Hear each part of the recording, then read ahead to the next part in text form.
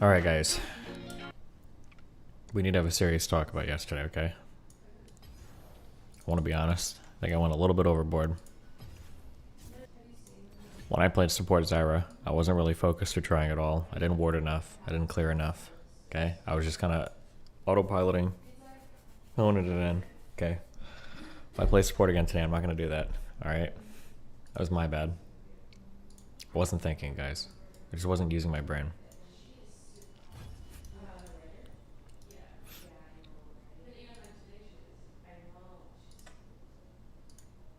What is this?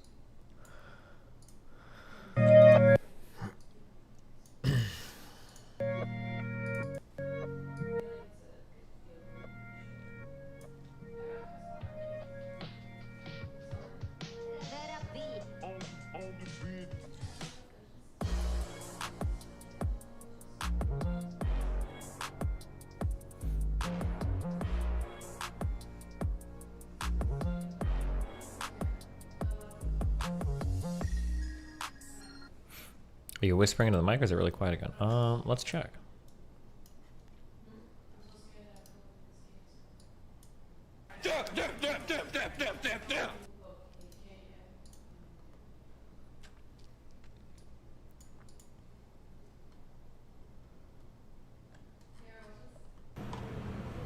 Wait. Both of these now. I can't fucking believe. Wait, why would you link the? Why would you link that? Why wouldn't you link it a little bit earlier? You ruined it.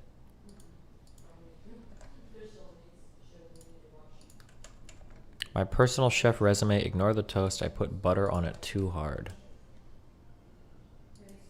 Are you European?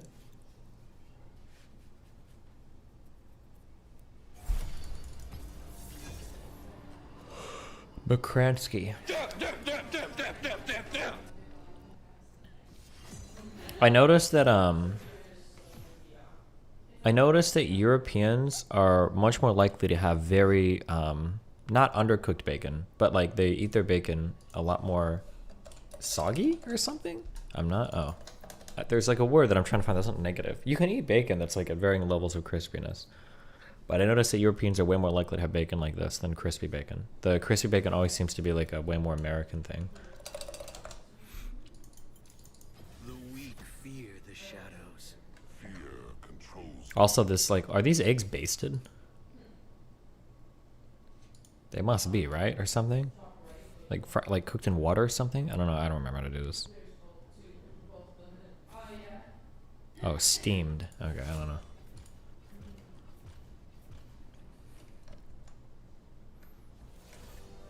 I'm not gonna lie, I think I've said this, when we worked at the casino, we sold, obviously your normal eggs, your over easy, your like fried eggs and scrambled eggs, and then we sold two different types of eggs called basted eggs and poached eggs. And I had no idea what the difference between these two things were. Anytime a customer ordered, I don't remember even how I made these. I think you fill the pan with water and then you put the eggs in and then you just fry it till they're done. I would just make it that way every time and nobody complained.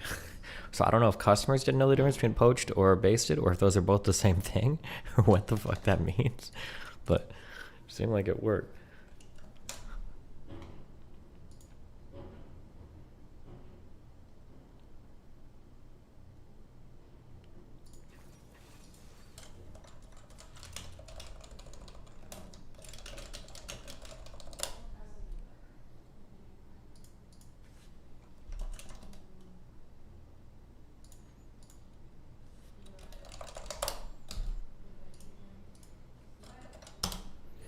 Use more diminished sevenths. Half diminished or fully diminished? That's minor minor. That's half diminished. It's fully diminished. Why am I playing Lux? I'm gonna start, when I solo queue, I'm gonna queue AD carry and support so that I can start playing both roles. So then I get a better idea of like what they're capable of, I guess.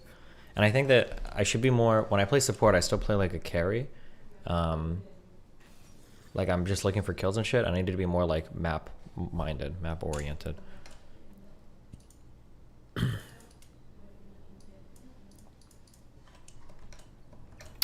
LSF is blowing up over this Quinn take. Oh, the stupid. See the underbutt, that's too much, okay? Because then it's like there's some sexual drive there where you're like, I mean, that's, dude. I mean, you're just asking to get sexually assaulted by some fucking Back in the day, deranged when I mental was person. 16, That's what I'm I saying. cared about that shit like See the underbutt. I feel like he was trying to make an edgy joke and it was just too much.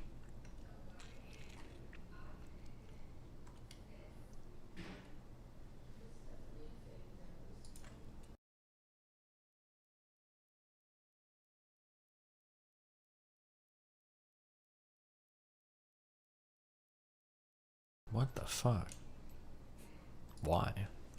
What is this team comp? This is a good team comp. Okay, cool. I was reading this article yesterday, but holy shit is it long. I'm not reading it out loud. Stay mad. So I sit here and read in silence in between cues on the screen.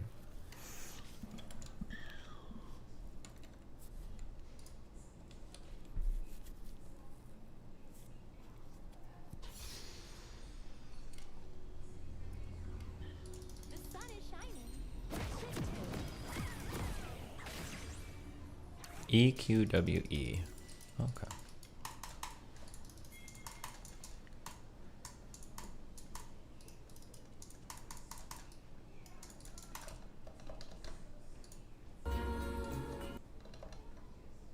Welcome to Summoner's Rift.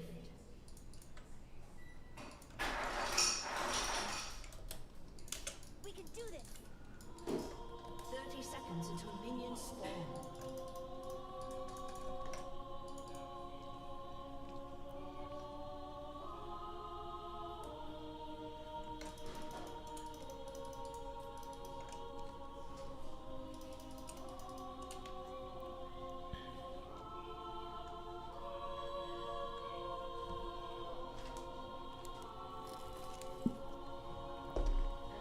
Can you recast the E to detonate it after you're dead? Or can you only do that while you're alive?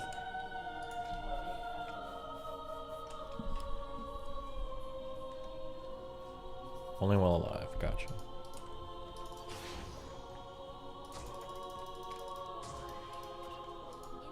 Damn, that range.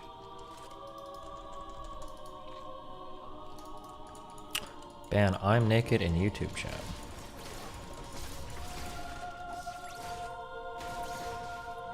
Because I'm putting 100%. What is he saying? How about you read a book? If someone had something good to say, they'd write a book, not an article. Okay. Stop stuffing your fat fucking mouth. Destiny, why do you and Mr. Mountain always lane together? Isn't it better to spread out so you guarantee that at least 2 out of 3 lanes Because aren't I'm putting touched? 100%. If you're just playing together for fun, I can understand though. When you say guarantee, you're using that word quite strongly there. Okay, these E's need to be cast behind the person, I think, because they're going to run back every time. So like that. Oh my god, she still came forward. You cunt. Fucking dubstep.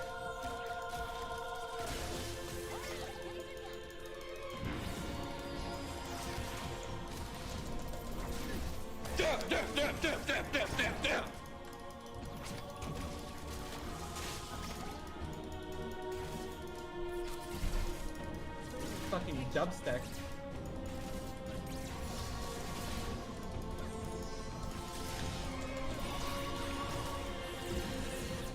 You're a fucking statistician!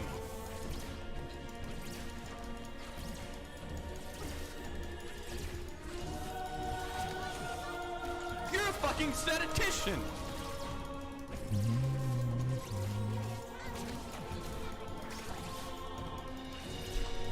If you throw it centered on the champion, it will always hit. Is that true? I don't think that's true. Not if they're at max range. They can outrun it. I feel like I've outpaced him intellectually.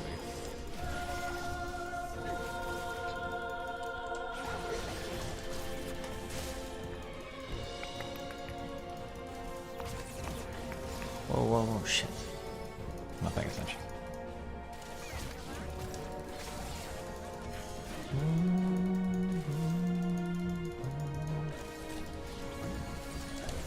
Oh my god, I couldn't flash because I was in the fucking silence. Whoops.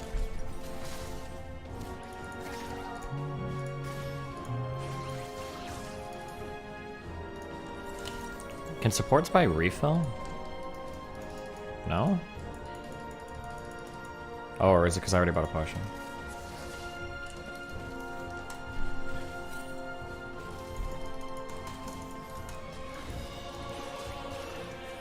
Nice job.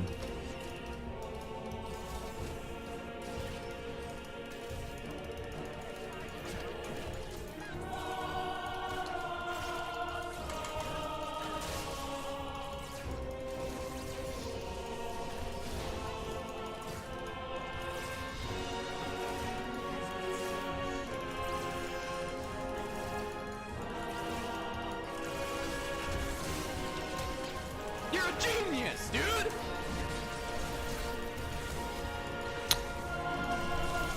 Fuck, I fucked that up.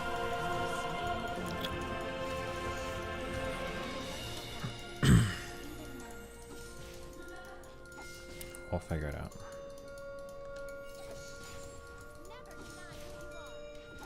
Never deny who you are, guys. I feel inspired.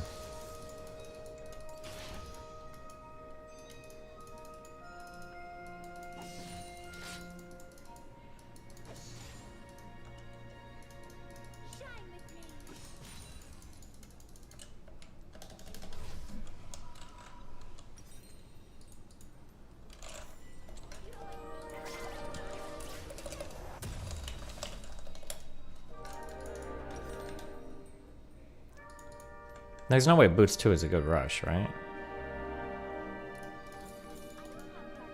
Is Ludens your first item? Blasting Wand? Would that be better?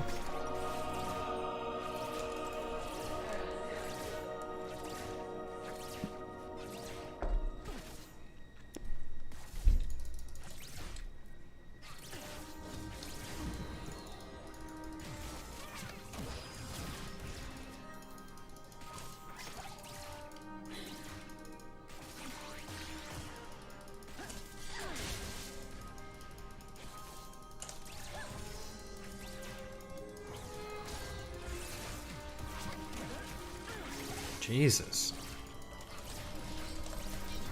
Oh, I should have left that up.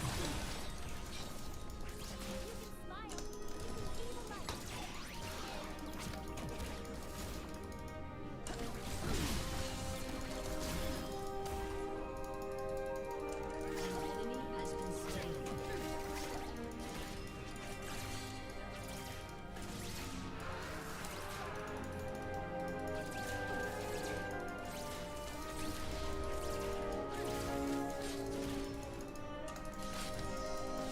Fucking curse.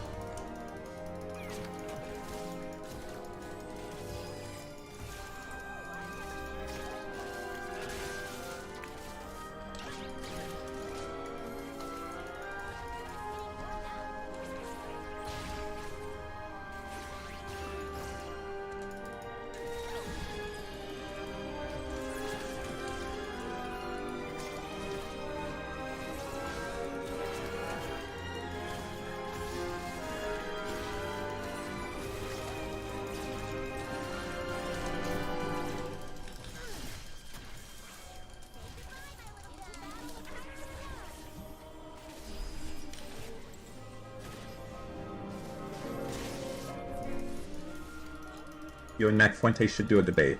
It's been a while. I think that would be great content. Content?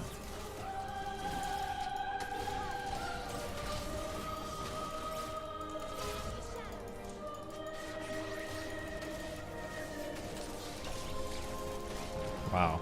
Really now.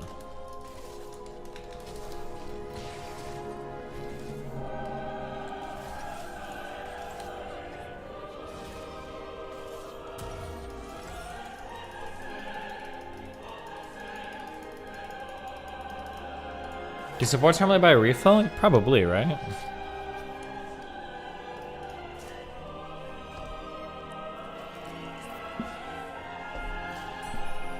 No? Not usually. Okay. You're just not supposed to get hit.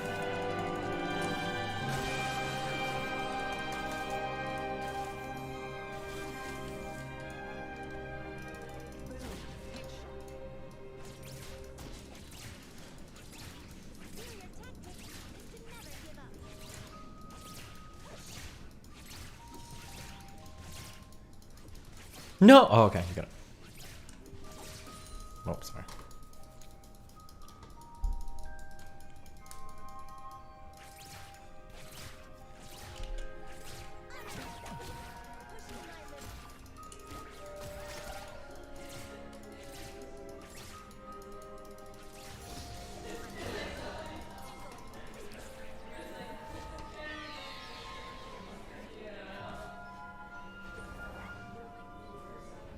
This is definitely warded, right?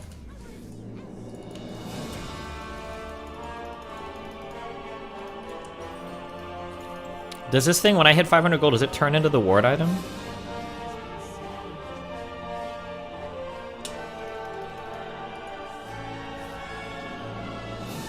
Yes, it does. Shit, okay, so I should have bought my oracles here, because it'll turn into the ward item later.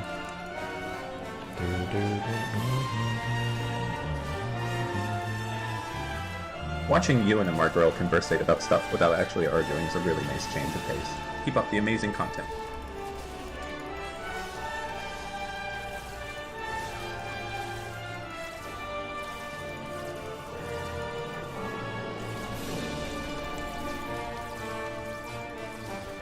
I shit my Murphy bed. Sat down to scratch my head. What could this day bring? It could be anything I want to chop. Chop, chop, chow down to Chinatown. Arr, arr, arr, arr, arr, arr, arr, arr. In.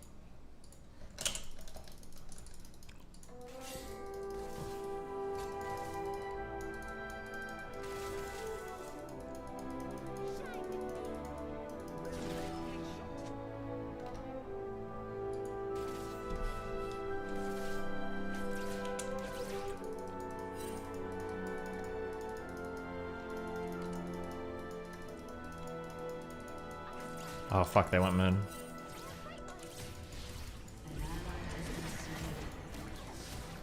Oh, I'm probably supposed to call those Mias, since this guy's got to focus on CSing.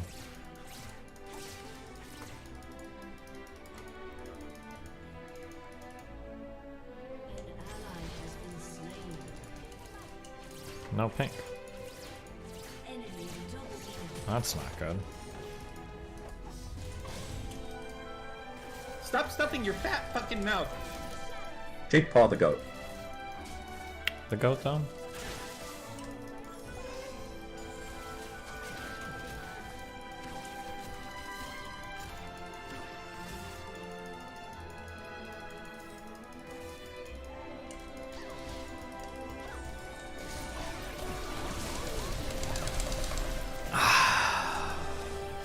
Jinx wasn't close enough. I don't think she got a single auto in. I ignited her too. Fuck. Did she alter? Or did she alter and she just survived through Soraka heals?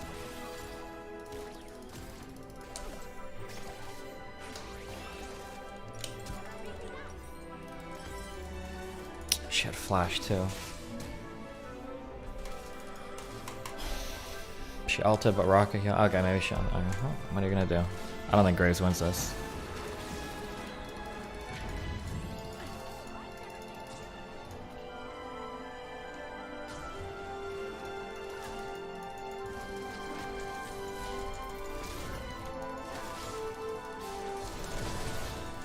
Jesus.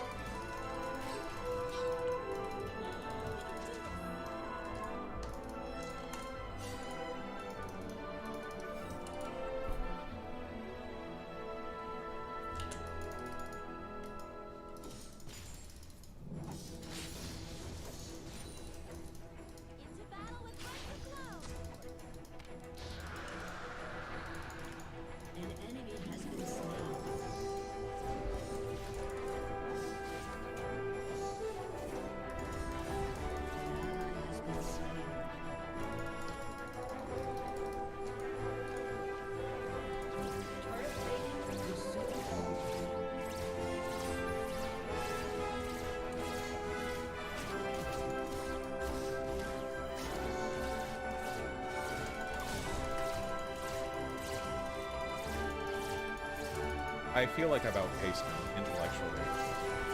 Give me a Pepe in chat if you're not a Peter. I shouldn't have just wasted my fucking cooldowns.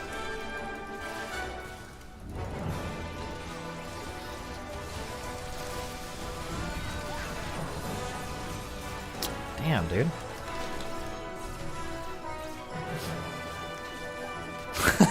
I like, I'm seeing through the matrix. If I'm playing AD carry, I want my support to be out front, because if any of the people are shooting at the support, that means I get to run in and get free kills. But now when I step out front to do things, my AD carry is like way the fuck in the back, and it's like, wait, they're shooting at me, that's free kills for you. Because I think Caitlyn just Gale Forced into me, didn't she? She Gale Forced forward into a Jinx and a Graves. I feel like she should have died there. Maybe not though. Oh, fuck, I need to get Oracle's next. It's kind of frustrating.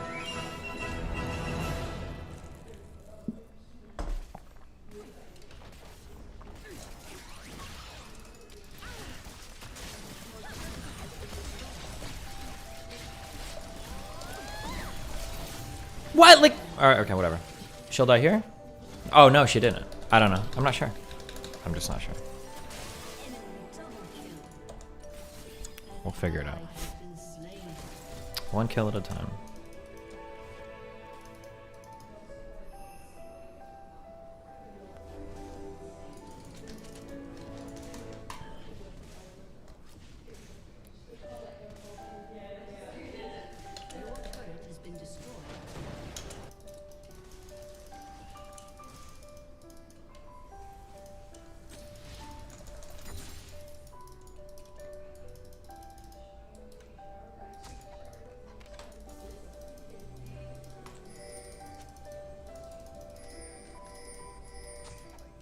Who is...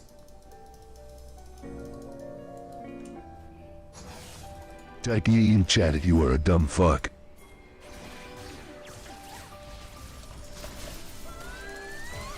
Damn, dude, I don't kill anything.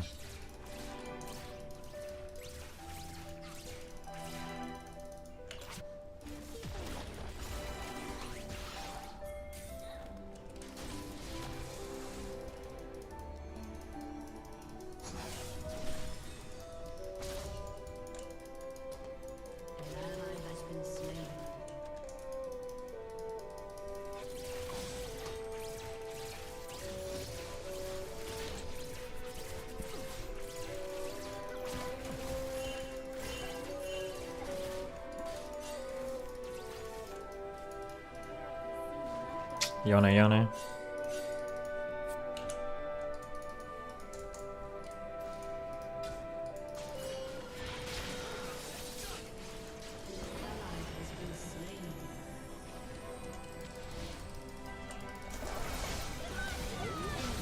No.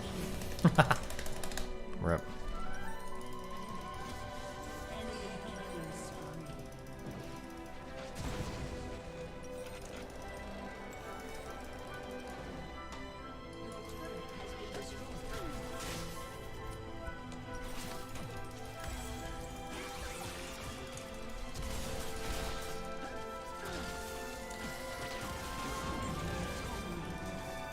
Nice.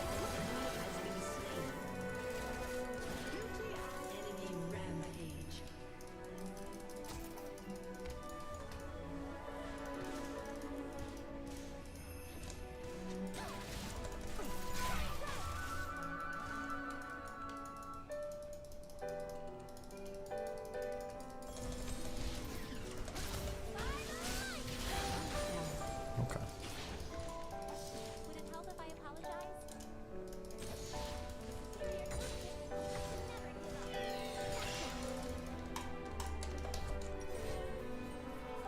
Hourglass or Marilla Nama Makan or whatever? What do you think?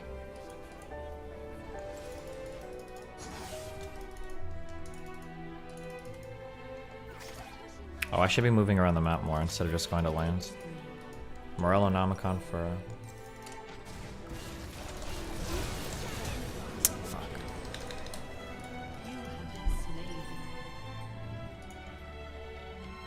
This does Grievous Wound still add this.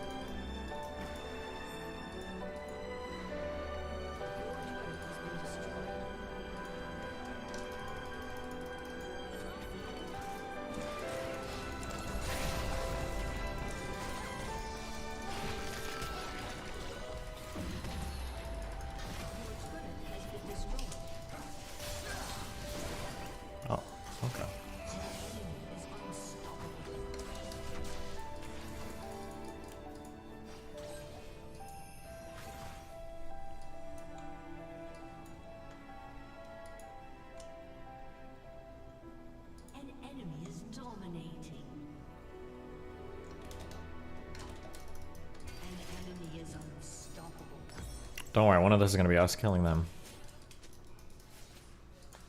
Your turret has been destroyed.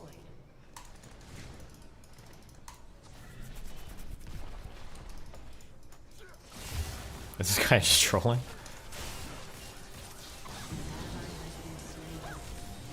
Okay. Your turret has been destroyed. Your turret has been destroyed.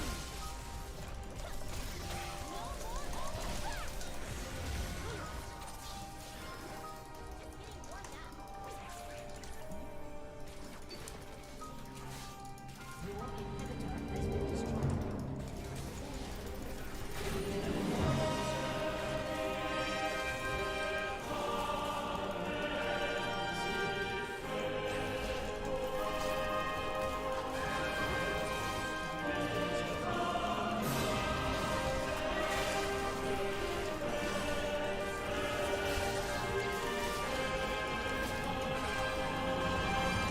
Well, at least we got to spend our support game on a 1-5 top and an 0-3 mid and a 2-6 jung. That was the important thing.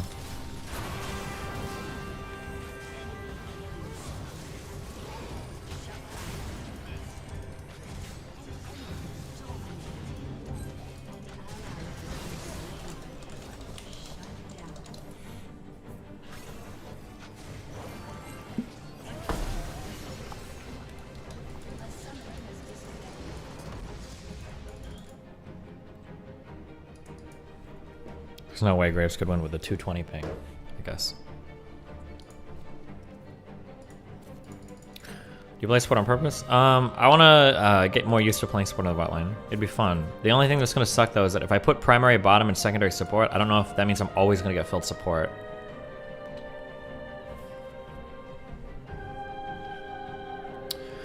With the white woman screaming at the black dude walking his dog in the park, why was the black dude a creep? I'd have to go back and look at the story.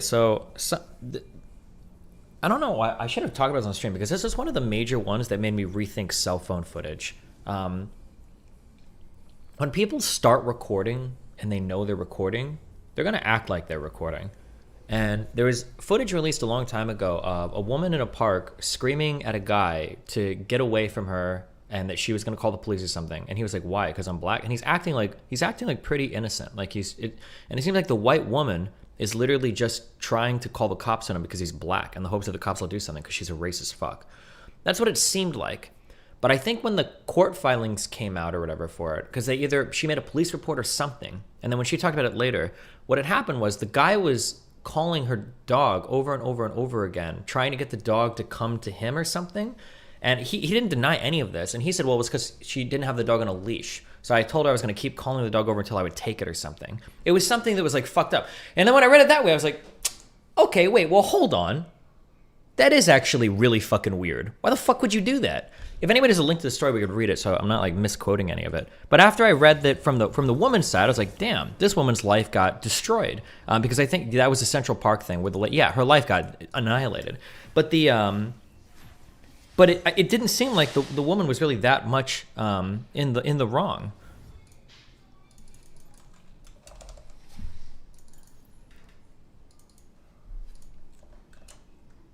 This lady, yeah, this one.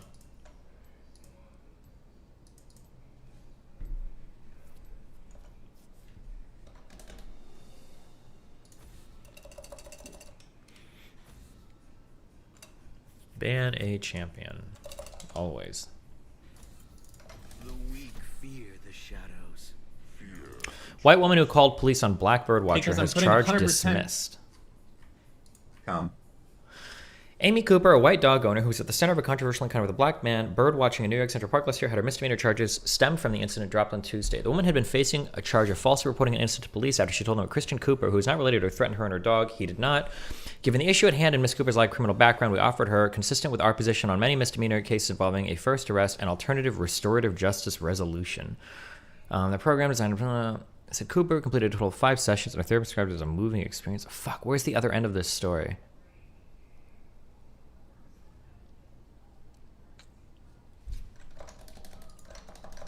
Hold on.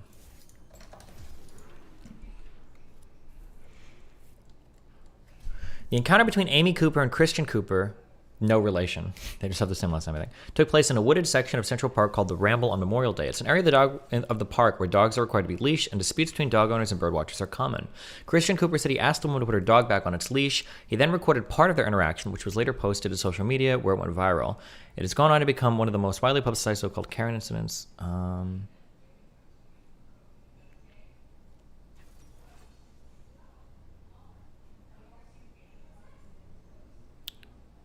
Oh, does it not have what happened prior to the video? Add this video to the docket. It's about low tax. The dude wanted to talk about cancel culture with you, but he killed himself. Oh yeah, he emailed me like the prior day. I feel kind of bad. I think I dropped our Discord logs, but I just didn't want to talk about cancel culture. This doesn't talk about the other end. This doesn't talk about the other end of that interaction.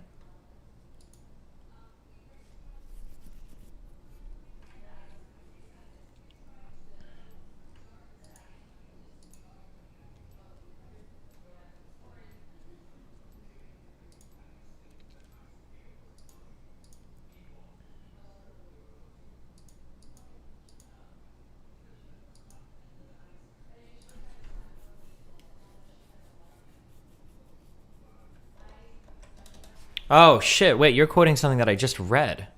Or, I'm sorry, you're quoting something that I remember reading this. I remember reading these words. For starters, there was a Facebook post that Christian shared when he uploaded the original video, which his sister posted on Twitter in the hours of the encounter. In the post, Christian recorded his contemporaneous account of what happened in the moments before the camera started rolling. Look, if you're going to do what you want, I'm going to do what I want, but you're not going to like it, Christian recounted himself saying to Amy. He also shared that he'd pulled out the dog treats I carry for just such intransigence.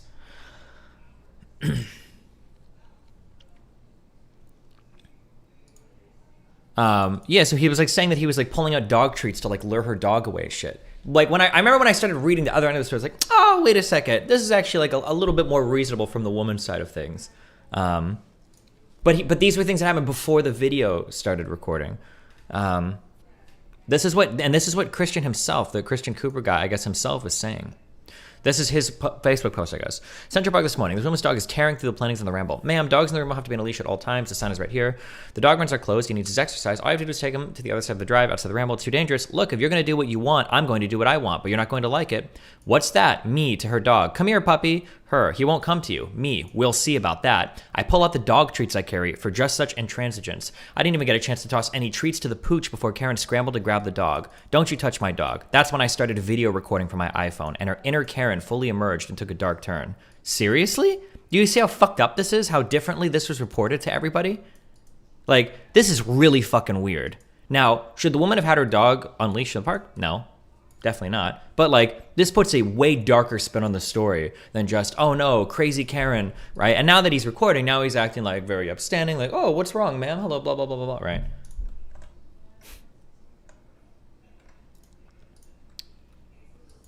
I don't know who this poster is, but I remember reading this exact article over that incident.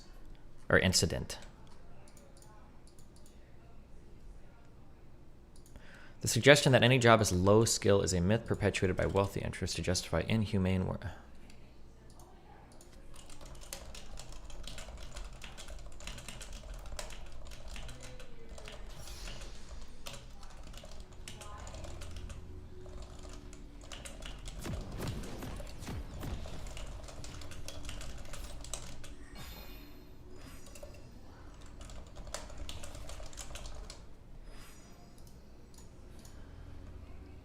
We have to choose like a different term besides low skill because low skill is like offensive to people. The reality is that there are some jobs that are way easier to train people to work than other jobs. If every single computer programmer in the country quit, we would be pretty fucked. If every single janitor quit, you can train other people to be janitors relatively easily.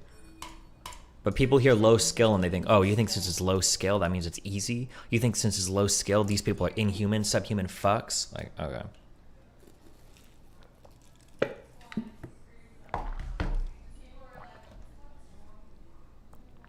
Then you had YouTubers like Critical calling a woman Karen.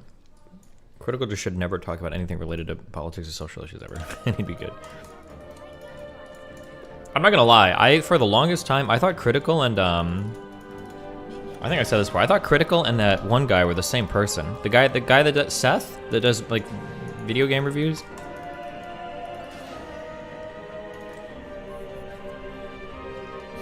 They have like a similar cadence.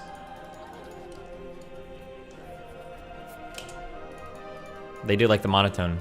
Hey guys, Critical here. Hey guys, Seth here. Coming at you with another video review.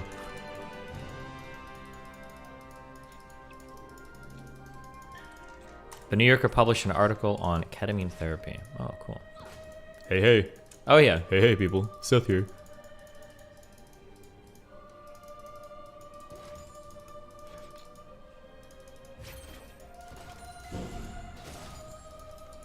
Nice job.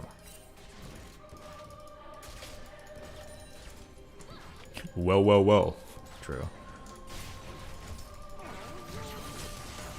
Nice! Counter offensive.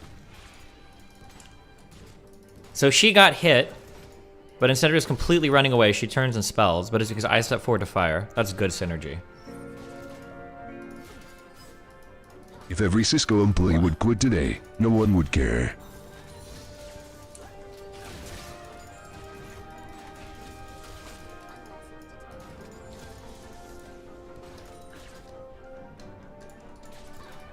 Okay, I should stop trying to trade autos with Caitlyn because of her range.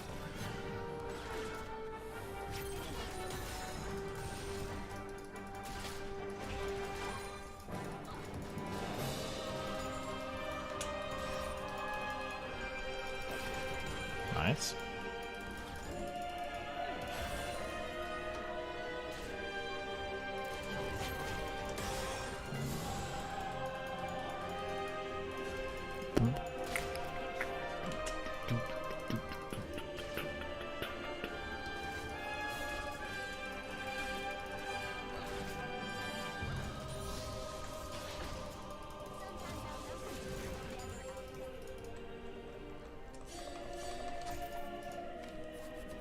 Okay, Caitlyn, you're supposed to be pushing, please.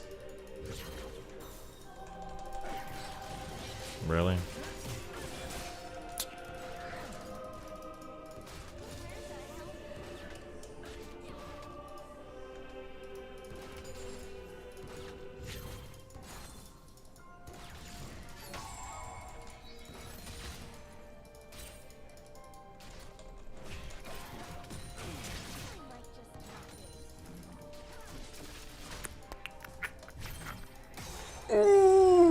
I'm surprised you didn't go for it. Alright, Zachariah. Wait, where is she going? Oh, just sporting. Okay. Oh my god, imagine if Zach ganked from behind because he's in the enemy jungle bot side. Wouldn't that be sick? Oh no, he's gonna go gank mid instead, even though the fucking bird is at her tower. Nice.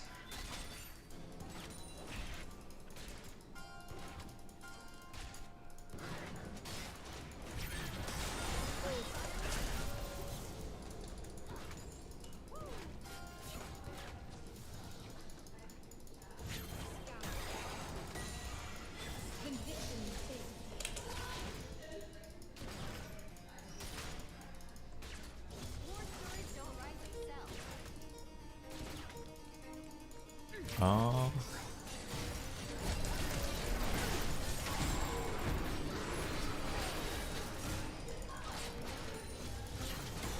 Soraka, run!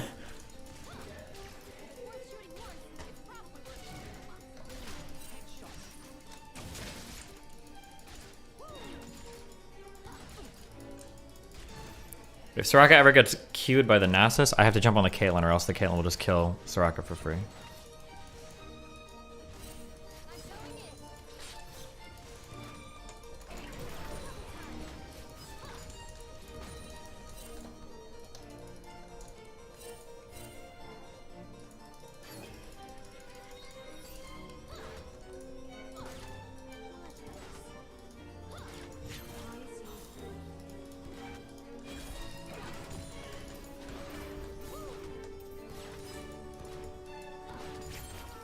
Oh god!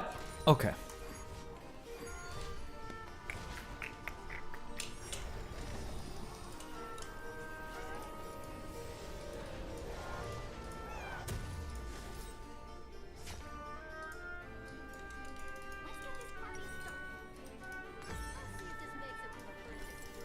Click to melt your brain. What is the song? It's some orchestral arrangement of near music.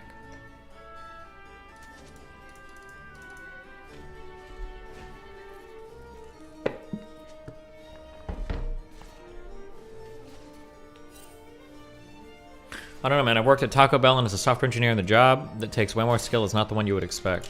I just don't think people know what skill means or whatever. Or they assume that it's just like difficulty or whatever. Or physical demand or something, maybe? Yeah, I don't know.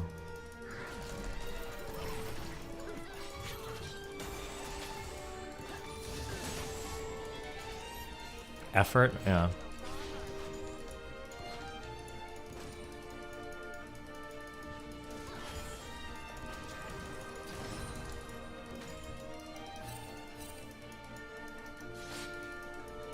They're probably on Air Drake. Grabbing it for free, because, you know. When you play versus me, you just get every fucking bot lane objective for free, because none of my junglers care about Drakes. Just kidding, they didn't actually do it.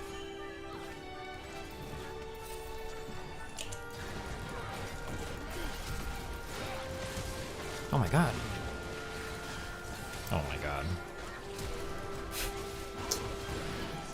I wonder where Soraka was. Damn. I think if she was there, I think that would have been a triple kill for us. Oh man.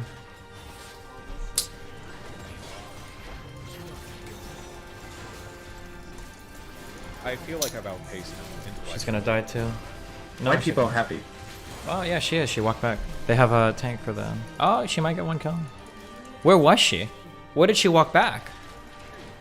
Oh, this is actually okay if Cass gets a double here. It should be an easy double for Cass. What are you doing?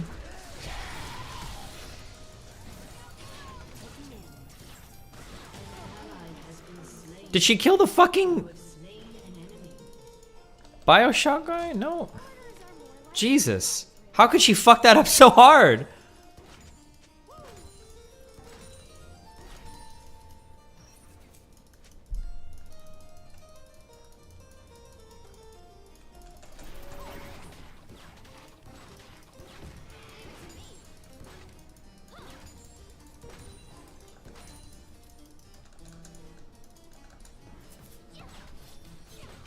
She's mad. That's a really foreboding sign for this game too, because that was really bad.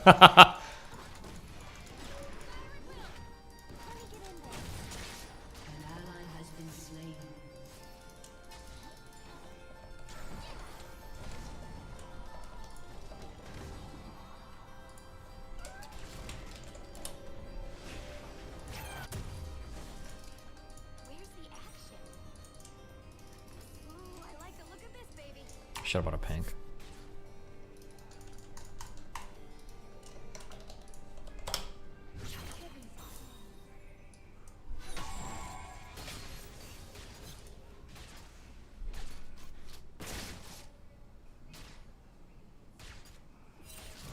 As expected, winners don't die.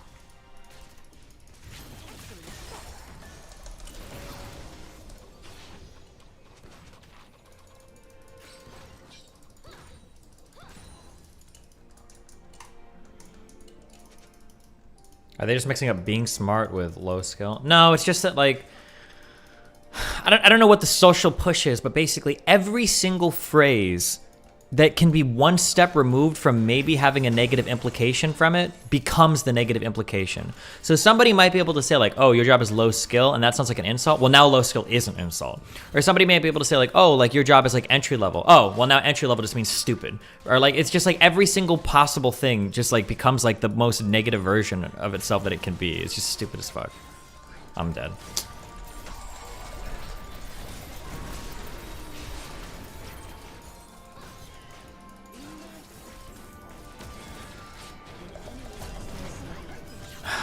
This Soraka is really good. Oh no, and she's gonna die for my sins. No, she's not. But Viego's gonna come double kill us. Oh no, he's not.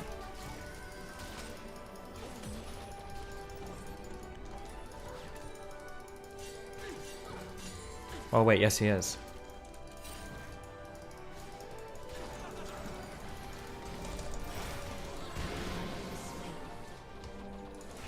Yes, I'll take that one. Please don't fuck this up again somehow. He is. He's gonna die for free. Dude, what are these ganks that I'm getting? This is like an unreal game.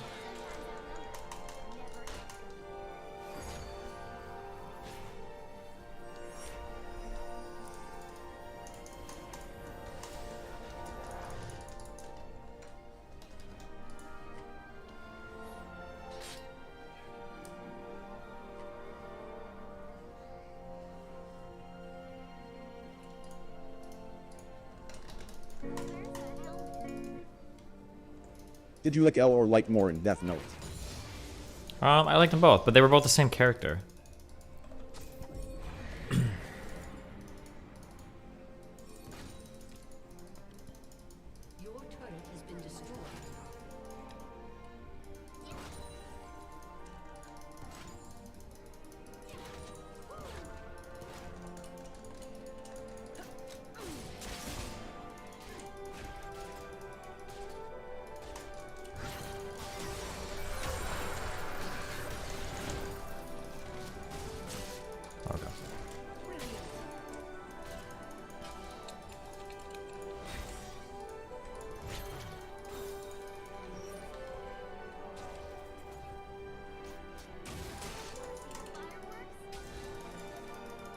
How long did he make it without mentioning me?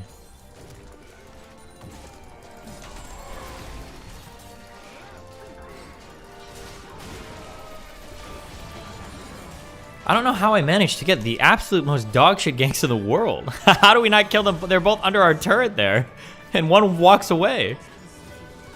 Maybe I would have gone after the Nautilus, but I don't trust the Zac not to die somehow.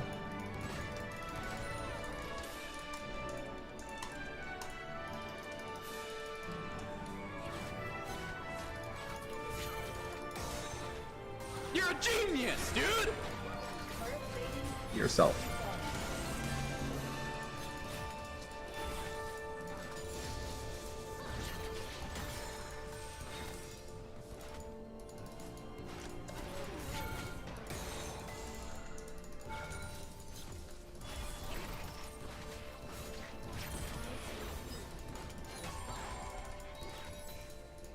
No way does he go for the Q on Soraka here. He does. Oh, I almost think Soraka should have let herself get grabbed.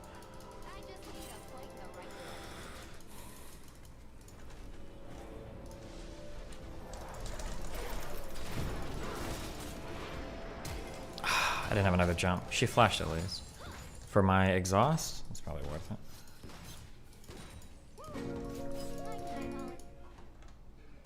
Do you like the term accessible jobs instead of low-skill jobs? Has a positive connotation, but still implies the job can be done by more people. It's just stupid. People are just babies about everything.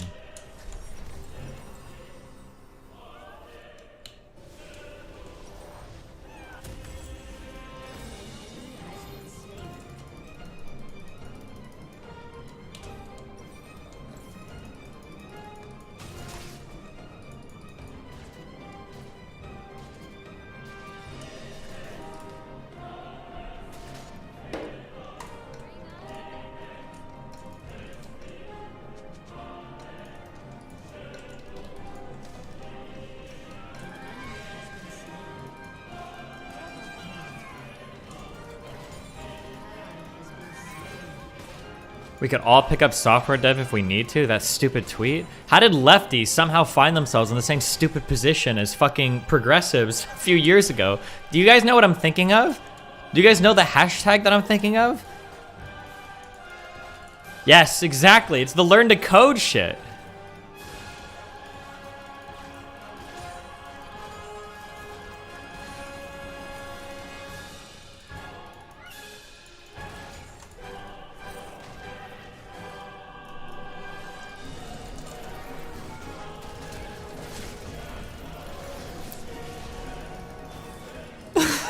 Totally planned. I knew Soraka was gonna be there to heal and ult me.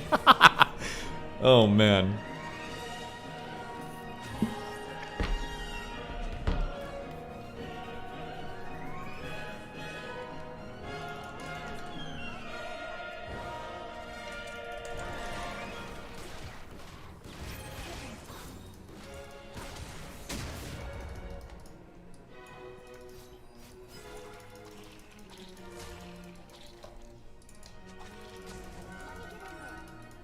There's a pink here. I think I should have put the pink in pit instead. Maybe it would be better.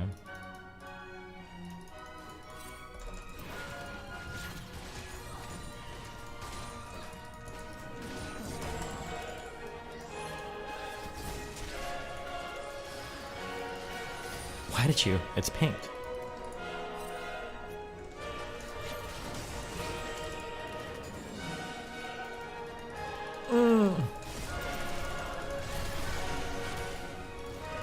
No, no, no, no, run, run, run! Run, he's gonna fuck you up! Okay. Dude, she is asking for it, to quote my favorite New Zealand streamer, Quin69.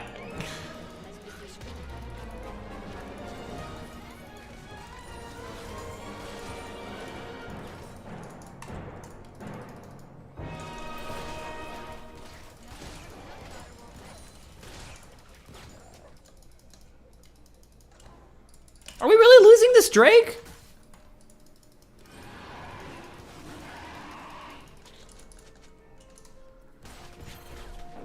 What the fuck? Oh, there he is.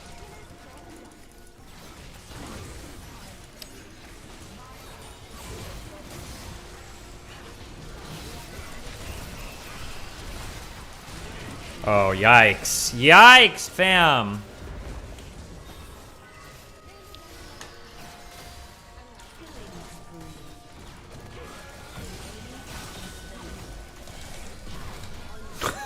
I did alt the egg. You got a problem with that?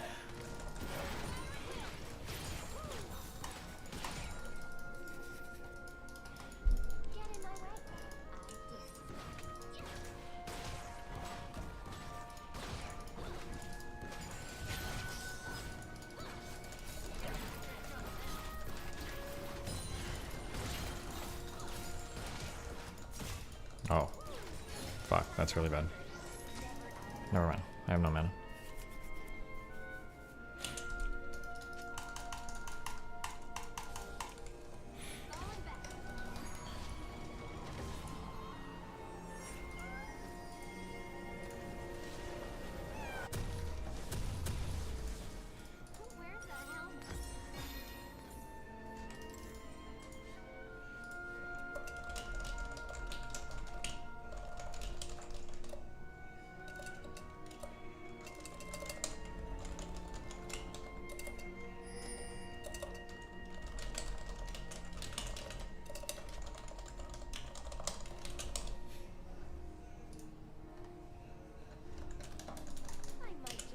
So adding a new league champ. Yep. I won't know anything about it until I die to it a few times, and I'm like, when is the weight lift off between Tabor and Haz? Yeah, well, who knows? Tabor is dodging because he won't learn how to do the proper form for the Spartan curls.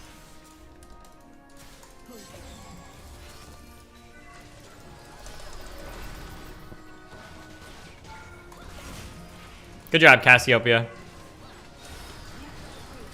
Did that really count as a hit on me?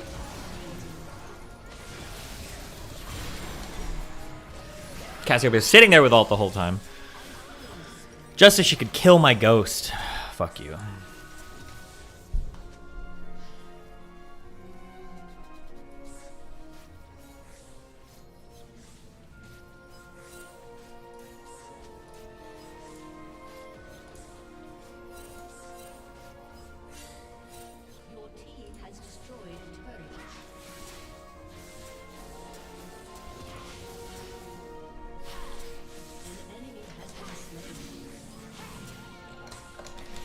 Here's the thread if you want to read.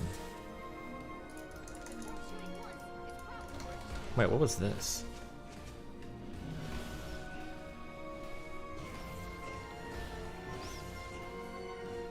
What's that Destiny tweet evergreen? Oh. Don't talk about Destiny for 4 minutes challenge. Level impossible.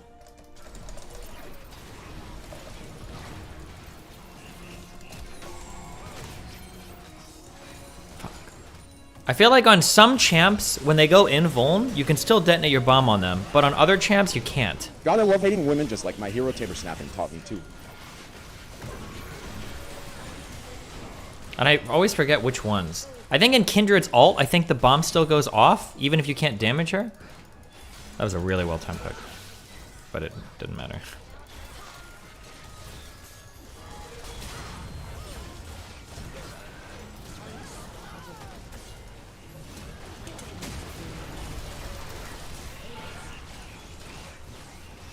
Jack says in Evolve he just dodges the auto attack.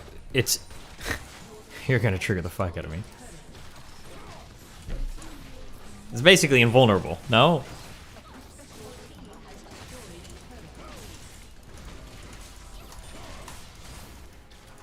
What's the difference between invulnerability and dodges?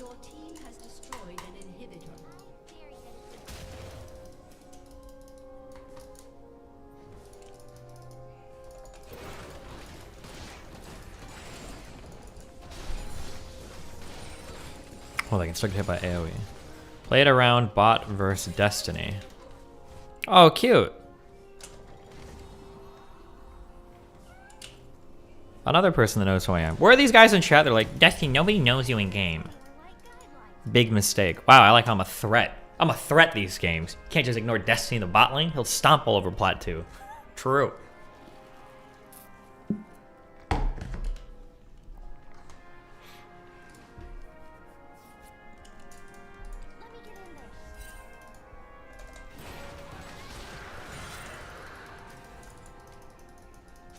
Wait, go away. Why did I do that? You just killed my ward.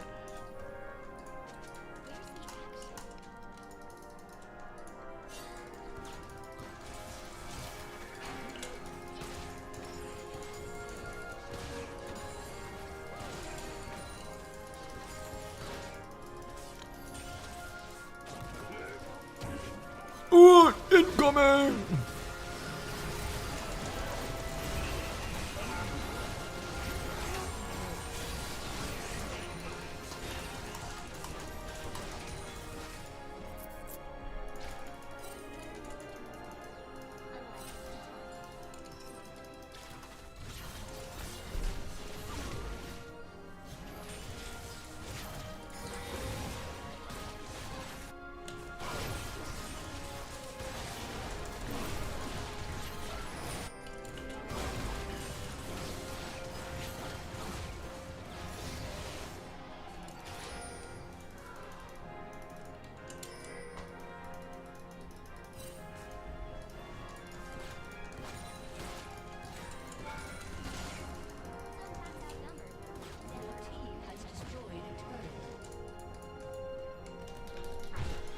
You know, I could back, or I could try to greed this last wave.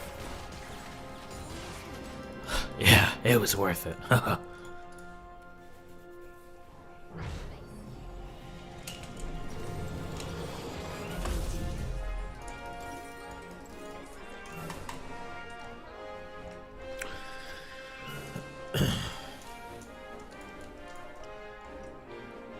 Thanks, Docs.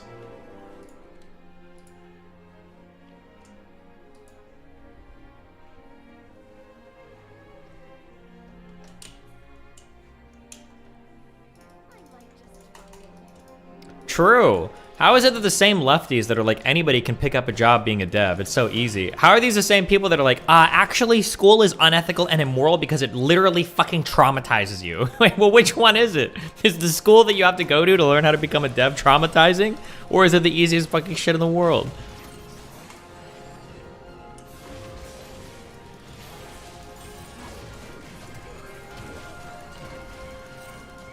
Just go. What are you doing?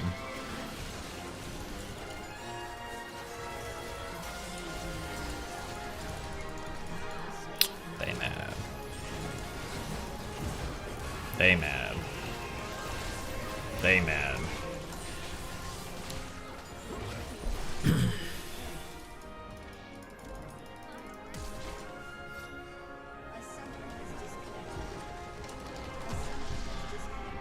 Traumatize it because you realize how easy it is and you waste your money. True.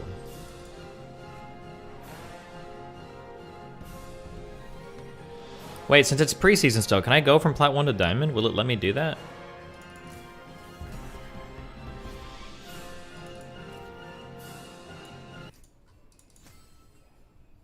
Why do I care about an album trailer?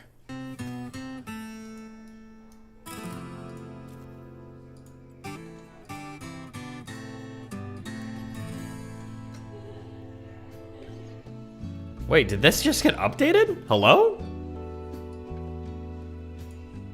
Am I having a stroke? What is this?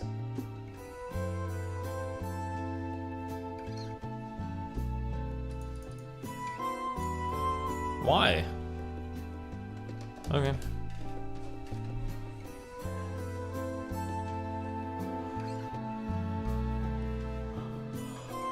Why are you fucking morons spam linking this all day? Who the fuck cares?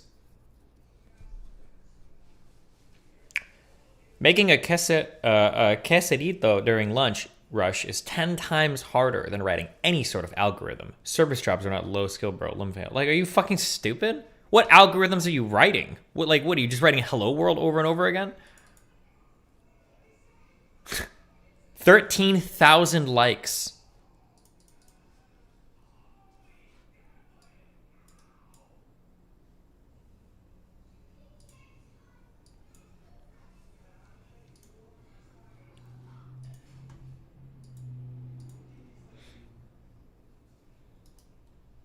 CDC makes a decision that, hey, Delta.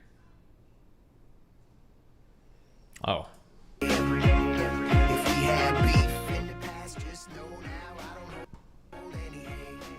I'd rather make friends over enemies. Yeah, what does that mean? You'd rather make friends over enemies. Can you break down that line for us? Break down the chorus for us. I don't know what that means. What do you mean by that? Over enemies all day, every day. And if we had beef in the past, I don't hold any hate. There's a lot of people that still have beef with me and stuff that I don't even care about, that I don't even think about. But they hold these beefs with me and stuff, and for various reasons or whatever. I don't know if it's from back in the day or whatever, or they don't like me as a rapper, and, you know, it's just like, I've let all that go.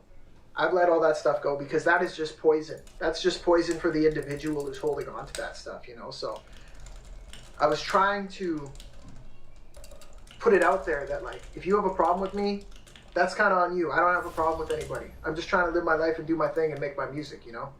I made a lot of mistakes and I know that I'm not perfect. But there is good inside of me. I know that for certain. So I fully admit that I've made a lot of mistakes in my life and that I'm not perfect, but there's good in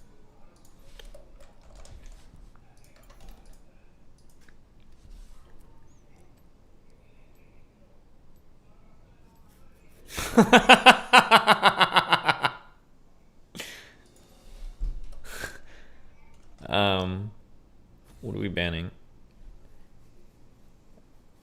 K and always. I came up with a single pass. I don't know how to pronounce this. and sort algorithm I call Stalin's sword. You iterate down the list of elements, checking if they're in order. Any element which is out of order is eliminated. At the end, you have a sorted list. Order N. Gotcha. Cute. inside of me, you know? And I know that for certain. I'm in the public eye. I'm always scrutinized. Everything I say and every single rhyme. All right, so am I a huge star that's in the tabloids and on TMZ? No. But is everything that I say scrutinized on some level? Yes. Especially around this time, you know? So it was just like, man, like no matter what I say, it's going to be criticized and scrutinized, and I'm just putting it out there. It's dissected with perspective and analyzed, memorized, categorized, and criticized. Wow, there is a lot. There's a lot in that one bar, okay? Am I allowed to do, if I write raps, can I go over and be like, this is very dense? They can do it full time. Oh, I saw this. Oh no. I thought about posting this on my Twitter. The bad thing about this is actually a really good meme. Hold on. Did I pick already? Oh, I did. They can do it full time. The bad thing yeah, about it's quite easy. Just do a few Scotties here and there, and you should be a job, mate. Full time. Oh my god. Yeah, instead, you should take a book out of Greek's page here and just watch YouTube videos all day and go, hey.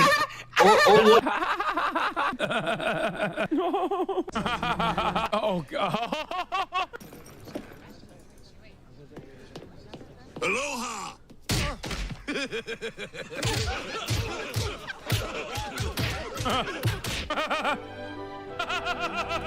Right, the They can do button it full time.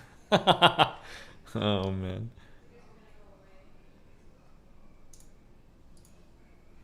Cold Stone 1. Freedom. Last day of League pre. Wait, what was the answer? Can I get the diamond today if I theoretically won enough? It looks gross.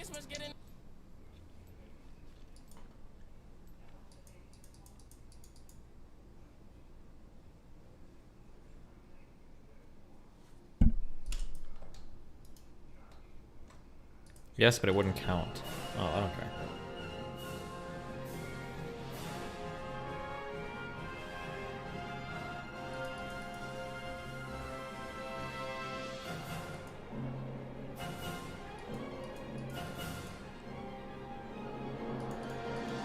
Fuck it, troll his shit.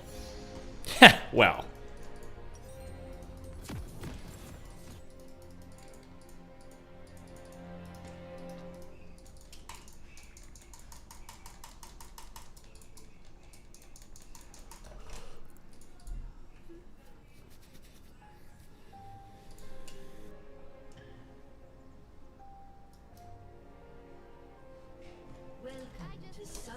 Oh, hold on. Chinatown? Oh, it's the same woman? 30 seconds until minions spawn.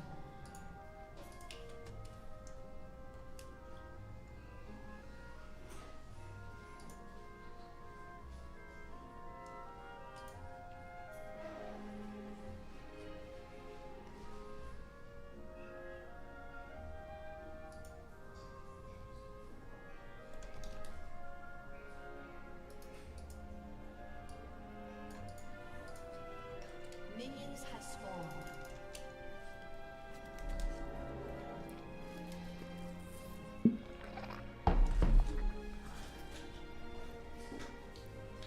Is it just me or is it impossible to give a shit about any of the new characters in this Boba Fett show?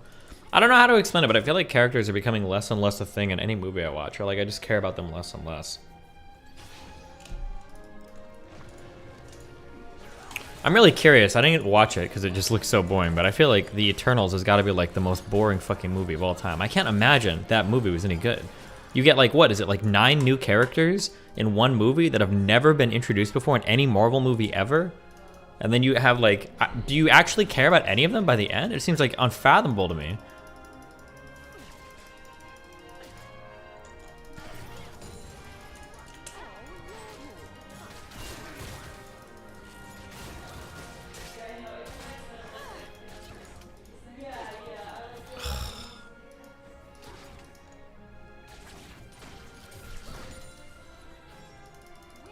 Don't get headshot.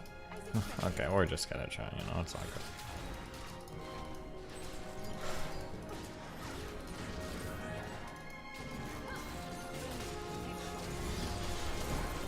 Why do we both have exhaust?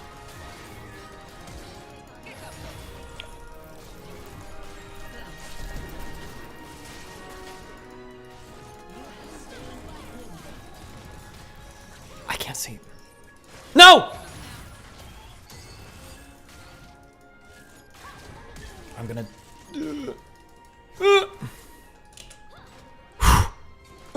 Ah, that creep.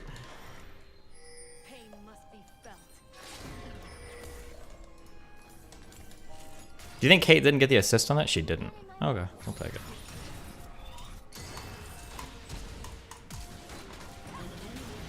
Jesus. And of course we get the first gank. Another game with the very first gank to us.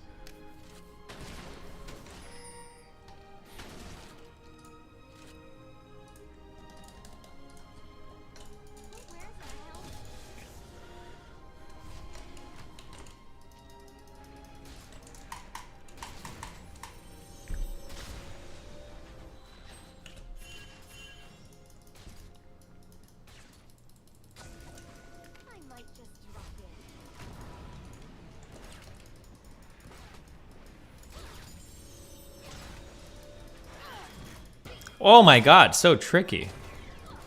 Good job, Morg.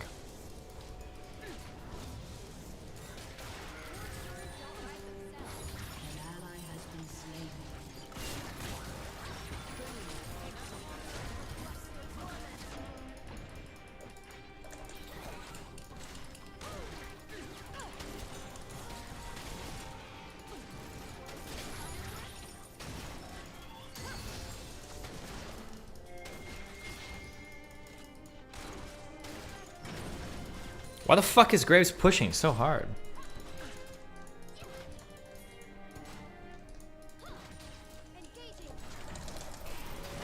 Oh my god. I didn't think she'd actually come back. That's good, at least we get 2 kills. It's probably worth it to bait it. Nice. No, no, no, no, no! Why? Why?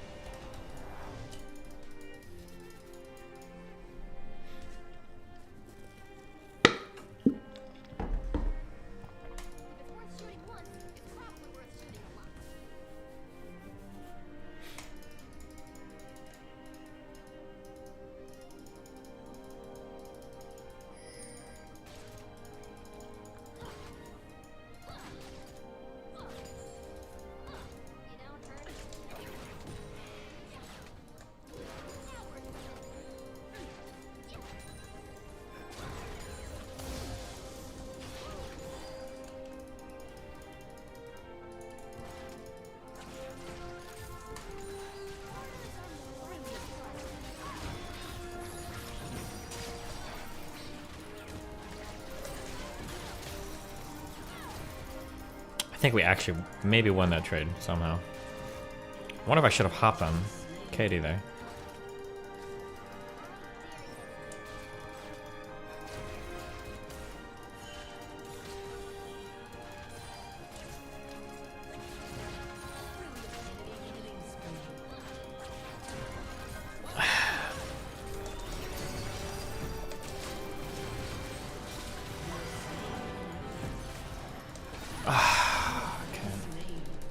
I think I'd be up again. I should have moved a little more. Not too bad though. Play bot side, don't come top. Implying a jungle would ever play my side ever. Haha, good one. Good one, Scion.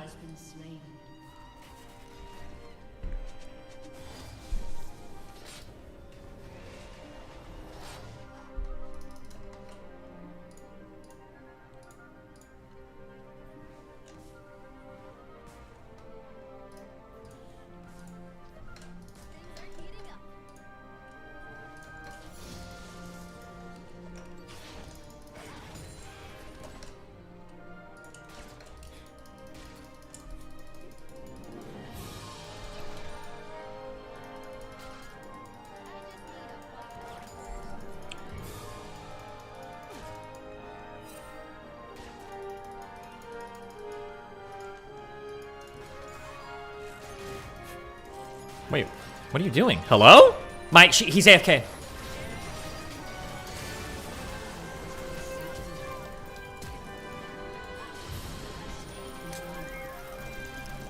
How long, dude? Okay.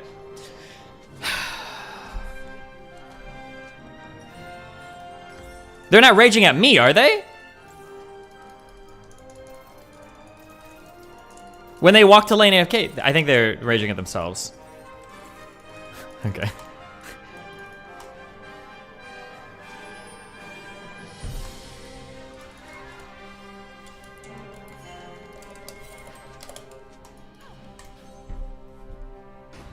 I wonder if I should have went up there.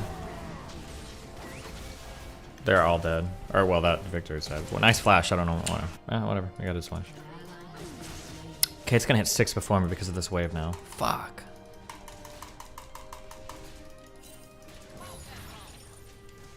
What do you think is here?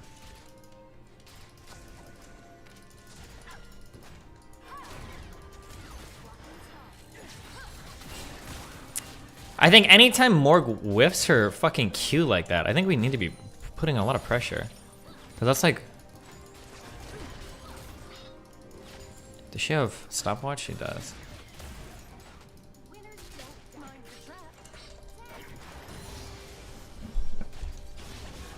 Okay, now you're really far up.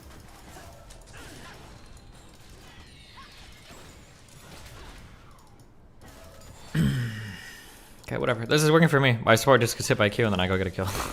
We just have to try not to both die.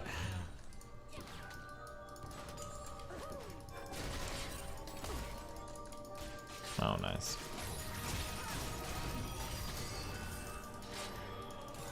Damn, she can shield after? That's a little broken.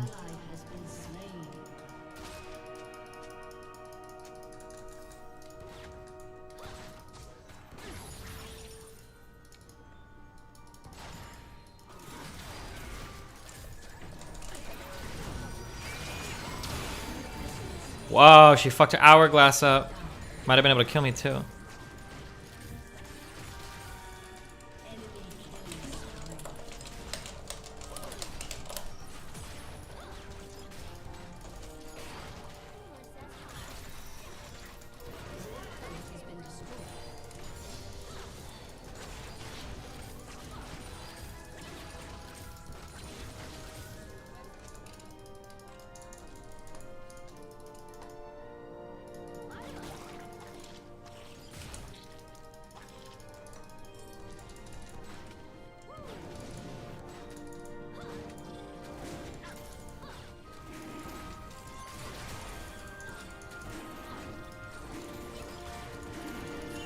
Move, I can jump out, I can jump out! Viego, stop that fucking...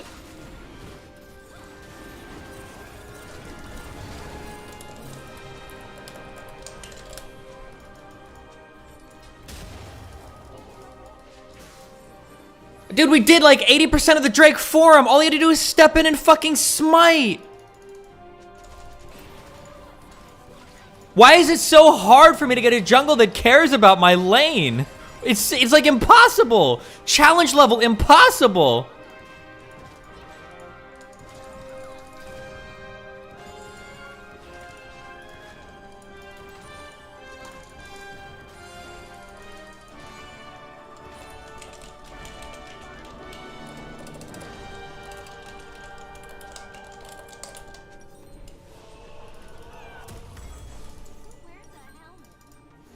Do you ever feel like an NPC in like someone else's life? Destiny, are you going to do a subathon when the new season starts? I can speak for the whole community when I say we welcome League of Legends gameplay. Yeah, League of Legends subathon.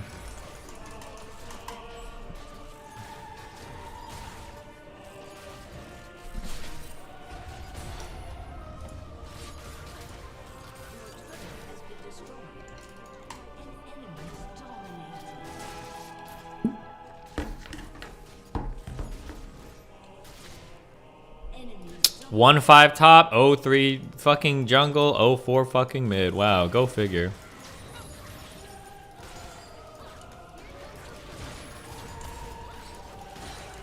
I can't jump on the Morag because she has fucking hourglass. Or stopwatch.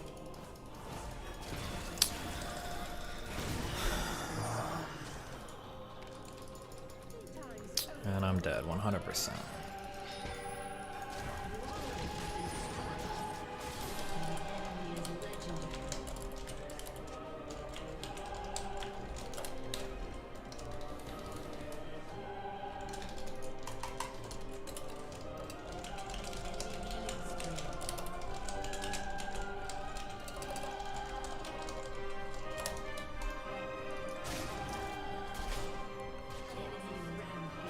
I think we could have carried this game from bot lane too. Sienna Triss is so good. We just needed them to like fucking turn their brains on. It's so fucking stupid.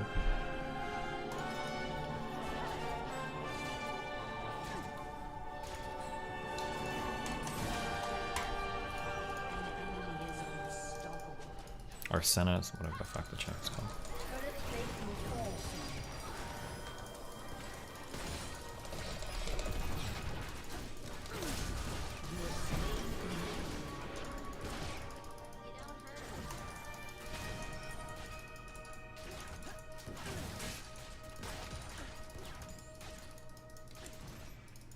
Oh, cool. We're coming by now that the game is fucking over. Grats, dude. Oh, he's just gonna go in because he's fucking tilted.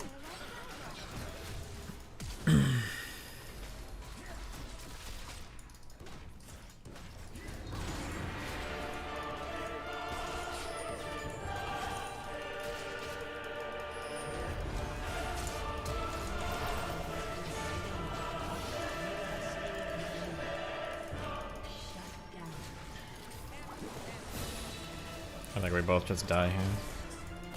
I shouldn't have even touched him.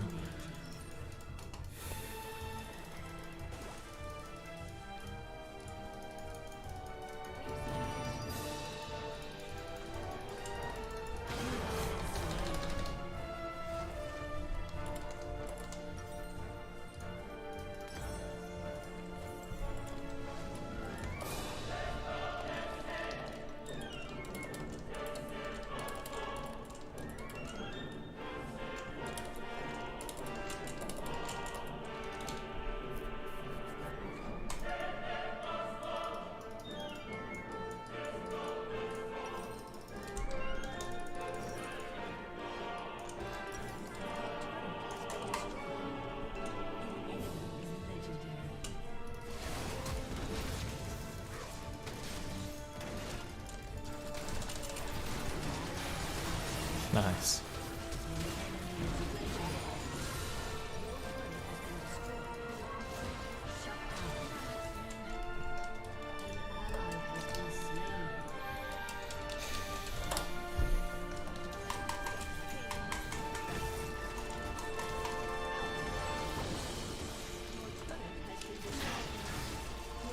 Unreal teammates. 260506 feels good, man.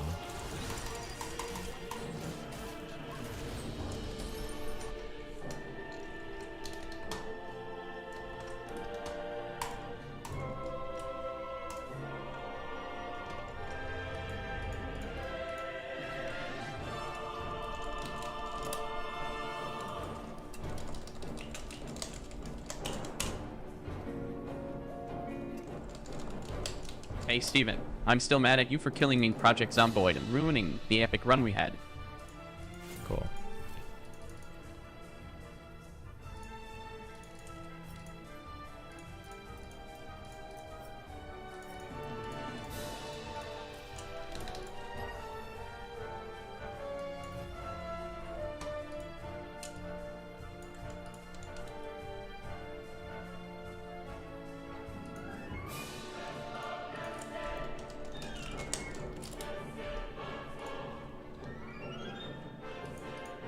Does Joe Biden have a brother? I'm lucky I have two younger brothers. I'm the oldest of three, and I've got a sister who's the love of my life. The Fox News Decision Desk can now project that former Vice President Joe Biden will win the state of Alabama.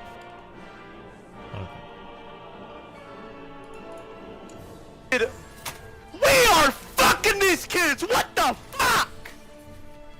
Holy shit!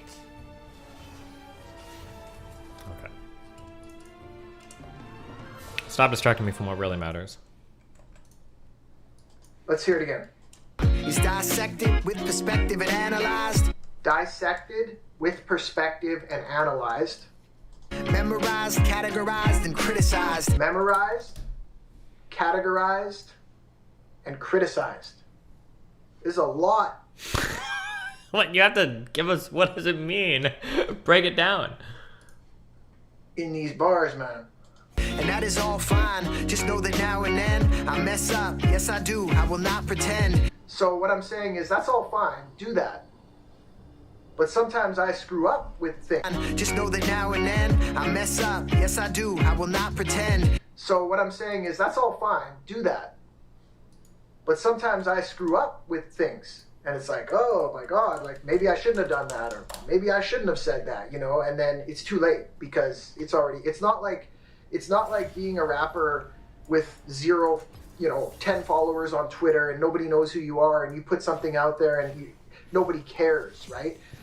But I was getting to the point where everything I said was, like I said, analyzed, categorized, criticized, looked at with perspective, and I wasn't used to it. It was kind of a weird phenomenon, but I said, that's cool though, you know, like, what do you expect? You're trying to get big in the rap game, you're trying to, you know, cause discussion and stuff, and then the discussion starts, so you can't really complain about it, right? But I was just more making an observation that that's how it is.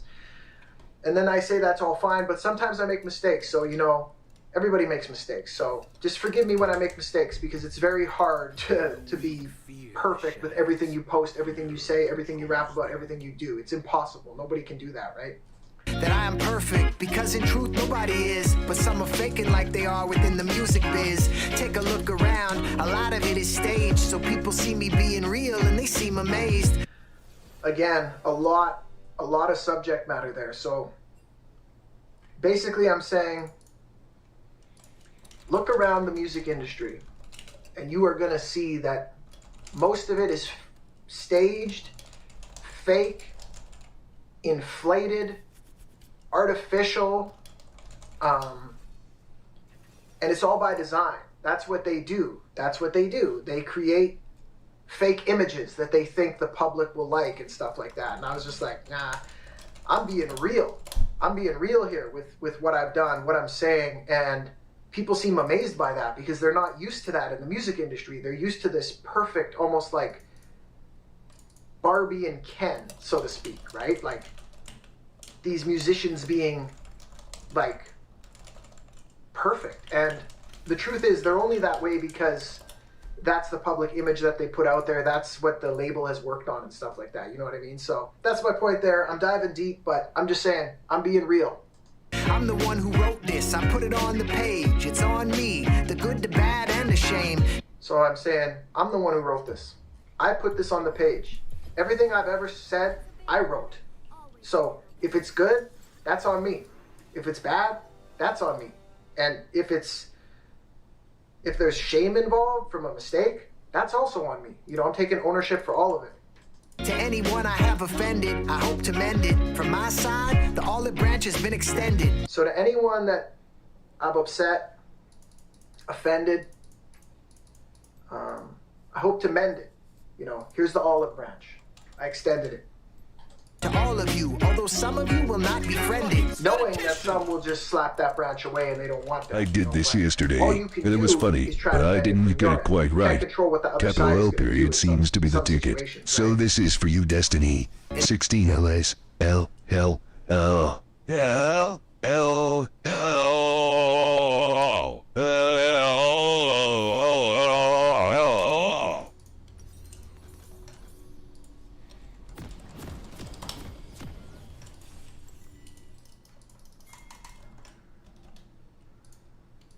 Do you ever feel like an NPC in like someone else's life?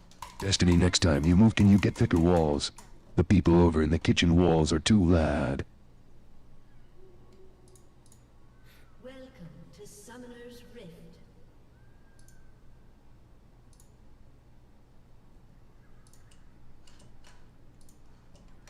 Seconds until minions spawn.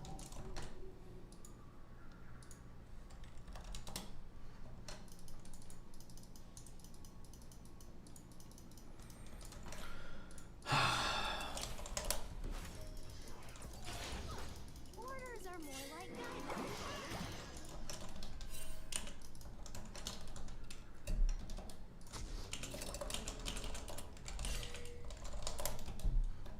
Minions have spawned.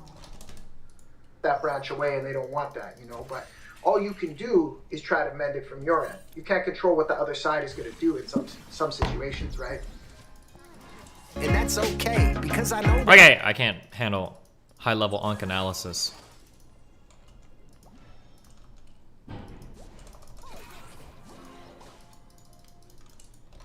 At the same time. You might as well do this, bro. Oh, God.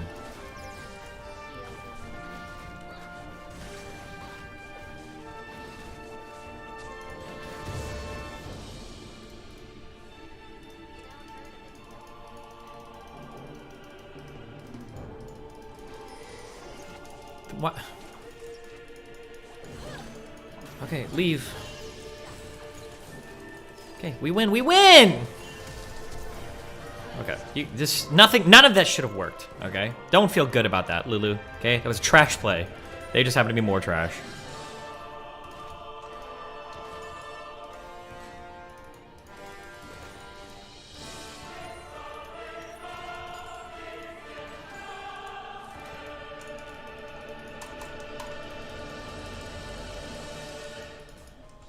3 fucking Yordles, dude. They never had a chance.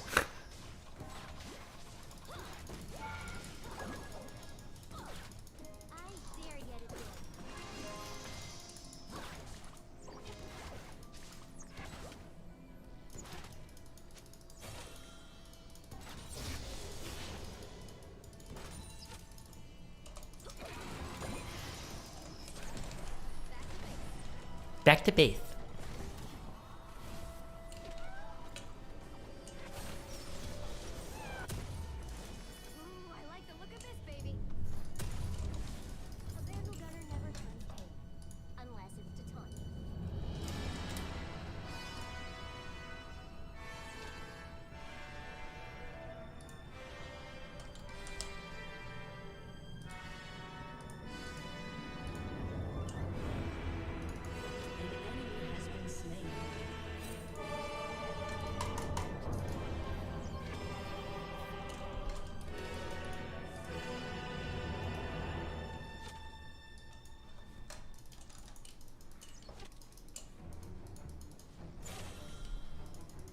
What music is this? This is Hans Zimmer, The Dark Knight Rises.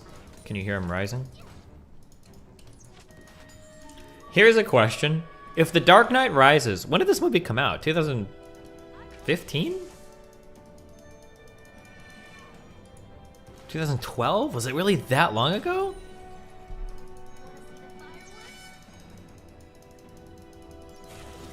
Do you think if that movie comes out today, do you think it would be wildly unpopular since it's like such a pro-cop movie?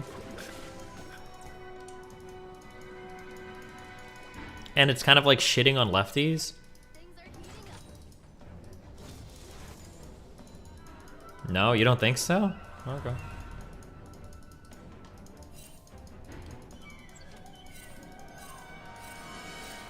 Does it?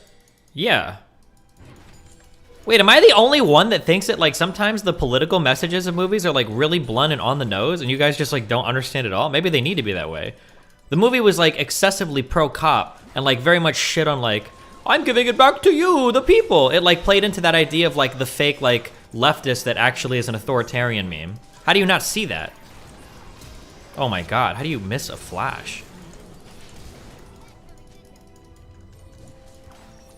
How can you guys not know that? It was actually so obvious. And like, who were the people that got locked up in the caves or like the sewers beneath? Like, oh no, all the police officers, we've got to free them so that we can go march and attack on Bane, like Bane's communist revolutionary party with all the police officers of the New York City's finest, right?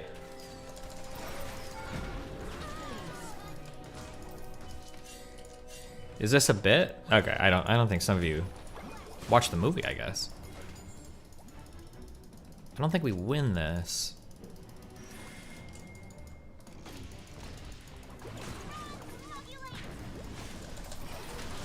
Okay, you win that. Go down, down, down! Why aren't you moving? Move your body, move your little yordle legs. And she steals it in the end anyway, nice.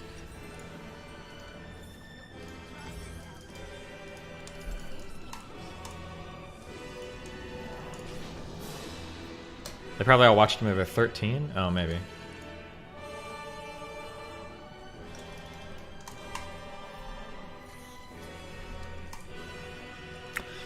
In fact, I don't know if it had anything to do with poor people or exploitation. They literally have like a people's court where Bane pretends that he's not in power. He's like, oh, that's not for me to decide. It's the people's court. I'm giving the city to you, the people. I'm giving the detonator to a random person in the city. Like, this is like the whole thing is like memeing on like the left authoritarian fucking governments or whatever.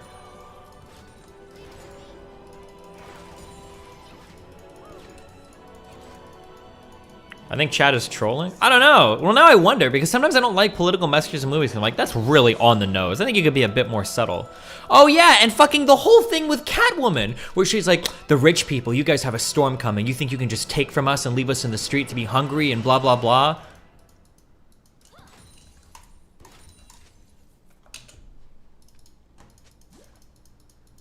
That's...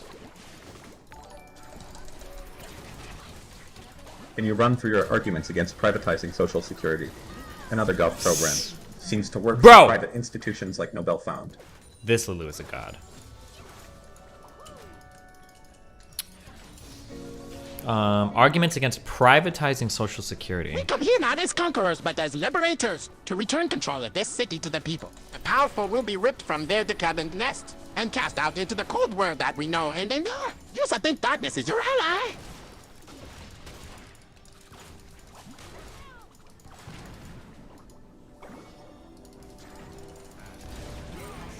Okay. Fuck, what was I just about to say? What were we just talking about before that? Fuck, I had a point. SOI. I love identifying the subplots and ethos that a movie hints at SOI. Batman, big man in Moscow. Oh. Hello. Hello. Oh, privatizing Social Security. Jesus.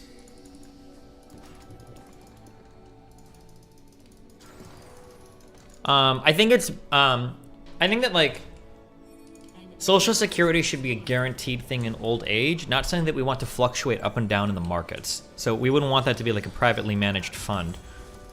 You'd want it to be something that you get a guaranteed return on, I think. And I don't know if there's anything privately that can ensure that. Aside from the federal government, because it can guarantee any payment, because it can print currency, right?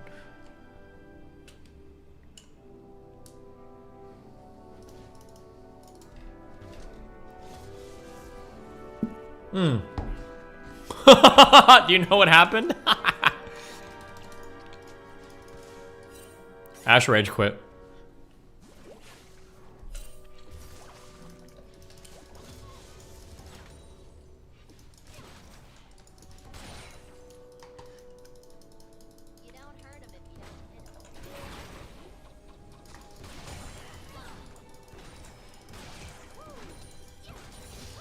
Why not play jungle just so you can learn all the private timings for games? Because learning jungle, when I did for a little bit, just pissed me off even more. Because then you don't actually learn the timings for ganks. You just see how crazy dick riders are in terms of like stream sniping you.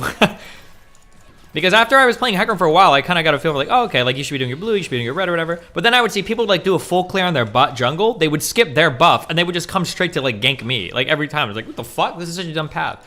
And the frustrating thing is that typically, I think to punish bad jungle movements, your jungle has to be willing to punish it. So like if somebody's gonna take a really crazy gank route like that, that's fine. You can do your best not to get ganked. But if your jungle doesn't go in like counter jungle, then you're like, oh, well, fuck. Like what the fuck is the point? Now they're just gonna go clear their blue after backing.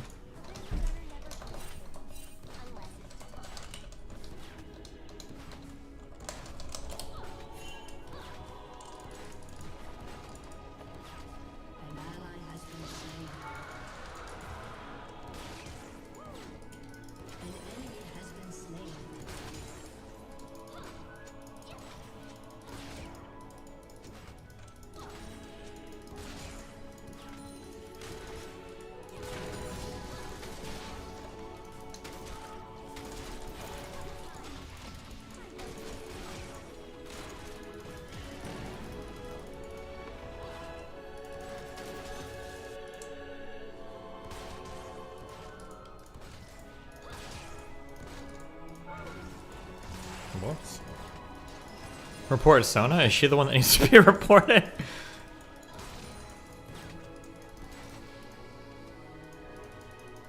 For literally AFKing in her head. Oh no, this poor Ash.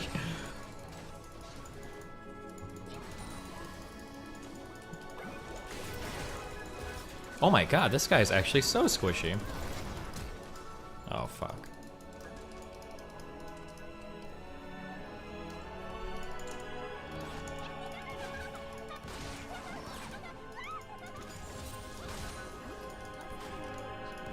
She has done nothing but walk around. Tell me more, fuck you. Dude! She mad.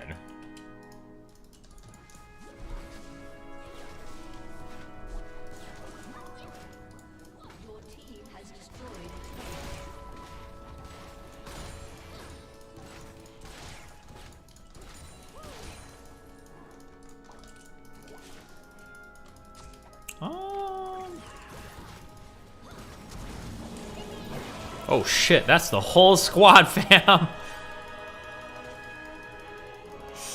Oh my god, imagine if Yone did like a 4-man ult here, how fucking based it would be.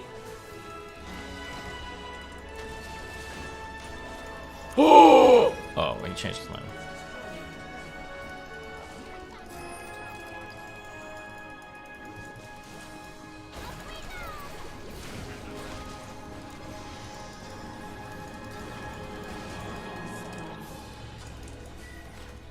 No!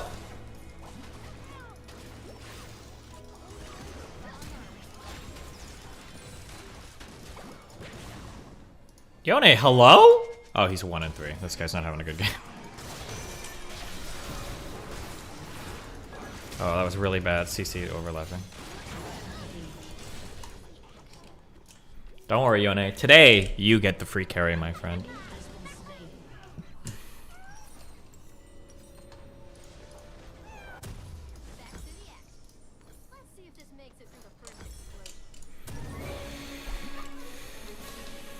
Uh-oh. Statistics may not be perfect there, and I may be like even misquoting stuff, but generally speaking, it seems that treatment is effective. And so if you're a pedophile out there and you're thinking like, what is treatment going to do for me? And this is why it's important to understand, like, it's going to do like detailed stuff, right? It's not just going in there and they're like, it could be exposure therapy, so it could be things like that. But a lot of times in exposure therapy for pedophiles. It just sounds like a bad. It sounds like a bad meme.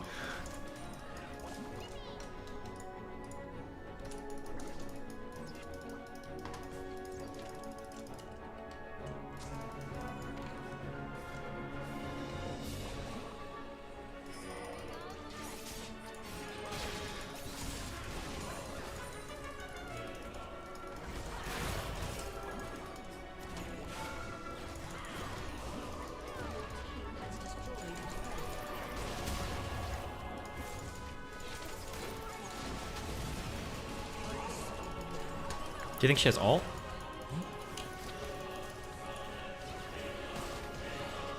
Are you okay? Oh, that poor Ash.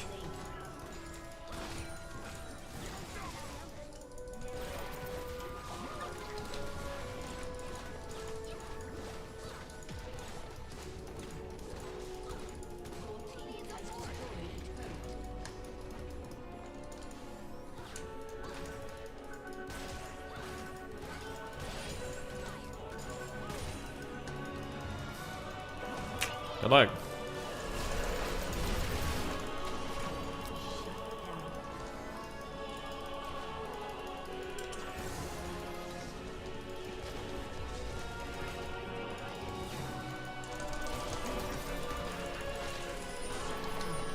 I don't think he dies to that bomb. You're a genius, dude!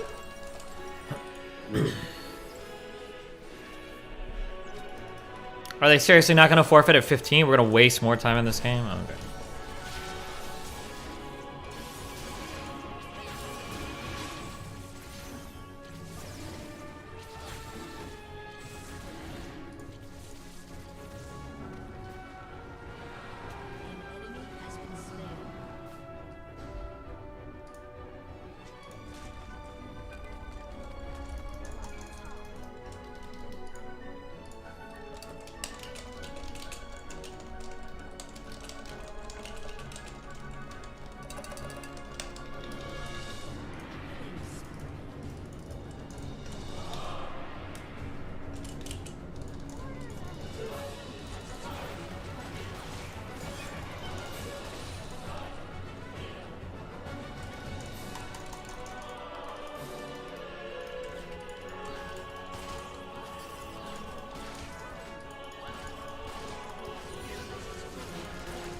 Alright, Shelly. I'm gonna take you to the enemy nexus.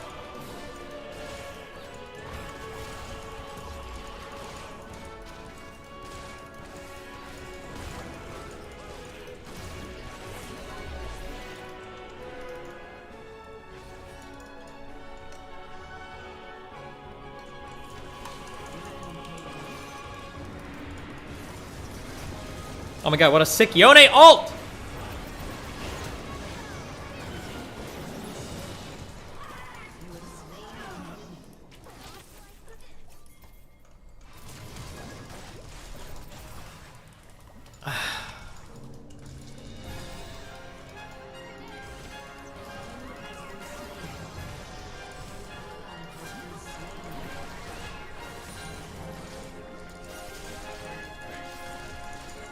Shelly, it's time to dance.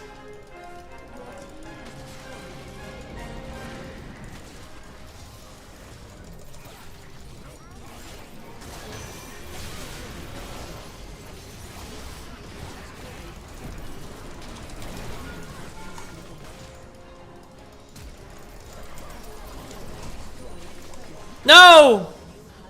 No!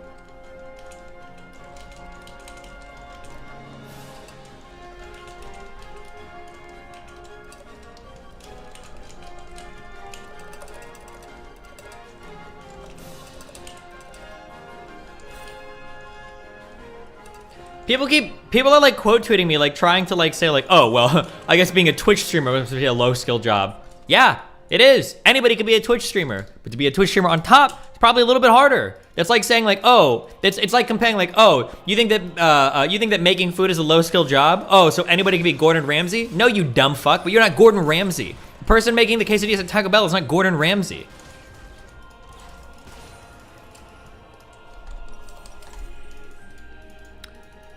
To be clear, people that are working low-skill jobs should still, like, we should do things to make sure that they can live good lives or have decent wages and all this. Like, that's fine. But the way that this happens is by boosting, like, wages for low-skill jobs, not by pretending that low-skill jobs aren't low-skill jobs. You don't have to delude yourself to build a better world.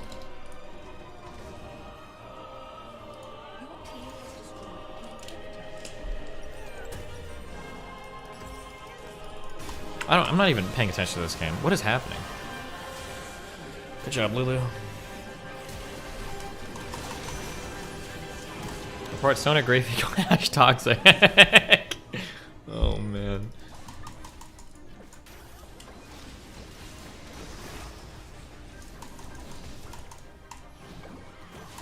That's deep as fuck. Can you explain that line? I'll do a review on it later, okay?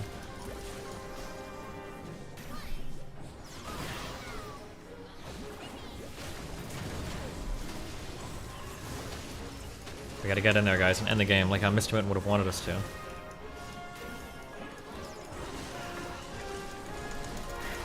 Psych! That's the wrong number! No! Okay, that was okay. Alright, I'll be back in a second. Why? Back to our higher level analysis. Oh, I can't wait to skip this dono. Hold on. L.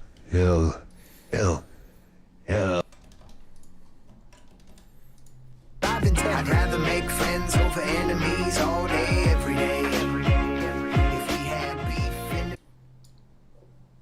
Are you gonna analyze the same chorus again? We've heard the hook, so I'm gonna go forward a little bit. Okay. But there is good inside of me, I know that for certain. I'd much rather make a friend over an enemy. Something was wrong, but this song is the remedy. It's like I've been at war battling this entity that I created through my own creative energy.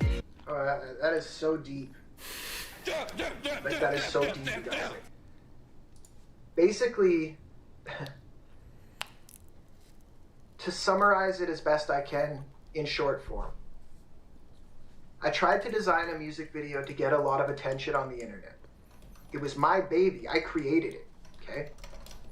Then I put it out there, and that video then created a negative force that was like the dark side of the internet that wanted to like troll me and put hate comments in my feeds and like all kinds of crazy stuff like that. So the line is, it's like I've been at war battling this entity, all these trolls and stuff, that I created with my own creative energy.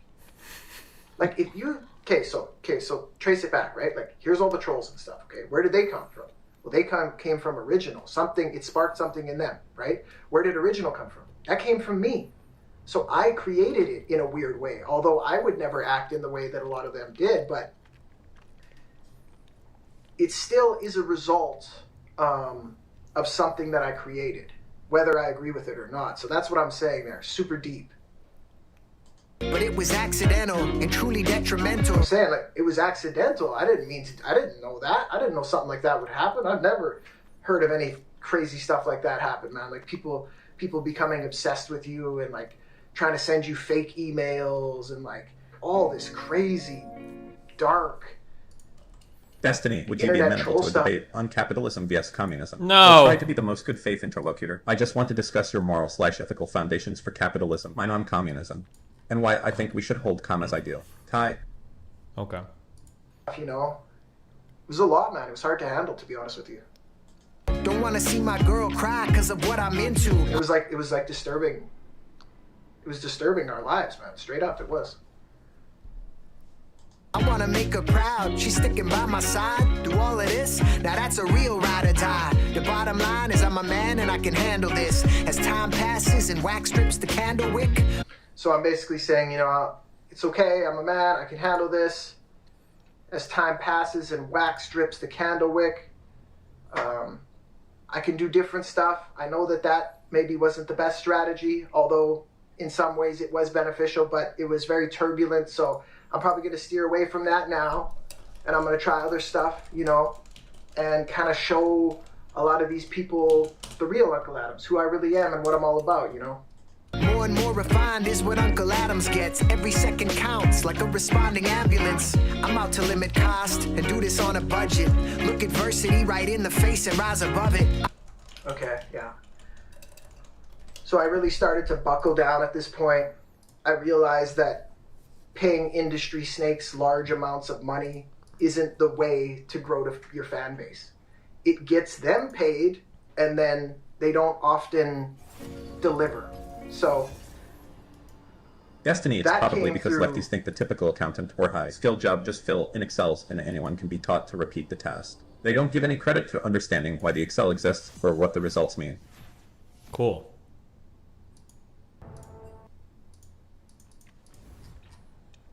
Trial and error, right? When you're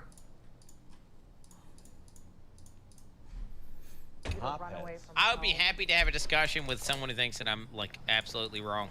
Like I'd be happy to defend my points because there's some pretty basic points. Hiring a lawyer. Because I think that he's like Mr. Girling himself. What he's saying is probably true, that if you wear like very sexy clothing, you become more appealing to people for them to like hit on you or like otherwise disrespect you sexually or whatever.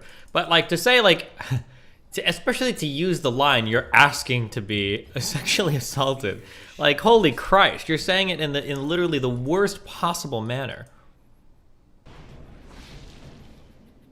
I'm bored with Destiny drama, TBH. As I've said, I am as well. It's not going to get any more interesting. How long is he going to talk about it?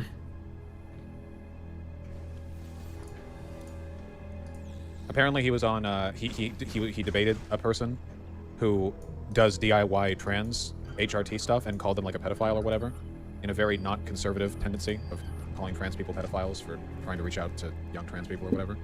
Or Chloe, it's Chloe on Twitter, right? The Bob posting person or whatever.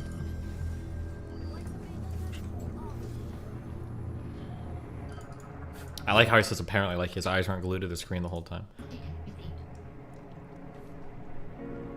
Then he got BTFO'd, he just deleted all of his tweets. Oh, did he really? Destiny, can't you mute these 1 or 2 letter donations? Nobody likes those, and some people are leaving the stream because of the spam. Happy New Year. Again.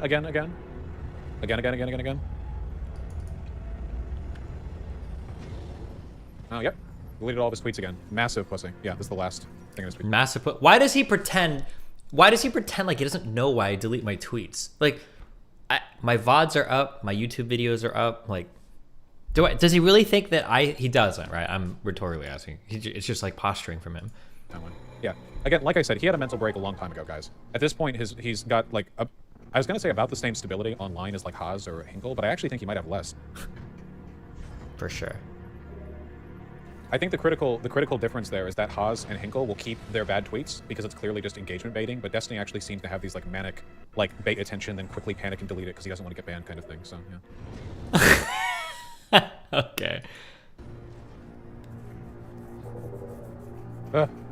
Oh, this game's pacing on over to the dustbin right now. Jesus fuck. All right, you goop sticks, you gooberinos, you goopsters. You know what we're gonna do? We're gonna do my editors a goddamn favor. We're gonna do an honest-to-God segment worthy of the main channel. That's what we're gonna do. Yeah, we're going to we're gonna do them a solid. All that's happening is people are misunderstanding what I'm saying. That's literally it. That's yeah. I would be absolutely. I swear, this town is going straight to hell. Dude, well, is Disney gonna disagree with me, dude? I doubt it, bro. He's probably like, yeah, that's pretty true, right?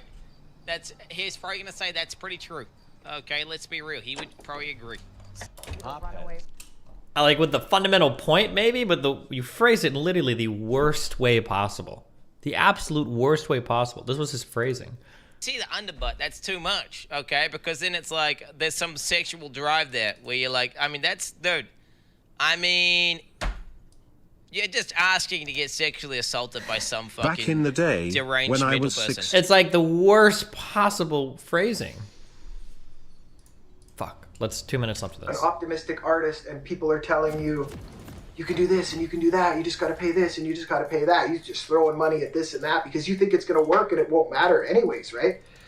But when you pay all that money and these people all got paid and they didn't even really help you, it's a really weird spot to be in. So, and that happened to me a lot, right?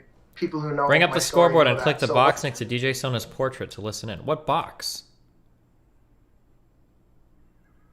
What do I listen? 30 seconds until minions spawn. What I'm saying here is like, no more of that. I'm only doing things that actually return on the investment. I'm going to do this on a budget. I'm going to be smart, calculated, and keep on moving forward. I must be doing something right, cause lots are watching. Open to learn and grow, but stopping's not an option. So after I was hard on myself in this song in a lot of ways and totally just like put it out there.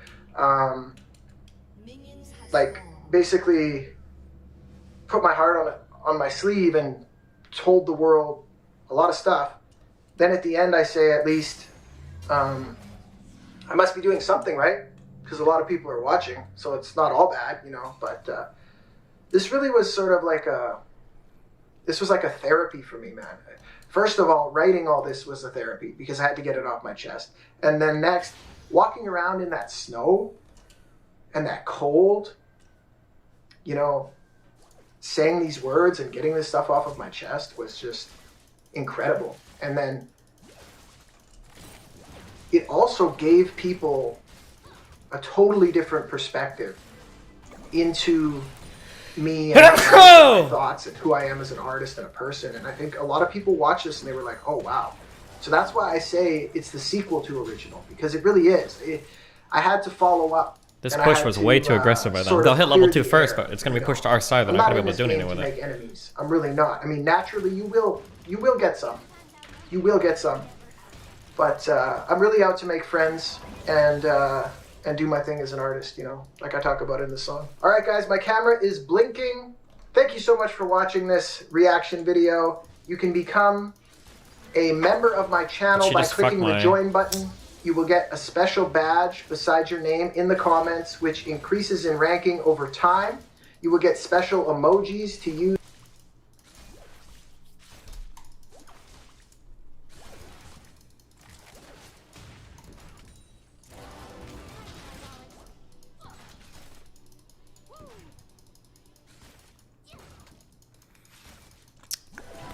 I should have dodged this game. It's totally my fault for not paying attention. Jungle Tryndamere. Ankh, you fucked us. I should have been listening to your wisdom. Quinn wants to talk. I've already said everything that I think I can possibly say on this.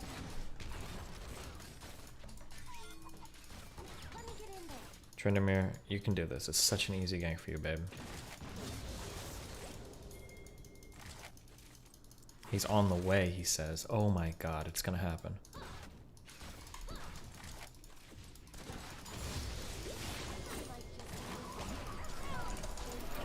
Good E slow.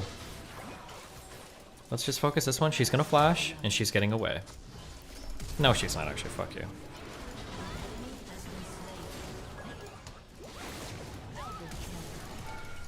Okay. A little irritated I didn't get a single fucking kill there, but we got a few creeps worth of assists.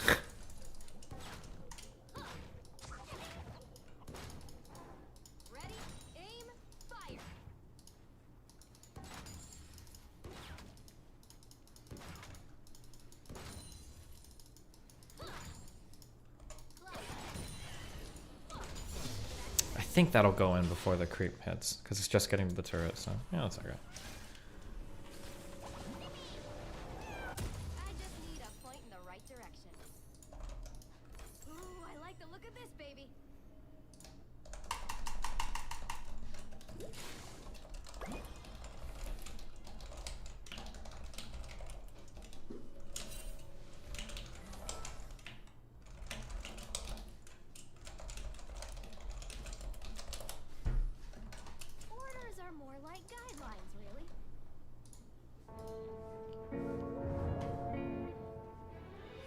Hey, you. Yeah, you living in my walls. I have something to say just for you. Thank you for being there. Love you, buddy.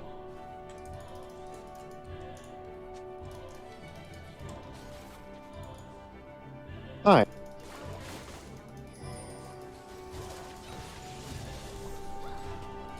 Fuck, I need to watch this video for tonight. Oh man, this panel. Has Hi, has Fnatic said who's on this panel yet publicly? Because holy yikes, boys.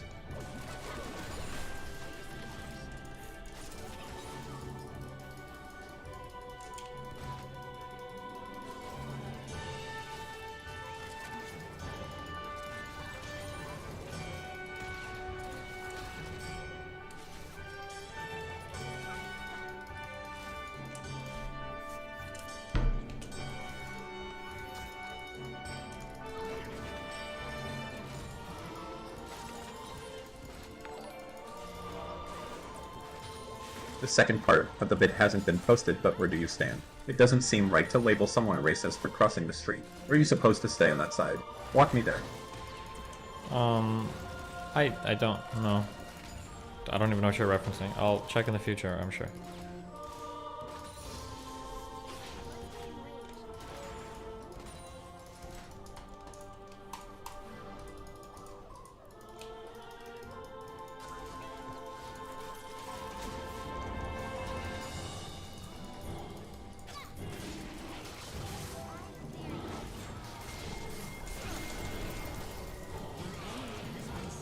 Another assist. Yes.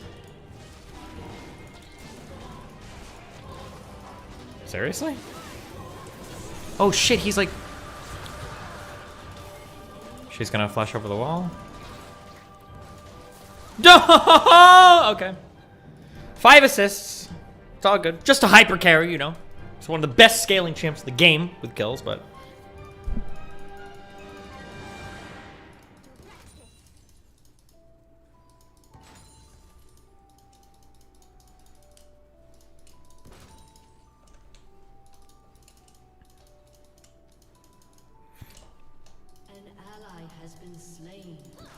How, dude?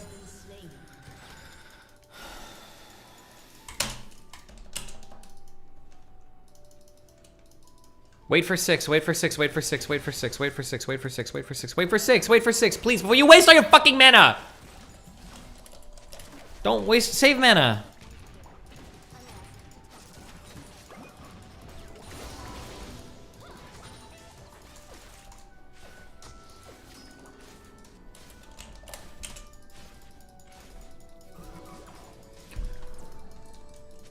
%, okay. Save mana.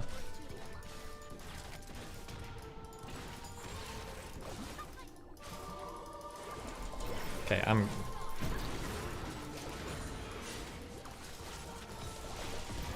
only going in because this stupid Lulu wasted her fucking W.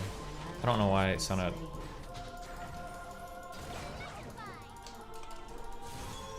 Yodel on yodel crime.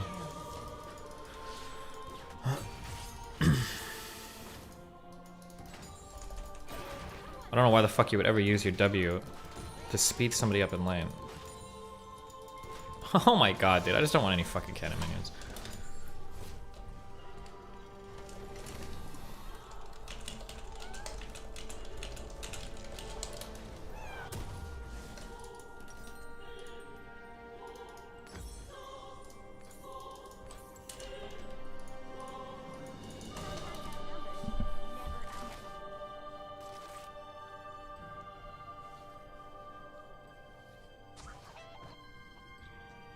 Why do people have such the dumbest fucking takes?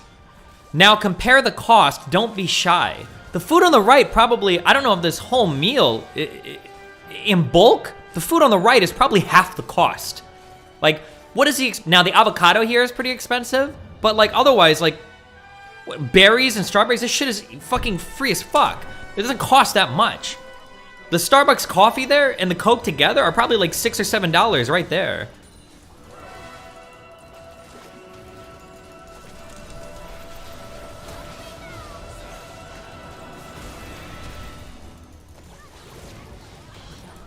Nice, fucking camp my fucking lane.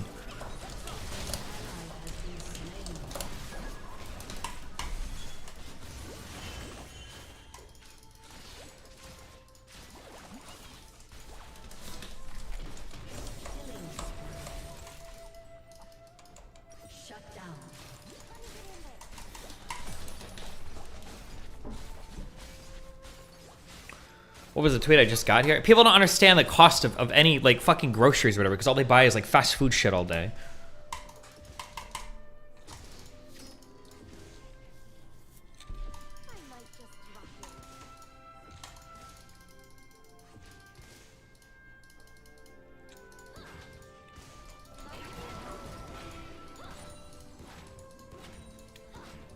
Fruit is expensive as fuck? That's a self-report, you fucking moron. Compared to fast food? Compared to paying $10 for one fucking meal? Maybe if you're getting, like, fucking individually wrapped fucking blueberries are really expensive, but you can buy a whole fucking box of them for probably, what, like $5 or $6?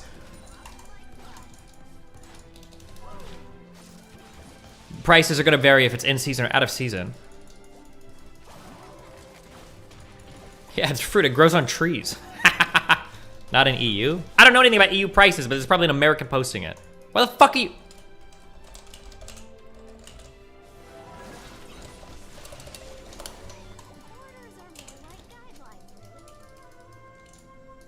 You guys are like going to like fucking Trader Joe's or Whole Foods and you're getting like the individually plastic wrapped fucking fruits and you're like, this is so expensive.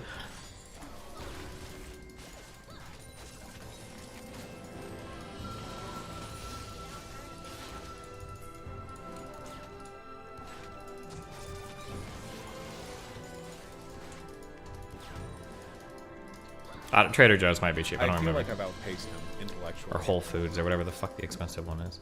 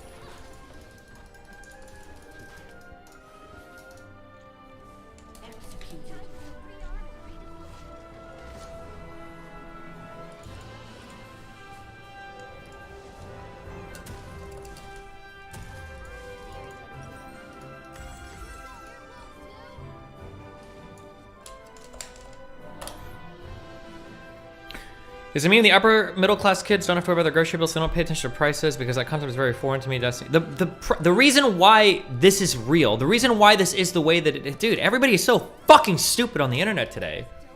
The reason why it's so hard for people on the right to do this is because they don't have the time to cook, and they might not have the knowledge to like, because they didn't cook in their homes because their parents bought fast food. That's the issue. It's not that like healthy food is more expensive. That's just dead fucking wrong. It's not true.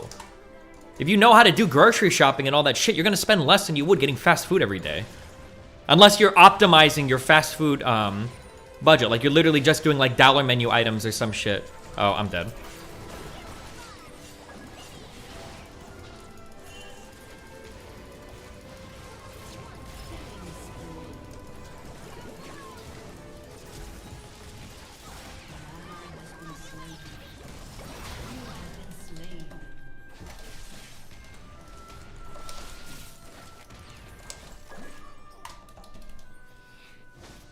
So people that post stupid fucking shit like this totally fucking miss the point of like what anything is being talked about.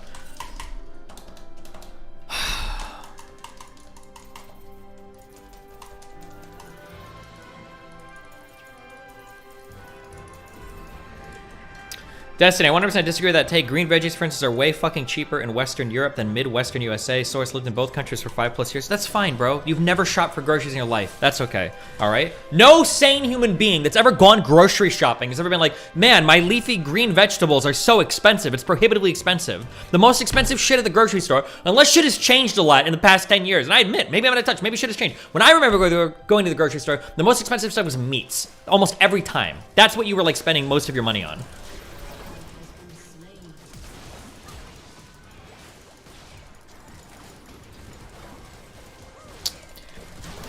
Fuck me. Holy shit. 10 years? You haven't shopped in 10 years? No, I've been rich for 10 years. Fuck. Holy shit.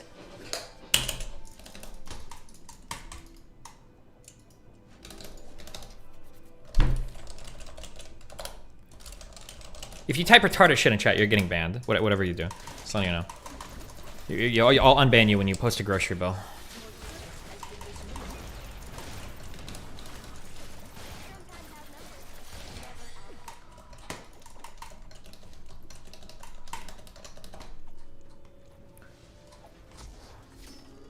Chicken is dirty cheap, pork is average, your reds are spenny as fuck, but fruit is something that I have to actively price watch. Aren't grapes and bananas really fucking cheap? What kind of fruit are you buying like dragon fruit or what is the really expensive fruit of the store? Yeah, are you getting like artisanal carrots or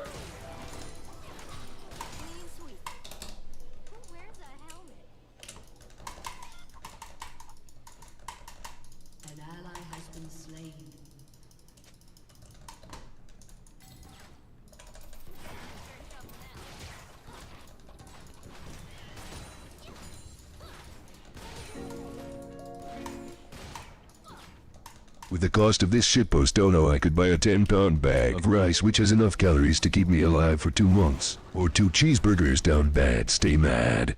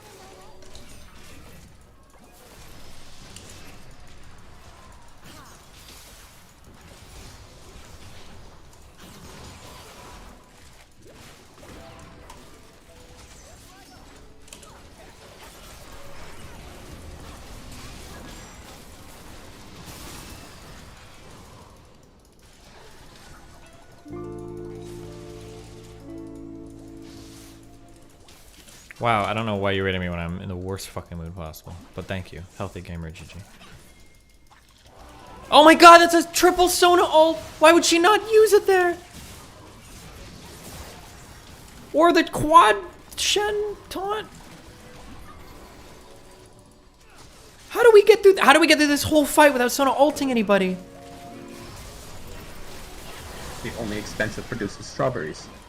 Everything else is dirt cheap and even cheaper if you buy in bulk. The only real expensive part of groceries is pre-made stuff. Beef and fish. An entire pound of chicken thighs is like $3.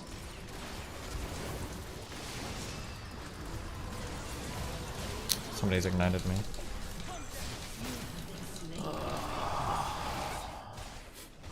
Base.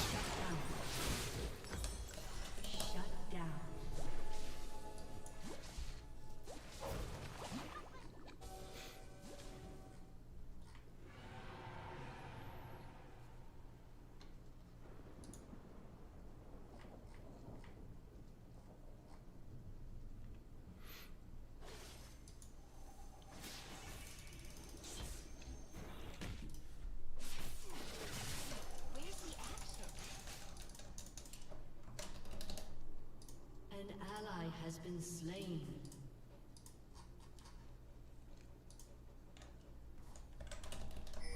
Your turret has been destroyed. We've got this.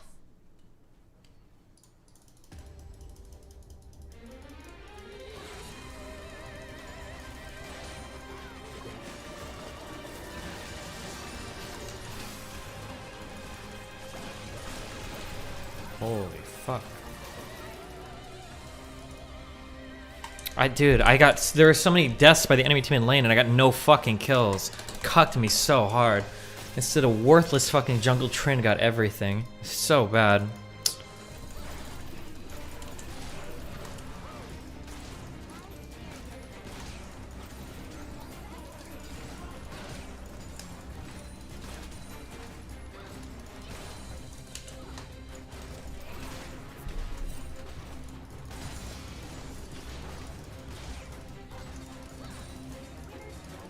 Oh, they're doing burn. Fuck it.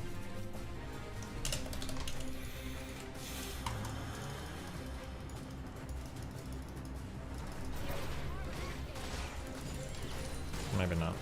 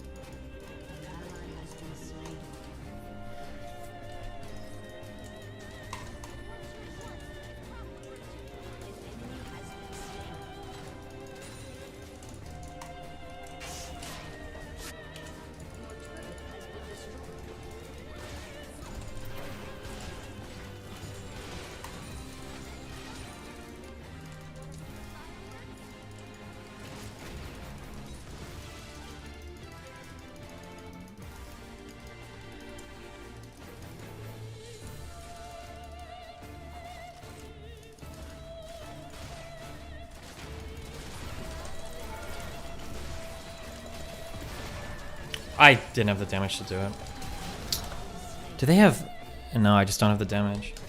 Or I just unlucky crits, I guess. 35%, I should have had one. That was a full alt and bomb and an auto and it didn't kill him.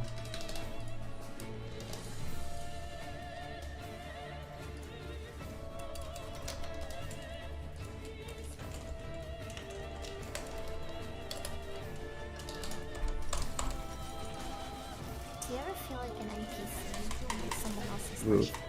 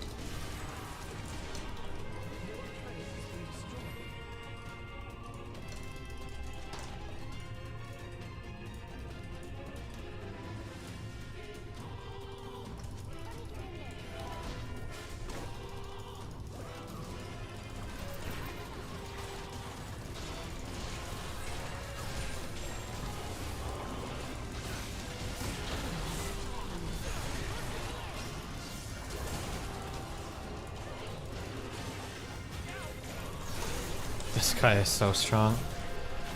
Oh, 8 kills. Yeah.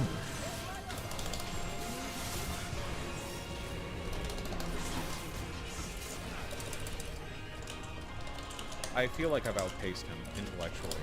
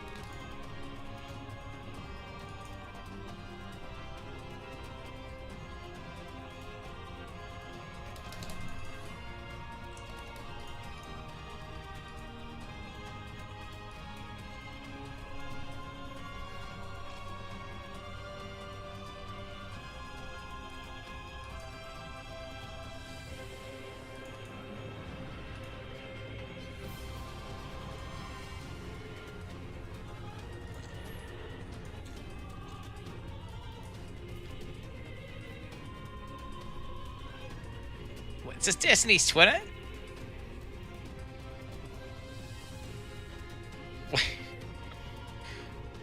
Wait, is that him? Wait, what does that mean? Is that his friends? Is that his friend's Twitter or something? Wait, Adrian LGBTQIA plus Latinx pansexual gender queer blonde barry he or diversion. Alright, that's not him. That's not him, but like, I'm just saying, like, that means if, you know, okay. Like, that means if I follow someone, it means I can DM it if they want to, you know, if he wants to get us thrown into a fucking debate. Okay, at the end of the day, you know.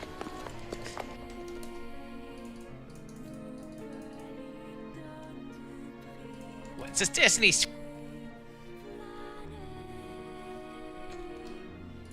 We've already been told that this show's been hard to get advertisers on.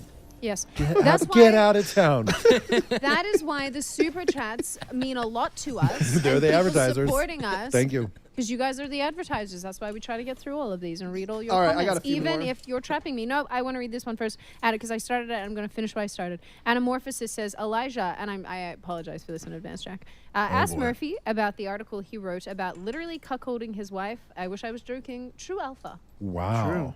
Wow, you went there with that. I have absolutely no comment on that other than to say that whatever people's perception is about that, it's 180 degrees wrong. And it has nothing to do with people think what they're thinking it to be today. Are we talking about sex right now? Do you know what cuckolding is? I totally thought It's you were where reading... you get a chicken and you hold it. And No, you love it. I just blanked And out then for a you- second. You make more chickens. I just blanked out for a second. I support you having chickens. We I don't have kink chickens. shame. I like chickens. If you have a hen house, that's great. I'm IP banning permanently anybody that keeps talking about the diet shit because you guys' brains are rotted.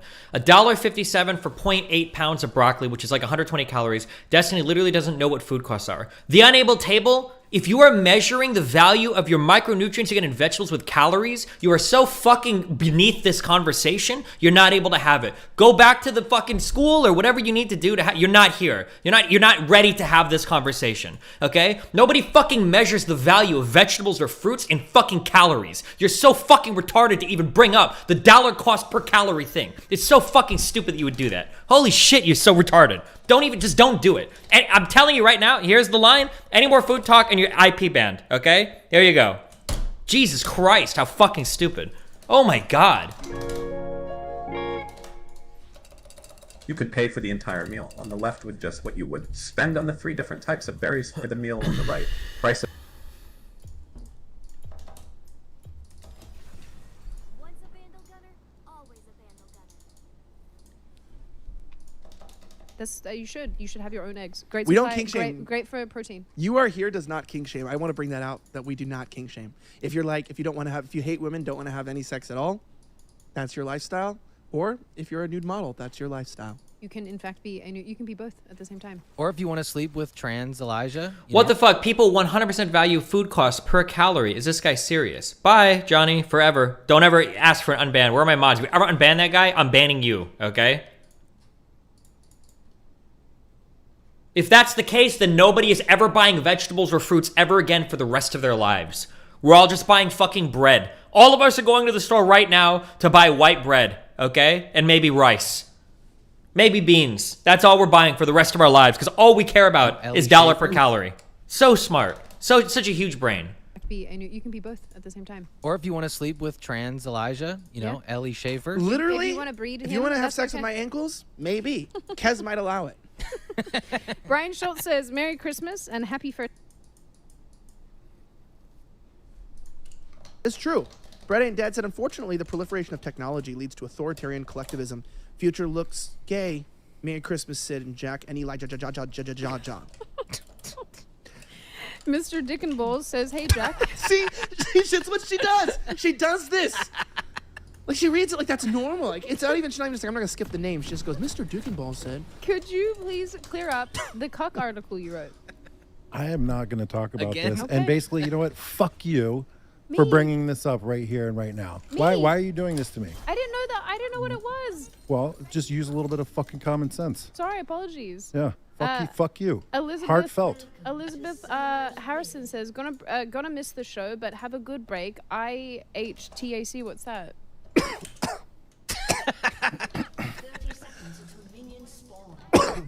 Wait, what happened? So did he get... Nothing. I'm just Guy and Jack and Elijah. Kez might allow it.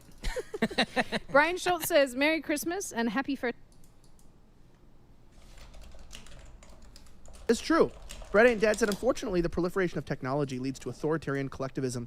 Future looks gay. Merry Christmas, Sid and Jack and Elijah. Mr. Dickenbowles says, hey, Jack. See, that's what she does. She does this. Like, she reads it like that's normal. Like, it's not even, she's not even just like, I'm not going to skip the name. She just goes, Mr. Dickenball said. Could you please clear up the cuck article you wrote? I am not going to talk about this. Okay. And basically, you know what? Fuck you for bringing this up right here and right now. Why are you doing this to me? I didn't know that. I didn't know what it was. Imagine buying groceries when you can just dress up as a homeless person and eat for free at your local soup kitchen Giga Chad. Elizabeth Harrison says, gonna miss the show, but have a good break. IHTAC, what's that?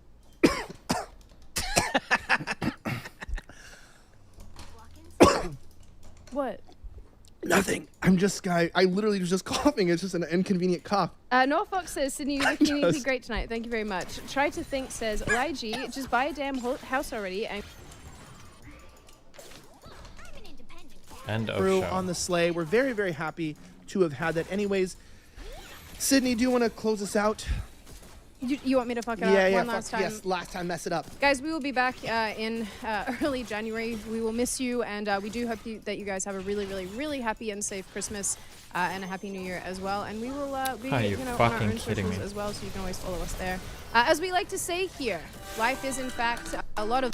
Just needed the one final cream. Okay, I have to reset my mind. If anybody is talking about groceries or anything in chat, please snitch and I will permaban them. Okay.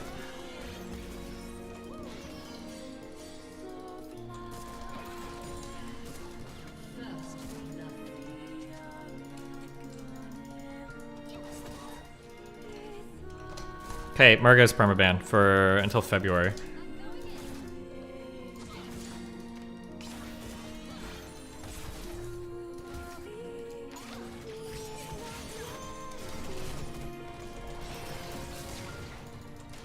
How would you ignite?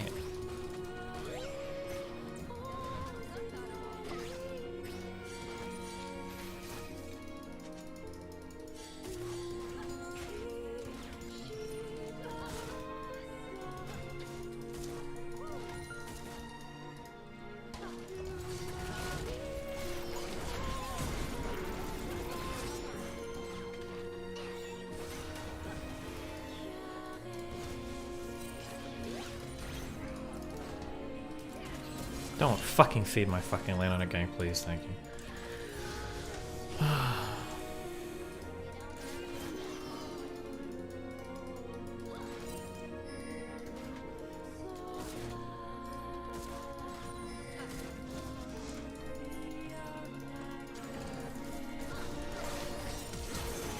Cool. I shouldn't have moved up. No, it's dumb. It's on cooldown. Nice.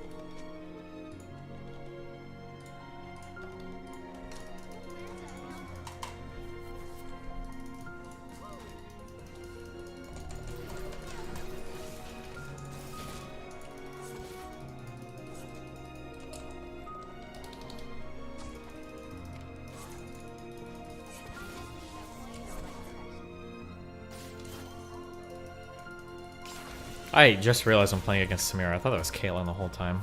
Jesus Christ.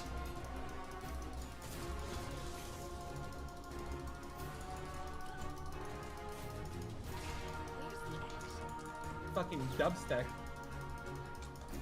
Hello, Steven.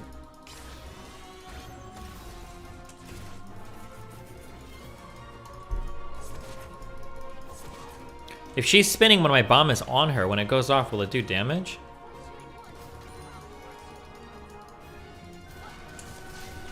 Oh, I missed my jump again. Okay.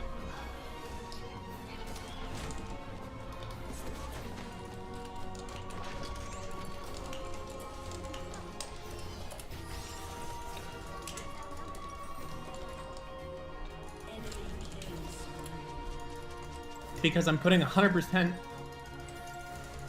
Time to sub.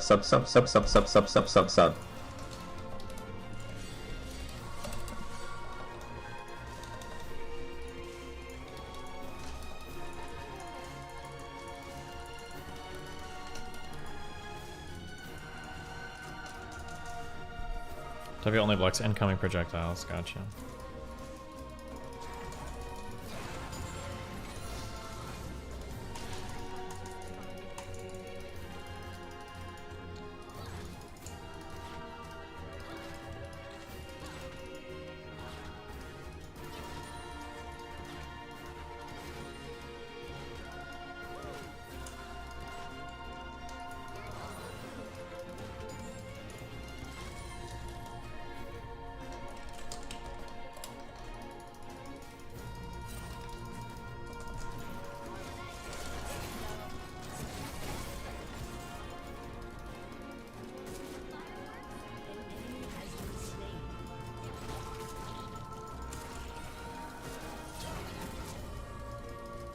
Nice.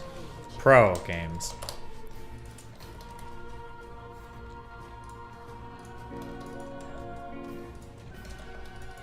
I will remember this day, chat. You're all lying loser fucks.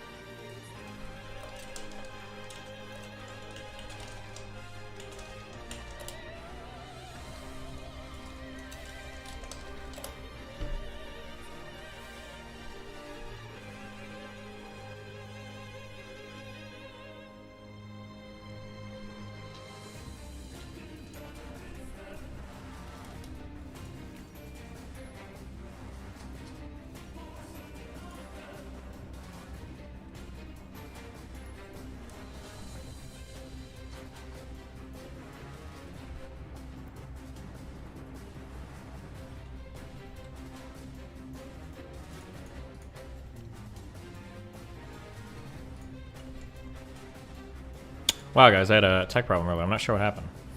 My stream just shut down. It's crazy.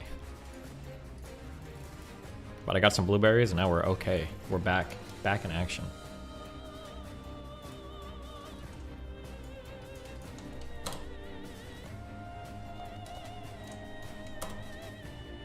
I feel like you guys could have gone way harder with that, you know?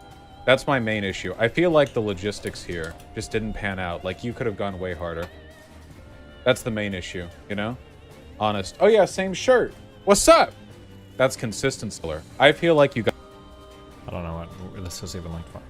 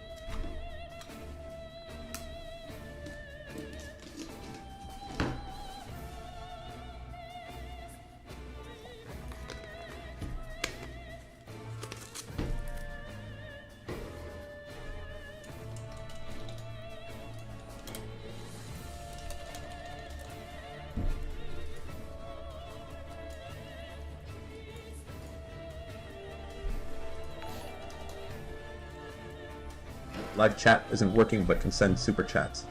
Typical Google. Nice. I'm Dr. Wilson. I'm a PhD molecular biologist, and welcome to another COVID-19 debunking video. Now, normally on this channel, most of the time, it's just me. It's just me researching, it's just me making the videos, and I'm just an average scientist. But I felt that this video was really important, so this time I asked for the help of several fellow PhDs and MDs to offer their insights and information to debunking this video, which of course today is Robert Malone's appearance on the Joe Rogan podcast. Before watching this video, please know that all of the information and data that I'm going to talk about in this video is linked in the description below, along with the information to all of the people who helped me make this video. And one last thing before we get started, I want to make it clear that all of the ad revenue that this video is going to make is going to be donated to Save the Children's campaign for COVID relief for children. So let's get started talking about Robert Malone. Now, on the Joe Rogan podcast, he claimed that he was the inventor of mRNA vaccine technology. I think it's really important to drill into this and discover what his actual role was in this whole story of mRNA vaccines.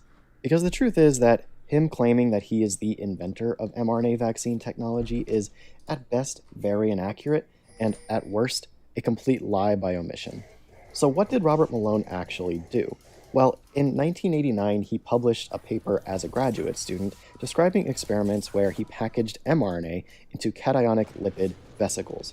These are essentially fat globules that are positively charged. He was able to add these cationic lipids containing mRNA to cells and get them to take up the mRNA and express a protein. And then a couple years later, he was able to use this technology to introduce mRNA to a living mouse and have that mouse produce an HIV protein. This work was working towards an HIV vaccine, but the problem here was, although the mouse took up the mRNA and made a protein, there was no immune response. This work was ultimately never published, and not long after, he gave up the idea of mRNA vaccines and shifted his focus to making DNA vaccines, none of which have so far panned out, by the way.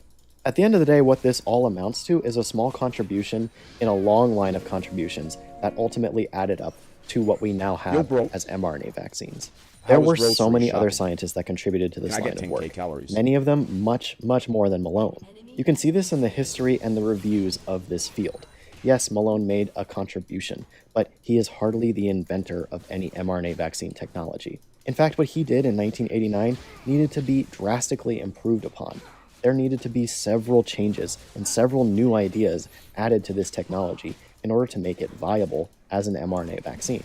Tons of work ranging from making these cationic lipids actually safe to inject into humans and stabilizing mRNA enough so that the cells take it up and produce a protein and get an immune response out of it, all had to be figured out by people other than Malone. From scientists like Paul Krieg to Derek Rossi, this timeline and their contributions goes much deeper than Malone. And he doesn't tell that story, which I think is really, really disingenuous. If there's any one person who deserves most credit for mRNA vaccine technology, it's definitely Caitlin Carrico. Together with Drew Weissman, Carrico has been a resilient force in the field of mRNA vaccine technology. She took the technology where Malone and others could not. She made it usable in humans. She was so dedicated to this that she even took a demotion in her job to continue working on mRNA vaccines specifically because she believed in the technology. So take an honest look at this story and tell me who you think deserves more credit. Is it Robert Malone, who gave up on mRNA vaccine technology over 20 years ago? Or is it Caitlin Carrico, who stayed persistent working on this project for most of her career? I think this is really important to clarify because it sets the stage for who I think Malone really is, and that is someone with a huge chip on his shoulder. To me, he seems like somebody who is just very bitter and has a very big ego. He feels like he deserves more credit than what he actually does in this mRNA vaccine technology field. And because he's not getting that recognition, I think he feels the need to attack mRNA vaccines so that he can somehow discredit them and pave the way for his own COVID treatments that he has planned, that he talks about in this interview.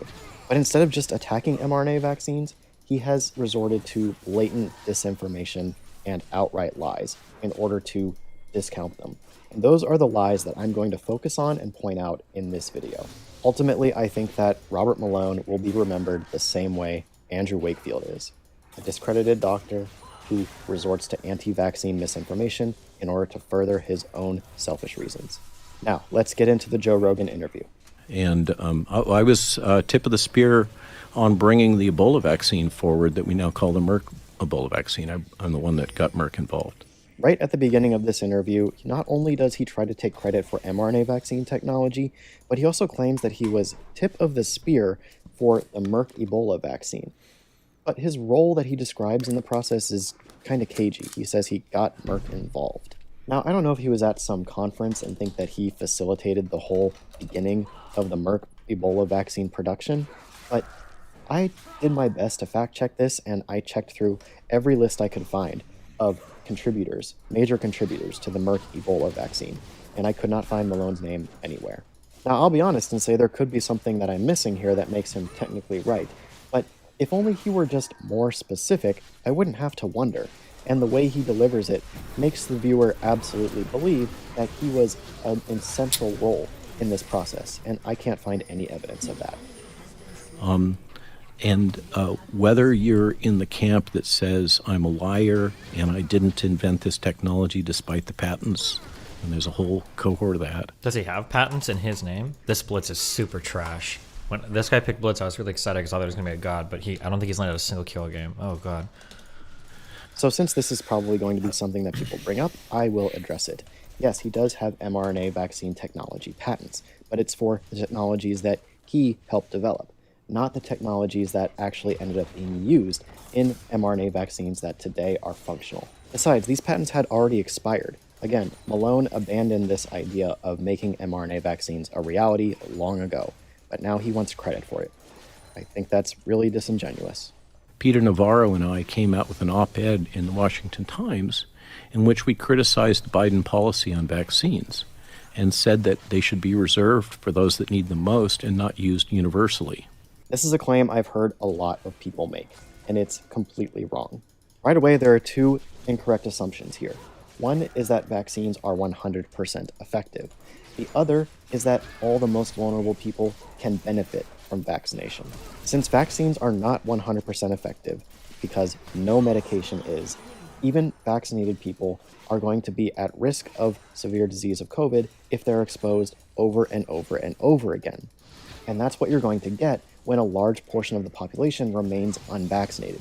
The virus will be able to spread unabated because, yes, vaccination does reduce the virus's ability to transmit. And there are a lot of people who can't benefit from vaccination. This includes a large umbrella group of people that we just call immunocompromised. Immunocompromised people can include people who are undergoing cancer treatment, people who are very old, people who have genetic diseases, even pregnant people. But even beyond that, it is impossible to tell who is going to suffer most from COVID and who is not until they get infected. So even if you could consistently predict who is going to be most at risk and only vaccinate them, you still leave a large portion of the population unprotected where the virus can spread as much as it wants, and you're gambling with their lives. Really stupid a brand. This approach is just not taken with any other vaccine, because vaccinating the majority of the population is how vaccines work best. HPV vaccination is a brilliant example of this. Widespread use of HPV vaccines has reduced deaths like cervical cancer significantly. And it did this in part by reducing transmission, which is what we would ultimately like to do with COVID vaccines combined with other measures like careful behavior, masking, social distancing, etc. This next clip is Malone wondering which tweet it was that got him suspended from Twitter. The last two that I can think of that went out was one that was in our Substack, in which we referred to a fantastic video that has been put out by the Canadian COVID Care Alliance group. Okay. God, that group is such a dog shit fucking group. So I've seen this video and I know it's been shared a lot among COVID denying circles. So let me take a few minutes to address it, and just a reminder, Malone is endorsing this video. So one common complaint about the Pfizer clinical trials that this video tries to point out is the fact that once the clinical trials were completed, the control group was offered the vaccine. They think that this destroyed the control group, but there's still a control group in the form of unvaccinated people. Monitoring and follow-up efforts take this into account, and in the long term, systems like VSafe, which constantly compare vaccinated people to control groups. Wait, what? Hold on, I'm sorry. But there's offered the fact that once the clinical trials were completed, the control group was offered the vaccine. They think that this... My understanding is that it's standard practice that when you're having a medical trial, if you have proven that there are no negative side effects and there is a massive therapeutic effect that's conferred on people that are taking the medication, you have an ethical obligation to switch people over from the placebo to the actual vaccination. You have an ethical medical obligation to do that. You can't just keep them on the placebo and watch them suffer and die when you know, like almost, I don't want to say beyond a shadow of a doubt, but when you have very, very, very high confidence that that whatever medication you're trying versus the placebo is effective. Destroyed the control group, but there's still a control group in the form of unvaccinated people. Monitoring and follow-up efforts take this into account, and in the long term, systems like VSafe, which constantly compare vaccinated people to control groups, will constantly be taking place. This is normal and commonplace in clinical trials. Not gonna kill them. Once the clinical trial is done, such a dog the placebo shit. group Brand is is so offered strong, the it's so medication stupid. if it works. And COVID mRNA vaccines were of course shown to work extremely well in every clinical trial that they were used in. Next, this video claims that animal trials, or what we call preclinical trials, were skipped with mRNA COVID vaccines. Just kidding. This is blatantly untrue. You can find the preclinical trials published. Why do I want to talk to Quinn? What? There's literally nothing for us to talk about. I probably agree with the broader point he said. He said it in the most retarded fucking way possible. There's nothing to talk about. And he doesn't even want to talk. He messaged me and he said, people say I should talk to you. Okay, don't run to other people's chats and spam. Destiny wants to talk. I don't want to talk. There's nothing to talk about. We probably agree with the broader point. Actually, we probably don't even agree with the broader point because it seems like his characterization of rape is incorrect. Rapists don't run around and look for women that look like the most scantily clad and rape them. Usually, rapes are done as a form of opportunism, right? Like, oh, like there's a girl I'm talking to, or like, oh, I can probably do this or that, and then rape this person. That's typically how it goes. Rapists don't go out looking for like who's the least clothed person in here that a Republican would condemn the most for wearing a slutty outfit and then rape that person.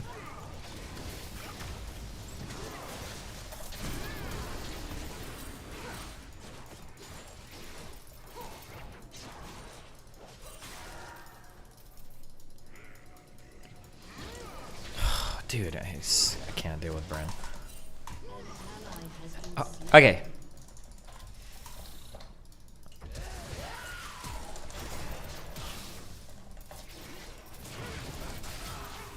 Hold on. Okay. To read in several journals. Again, Malone is endorsing this. This should be a huge red flag. The last common point that this video gets wrong is its complaint about absolute risk and relative risk. When it comes to This should be a huge... This is blatantly untrue. You can find the preclinical trials published, free to read, in several journals. Again, Malone is endorsing this. This should be a huge red flag. The last common point that this video gets wrong is its complaint about absolute risk and relative risk. When it comes to non-infectious diseases, then absolute risk makes a lot more sense to consider in your calculations. But with infectious diseases, especially ones that are as contagious as SARS-CoV-2, absolute risk is practically useless. That's because in this case, absolute risk is going to measure your current risk of getting COVID under the current circumstances. So for example, if I live in rural Michigan, I'm going to have a very different absolute risk at that point in time than if I live in Japan. Over time, you are exceedingly likely to encounter SARS-CoV-2, be exposed, and get infected. That's why relative risk, which measures the risk between two randomized comparable groups, is much more accurate here. We can see that relative risk is a much more relevant number here because it's actually extremely consistent across multiple clinical trials done independently of each other. So essentially what datasets like this allow us to say with confidence is that a group of vaccinated people is going to have a much lower risk of getting severe outcomes from COVID relative to an unvaccinated group. This conclusion has thus far held true everywhere. The policy that's being implemented is one in which no discussion of the risks are allowed, because by definition they will elicit vaccine hesitance. So it can't be discussed. This is a huge lie on so many levels. The risks can absolutely and have been discussed extensively. In fact, around April of 2021, the risks of the J&J shot causing a rare form of blood clot was noticed and discussed, and action was taken on that risk so that we could learn more about it before deciding whether or not to keep using it. This was all very public, and nobody who talked about it got silenced because it reflected the science. Even just recently, there was a preferential recommendation made for 5 to 11-year-olds to get an mRNA vaccine instead of the J&J shot, because although the risk was extremely rare, the risk was real. So a preferential recommendation was made after considering the risks. Not to mention the fact that the ACIP discusses the risks of vaccines in every single meeting that they have, and you can read their meeting notes for free online. The fact is that the risks of these vaccines are now well understood. Over 9.2 billion doses of COVID vaccines have been given worldwide. These vaccine doses have been monitored heavily for safety and efficacy, and they are very, very safe. To deny this is to suggest that hundreds of thousands of scientists from independent nations and independent labs all across the world are all somehow in on a conspiracy. There's good modeling DGG watcher. studies that probably 500,000 excess deaths have happened in the United States through the intentional blockade of early treatment by the U.S. government. That is 500,000. 500,000. That is a well-documented number. I would like to see the documentation of that, please. And I know that he won't provide it because there is no such documentation.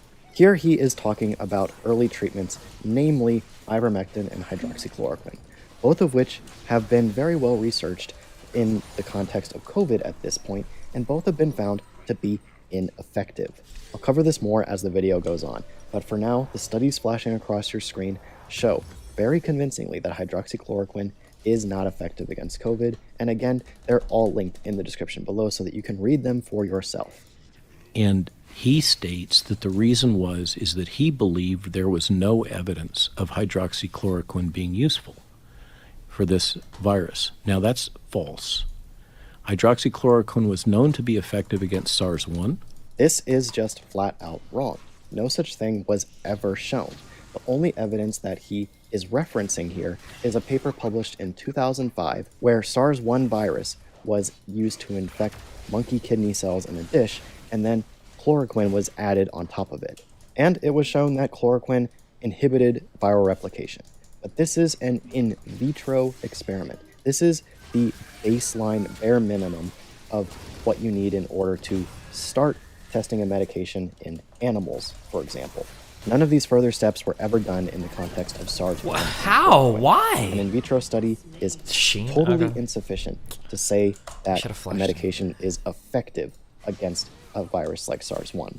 Someone like Malone should know this, and the fact that he's not acknowledging any of this is another huge red flag.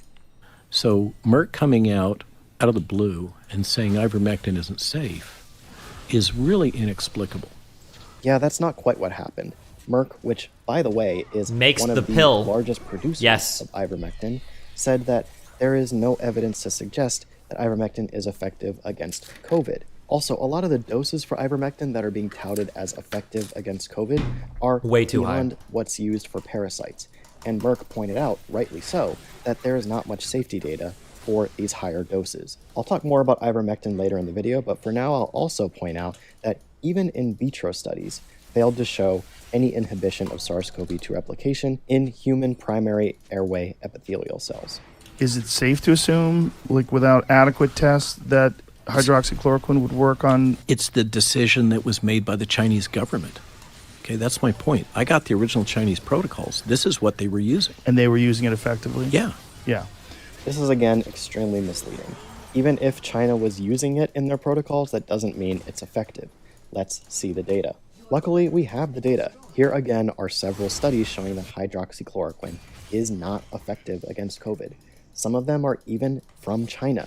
They tested it and showed that it's just not effective. I'll also throw in the fact here that at the beginning of the pandemic, lots of doctors, lots of hospitals were throwing everything at the wall to see if anything stuck. And hydroxychloroquine was one of those things. But it, like so many other things, just turned out to not stick. Oh, were they using ivermectin as well? No. No. But other countries have, like Japan and India and... Uttar Pradesh, as you know, has crushed COVID. Okay, these are more huge misconceptions that are just blatantly wrong but get endlessly repeated. Japan does not use ivermectin as a treatment for COVID. It is explicitly stated on Japan's public health websites that it is not part of their protocols. Uttar Pradesh in India is another example that is commonly cited but is also very incorrect. There is no evidence that ivermectin was actually what helped Uttar Pradesh lower its COVID wave. Not only do the timelines of when ivermectin was supposedly recommended not line up with the actual dip in cases, there's much more evidence to suggest that actual lockdowns and a mass vaccination campaign is what helped Uttar Pradesh get COVID under control. Another thing that people who bring this up never actually point out is that ivermectin was being used in Uttar Pradesh long before Delta actually came along, because it's commonly used to treat parasites that are endemic in that area. And yet ivermectin was unable to prevent a huge COVID wave from devastating the nation.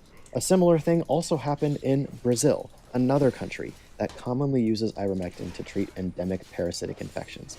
But Brazil has had one of the worst times with COVID of any country in the world. This is all just completely ignored by people who bring up this Uttar Pradesh story.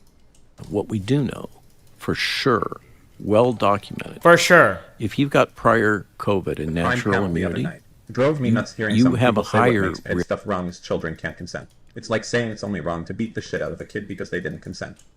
Nice. Risk of adverse events from the jab.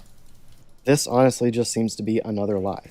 I can't find any information that he might even be incorrectly citing here. All of the data show that it is very safe to receive COVID vaccines even if you've been previously infected. And furthermore, upon getting vaccinated while having prior infection, your immunity gets boosted tremendously. Having prior infection is really no excuse to not get vaccinated. And that's only one of over 140 studies that document that natural immunity is superior to the vaccine-induced immunity. The study that he's citing here is one out of Israel comparing natural immunity to vaccine-granted immunity. The problem here is that when other labs try to repeat this study, they don't find consistent results. In community settings, it's been measured both ways. Vaccine-induced immunity has been measured to be more effective against further COVID infection than natural immunity, and vice versa. So it's unclear which is actually better at a community setting. But when we go down to the molecular and... Do you think he's doing it because he wasn't credited with actually making the technology? Yeah, he thinks he's fucking Walter White, basically.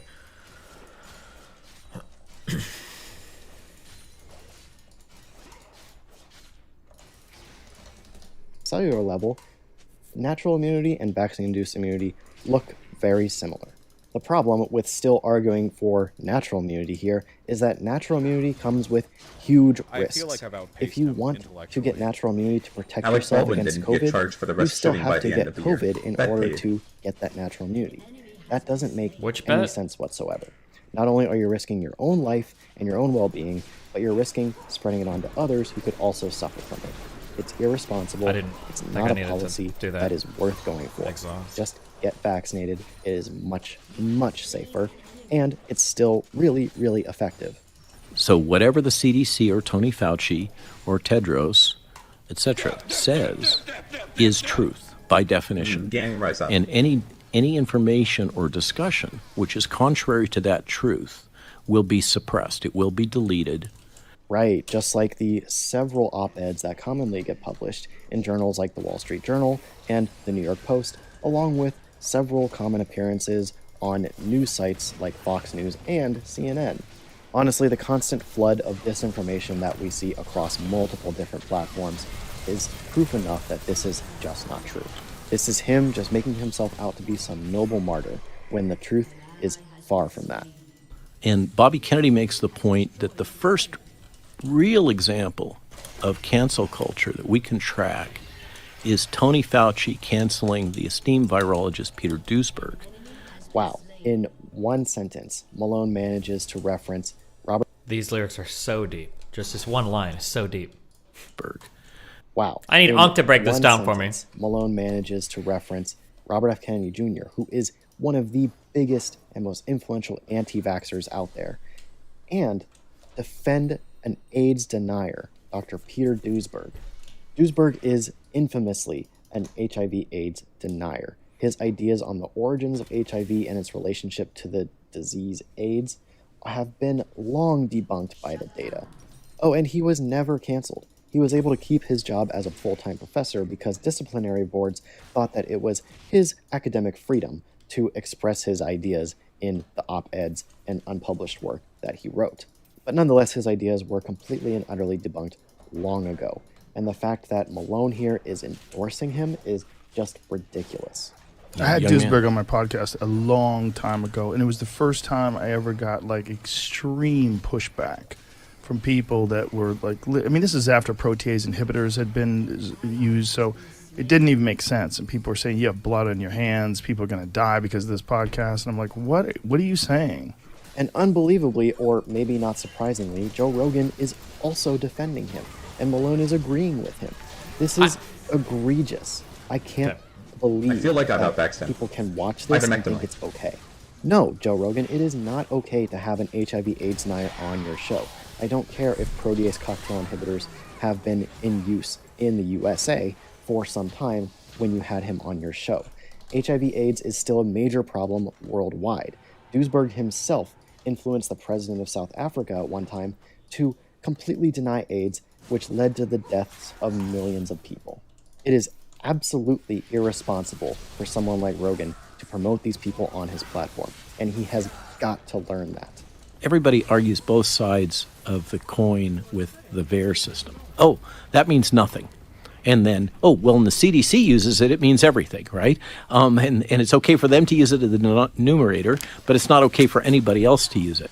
VAERS is a great tool. The problem is Malone seems to have no clue how to actually use it. It's not only okay when the CDC uses it. You just have to understand what it's meant to do. VAERS is meant to generate hypotheses about trends that are noticed in the population. Those trends, those hypotheses, have to be followed up on and studied, confirmed, compared to a control group. There are multiple programs specifically designed for collecting and assessing data gathered on VAERS. This includes the Vaccine Safety Data Link, the Clinical Immunization Safety Assessment Project, and the FDA's Post-Licensure Rapid Immunization Safety Monitoring System, or PRISM for short. Malone must be aware of these tools, right? If he is, why isn't he talking about them? Is it because he wants you to think a certain way? Probably. You know, well, if you had a car accident or a bullet to the head and you went to the hospital and they tested you with a PCR test that's nonspecific and they ran it up to 42 cycles and they said, oh, look, there's the virus. This is just straight up disinformation that I've personally debunked on my channel many times. The idea that COVID PCR tests are not accurate is totally wrong. Every molecular biologist should know this. This is kind of a big advantage of PCR, its accuracy. The easiest way to see this is to just understand how PCR works, but if you don't have the time and bandwidth to understand that, then all you have to do is look at this table, which tested COVID PCR tests against multiple other different viruses, all of which it did not successfully detect. To all of the molecular biologists and scientists who understand PCR out there, Malone saying this should send off huge alarm bells to you that he does not know what he's talking about, or he's just straight up lying. If someone is hospitalized and able to be declared COVID positive, they also receive a bonus. This statement ranges from totally misleading to totally untrue. Yes, it's true that hospitals will get reimbursed for the patients that they treat, and in America, that might mean that a doctor might get a little bit of extra money if they treat a particularly difficult patient that needs an extended hospital stay and a lot of drugs, such as a COVID patient. But faking these things in order to gain money and thus inflate numbers is called fraud, and that would be picked up in audits very frequently. This argument is also extremely US-centric. For countries with socialized healthcare, such as New Zealand, Australia, and many countries in Europe, hospitals get nothing extra. I can't emphasize enough how much Malone is intentionally trying to mislead specifically the American people. If the patient comes in with a bullet hole to the head, and they do a nose swab, and they come up PCR positive, they're determined to have died from COVID, when in fact they died from lead poisoning. That's real? Yeah. So they've really done that with gunshot victims, car I don't know about, accident victims. yeah, for sure, trauma and other things. I've seen that said, but I've always thought that's ridiculous. There's no way a hospital would do that. It's not a question of what hospital would do. It's a question of med codes. Rogan was right to push back here, and he should have kept going because Malone is so horribly wrong here. This is one of the oldest COVID myths dating back to the beginning of the pandemic. No, this is not how COVID deaths are classified. Malone even claims that the CDC outlined the guidelines in order to make it so that someone who gets hit by a bus can be classified as a COVID death. And that's just totally wrong. Here's a CDC document showing the guidelines for how to classify a COVID death. It even offers example death certificates. These guidelines clearly state that COVID must be an underlying or major contributing cause to the actual death itself. And most importantly, the death should be classified as natural. If the death is not classified as natural, meaning it wasn't due to disease, then it can't be COVID. I really can't express enough how egregiously bad this is that Malone is lying to Joe Rogan about how COVID deaths are classified, which is just a long debunked myth. It's unbelievable. But in these urban environments, there is all these incentives for hospitals to treat COVID patients.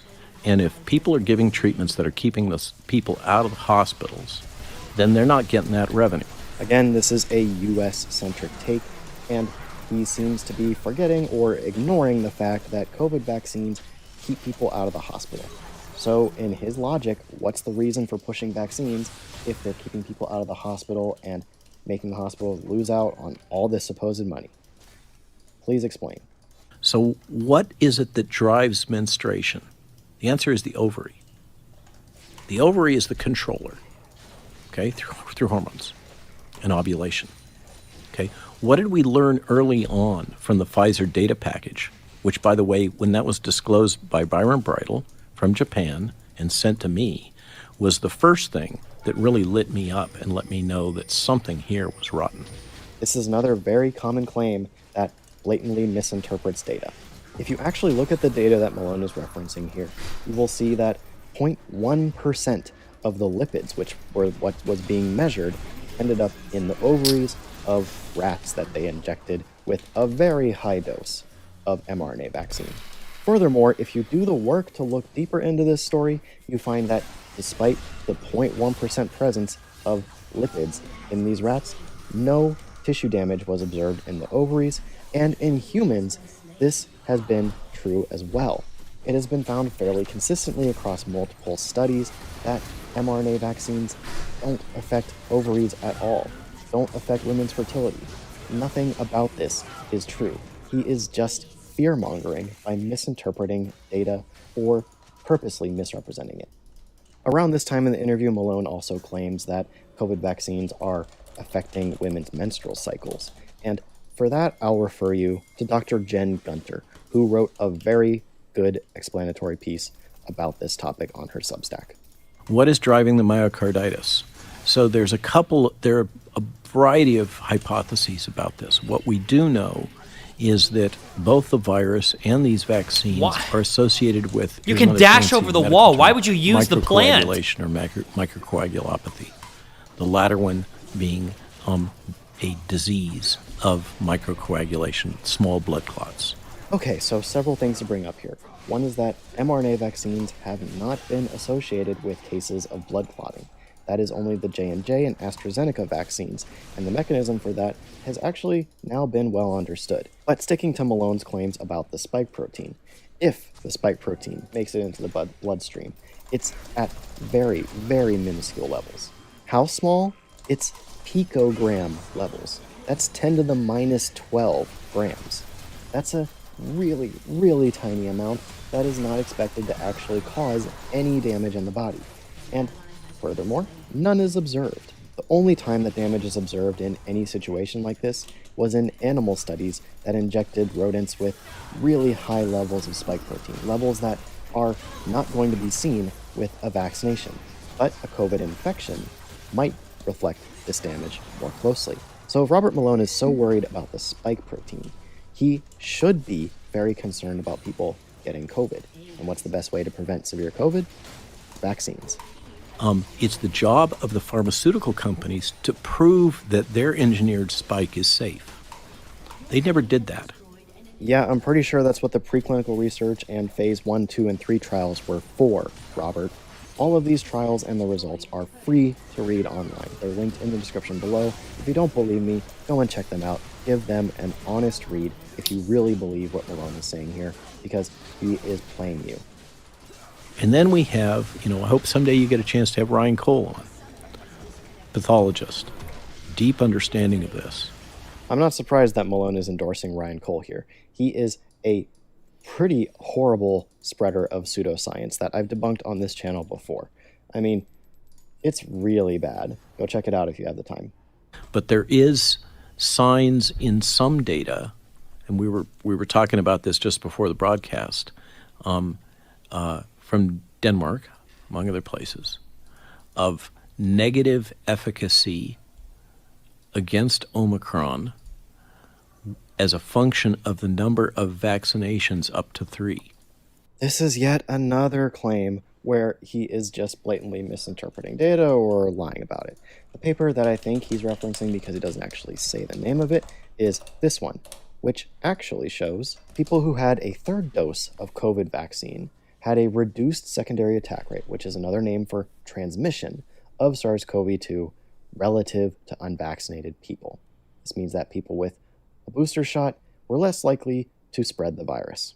In order for Malone to be correct here, he would have to show evidence that vaccinated people are getting hospitalized at a higher rate than unvaccinated people.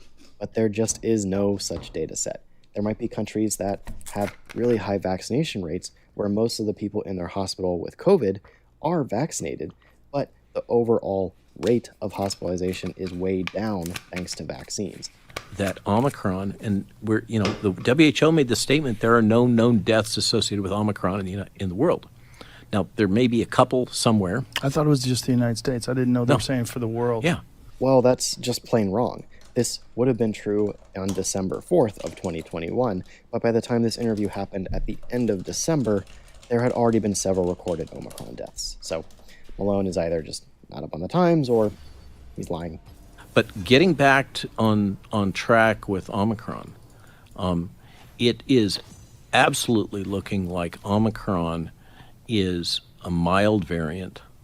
It is absolutely able to escape prior vaccination, the control of prior vaccination. typically with mismatched vaccine. This is also just really misleading and also wrong.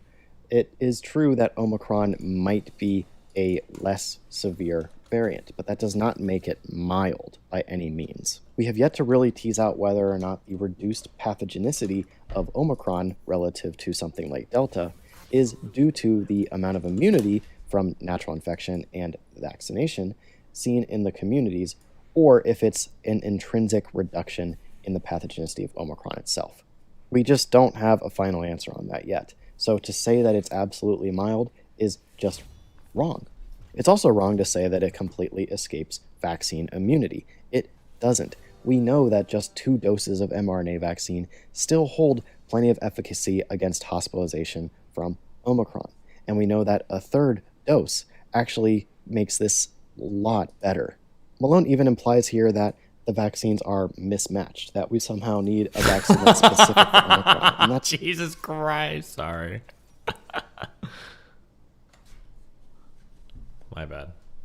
Bad tweets. Actually makes this a lot better. Malone even implies here that the vaccines are mismatched, that we somehow need a vaccine that's specific for Omicron, and that's just not true. And there's a very good immunological reason for this, which he doesn't seem to ever talk about in this interview, which is hypersomatic mutation of B cells, the cells that produce antibodies. Each time you're exposed to an antigen, your B cells are going to undergo hypersomatic mutation, which is a process in which they create better, more specific, more honed antibodies. And it turns out that after your 3rd round of exposure via vaccination, this breadth of antibodies that come out of this process is really good, enough to neutralize Omicron. And that's not even to mention the T cells that still are able to recognize Omicron. So this is just wrong on so many levels from Malone. So are you saying, or are you implying that perhaps one of the reasons why they're removing monoclonal antibodies is to enhance the amount of people that are sick? I'm saying it is in the spectrum of the range of possible, just the same as the withholding of early treatments is inexplicable. There is no vague realm of possibility musing here. It's just wrong what he's saying. Monoclonal antibodies are not being withheld. You can go and look at the recommendations right now and see that they are still being recommended. So I honestly don't know where he's getting this. The only thing that's changed is that they are less effective against Omicron than they are against Delta. So that's the only caveat that clinicians have to work with. But monoclonal antibodies are still widely used and recommended. This is just out of left field and totally made up. There's 2 hills that I'm willing to die on. One is stopping the jabs in the children, and one is, resisting the erosion of free speech. To be 100% honest, this is the part of the interview where Malone, to me, becomes most despicable. We're talking about children and vaccines and his willingness to die on a hill that children shouldn't get COVID. I would punch a woman in the head, though, given the right circumstances, for sure. I would punch a woman in the head, though, given the right... Why? Just vaccines. In the U.S., pediatric hospitalizations have increased 5-fold in New York City just in December of 2021. Nationwide, hospitalizations among children have increased 50% in just the final week of December. And these hospitalizations are almost exclusively among the unvaccinated. Children are affected by COVID too, and the numbers of children who suffer from COVID are only going to increase the more we ignore our solutions to protect them. The psychological damage of these lockdowns, this mask use, the school policies, the bullying of children who are unvaccinated, the psychological damage is huge. We're having a worldwide epidemic of suicide in children. I would really like to see the data for that, because as far as I'm aware, suicide rates in the US have dropped in 2020.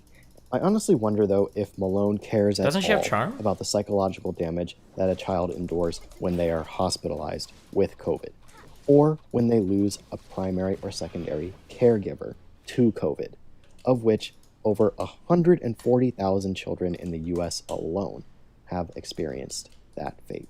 Worldwide, that number is estimated to be about 1.5 million as of July 2021. These are children who lost the person they depend on to take care of them to COVID, a disease that now is mostly preventable. And Malone is just pushing an idea that is going to make those numbers grow and grow. It is absolutely disgusting to me anytime someone like Malone co-opts children into their disinformation speech in order to convince people to follow them for their own selfish reasons. We're setting up a situation in which children are going to see peers who have been vaccine damaged as a consequence of the policies that their teachers and their government have forced on them. How much long COVID in children is acceptable? How much hospitalization of COVID in children is acceptable? How much multi-system inflammatory syndrome in children due to COVID is acceptable? How much death in children from COVID, however small the number may be, is acceptable? Malone is saying that all of those numbers are acceptable in children because he doesn't want them vaccinated. He doesn't want them protected against COVID. He wants it to just all happen on its own. And in reality, we are not even seeing serious adverse effects in children who receive COVID vaccines. These are the slides from a recent ACIP meeting on this topic, and only 8 reports met the CDC working definition for myocarditis. Mind you, this is after over 7 million doses of vaccine were delivered in this age group. And as of right now, it is unclear whether or not these cases of myocarditis were actually caused by the vaccine or were just part of the general background of myocarditis that we would expect to see in a population of that size. And finally, all of the cases that were resolved at the time this report was published were mild, and the patient recovered on their own and were sent home. And so at the end of the day, Robert Malone brings nothing new to the table. Throughout history, throughout every single infectious disease, pandemic, or outbreak. No, don't do this, don't do this, don't do this! Polio, through influenza, through HIV. There have always been science deniers who spread disinformation to further their own selfish reasons. And Robert Malone is no different. I said towards the beginning of this video that Robert Malone will be remembered the same way Andrew Wakefield is now remembered. And I stand by that. Andrew Wakefield lied to the public and specifically used children in his scaremongering tactics in order to sow doubt in the MMR vaccine so that he could push his own MMR vaccine that he was developing. Wakefield lied and lied and lied. He faked data, and his motives were clear. It was done out of self-interest. He didn't care about kids, he didn't care about parents, he didn't care about public health. He only cared about furthering his own goals. And I think that Robert Malone is no different. He constantly undermines COVID vaccines and the hospital system while not really caring about convincing his colleagues so much as he cares about gaining a large following behind him, so that when he eventually does come out with a COVID treatment protocol plan, people will buy it. Malone will claim that he's not in this for the money or the fame or anything, but I don't buy it. Liars always have a motive, and I think I've shown you quite clearly in this video that Malone is either lying or he doesn't know what he's talking about. Either way, he is not someone you should listen to. He is not someone who deserves a platform like what Joe Rogan has. Joe Rogan has been played, and everybody who believes Malone has also been duped. If you wholeheartedly believe what Malone says, and what I'm saying is upsetting to you, all I ask is this. Take an honest look at the data. Don't just trust me. Look at the data and listen to other scientists and science communicators. Again, so many science communicators were kind enough to help me gather resources so I could quickly make this video. And all of them who wanted to be named are linked in the description below. Please, go check them out. Have an honest challenge to your beliefs, because this is important. Public health is life or death. It needs to be thought about carefully. It needs to be considered carefully. You can't just listen to a Joe Rogan podcast and make decisions that are this important.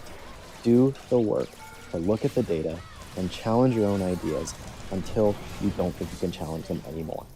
And once again, all of the ad revenue that this video will make will be donated to Save the Children's campaign to offer relief to children who have been affected by COVID.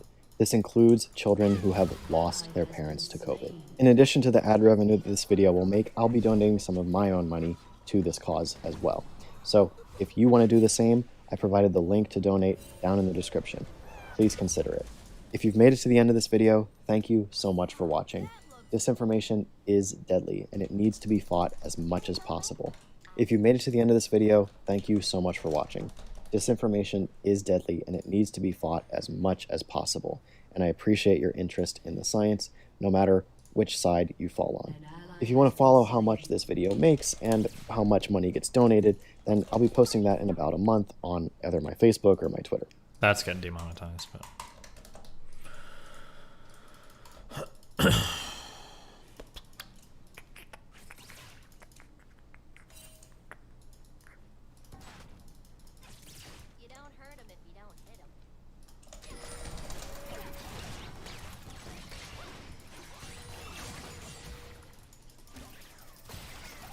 Who?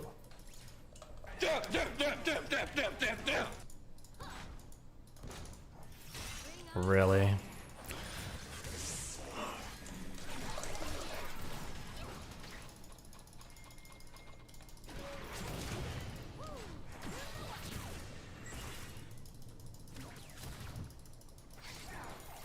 I can't believe that didn't hit me. Thanks, Rito.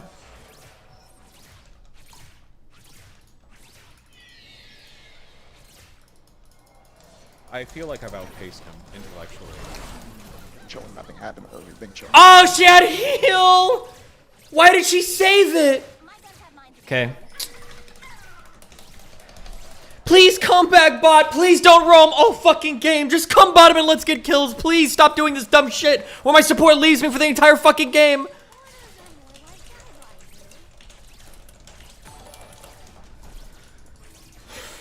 Wash's information is deadly and needs to be fought as much as possible.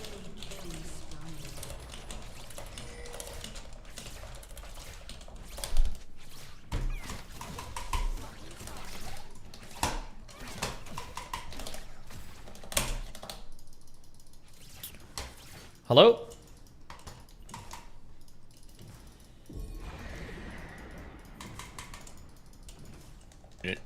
Yo, yo, yo, yo, yo. Hi, what's up? Oh, you know, basically, I've got a bunch of angry people attacking me and saying that I'm gonna get banned. I'm like confused. Why am I getting banned, and why are they so mad?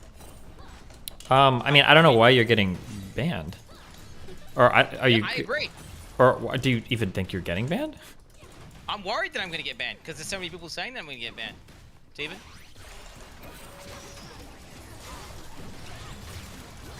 Well, I mean, what does that have anything to do with you actually getting banned? I mean, isn't that how it works? Everyone gets fucking really pissed off and triggered and mad, and then they all report you, and then you get banned. Not generally. I don't think so. No. But anyway, I mean, I think that you phrase your tweet like in the most, or you phrase your clip in like the most aggressive fucking way possible. No. Well, okay. The way I should have phrased it, I think what I've okay. So I mean, my take is that the less clothing you're wearing, the more likely you are to get raped. Okay, so firstly, that's probably not true, right? What do you mean though? I mean, what do you mean though? Because So- I mean, we live in a society. We live in a society. We do indeed live in a society. I do agree with you there. Okay, right. And there's rapists and there's murderers. Okay. You'd agree that there's rapists and murderers? I agree on both of those. Yes. So the way that rape typically happens isn't usually like people are prowling around looking for the most scantily clad woman to rape. Usually they're like rapes of opportunity. So you might be out with a woman, you spike her drink, you might have a friend at your house, you pressure them to sex. Like this is typically how it happens. It's not usually like a selection based on the amount of clothing worn. No. But that's a very you're just describing variables, right? So I mean, let's just. Well, yeah, but what I'm saying is variables for rape don't typically include, I don't think, the outfit of the person, unless that's the only thing they use to even approach somebody for a conversation. But in terms of whether you're going to rape or not rape somebody, I don't think that it's typically the clothing that a person is going to wear. What about this hypothetical then? What about, okay, you're driving in a car and you're a rapist, right? And you think it's fine to rape people, right? And you see a woman like walking down a road at like 1 a.m. It's secluded. There's no one else around. Okay, and she's fully clothed. Okay, now exact same situation mirrored, except there's the chick is now naked. I don't know, like, to get raped? so I understand what you're saying. I understand the hypothetical you're trying to construct. I'm just saying that, like, I don't think that rape typically works this way. Like, there might be some pretty insane hypotheticals we can construct where a rapist is literally driving around looking for the least clothed person possible, and then this variable becomes relevant. But I don't think in general, I don't think this is typically how, like, rape happens. It's a misunderstanding that a lot of people think that, like, rapists are just kind of like out looking for people to rape, and then they find somebody based on some set of characteristics and then they rape them. They're usually more like I think opportunistic. they're just describing variables, though, right? I think, like, okay, the more secluded it is, that's a variable. Like the time of day, that's a variable, and it's just a set of variables, and this is just one of them. Yeah, it is, but it's like an incredibly unlikely variable to really, like, factor in, like, how likely somebody is to get raped. It's like almost inconsequential in the grand scheme of things. Like, other variables are going to be far, far, far more important. I would agree with that. I would agree with that. I think it's the opportunity arises, right? But what my point is that, like, okay, so rapists are people, or people who sexually assault, like in our brains, like, okay, you see some ass, right, Steven? You see some ass. And you're like, man, I want to slap that ass, right? Yeah. Okay, but then it's your girlfriend, yeah? So then, okay, bang. You slap the ass. And it's not sexual assault. Now, the rapist sees a woman out in public, and they're in a cafe or something, and they see an ass, and then, you know, whatever, okay, and they're wearing clothing that, like, really accentuates their ass. Yeah? Okay. Their trigger of seeing the ass that's, like, exposed, and you can see the undercheek and everything, is going to make them more likely to sexually harass this woman.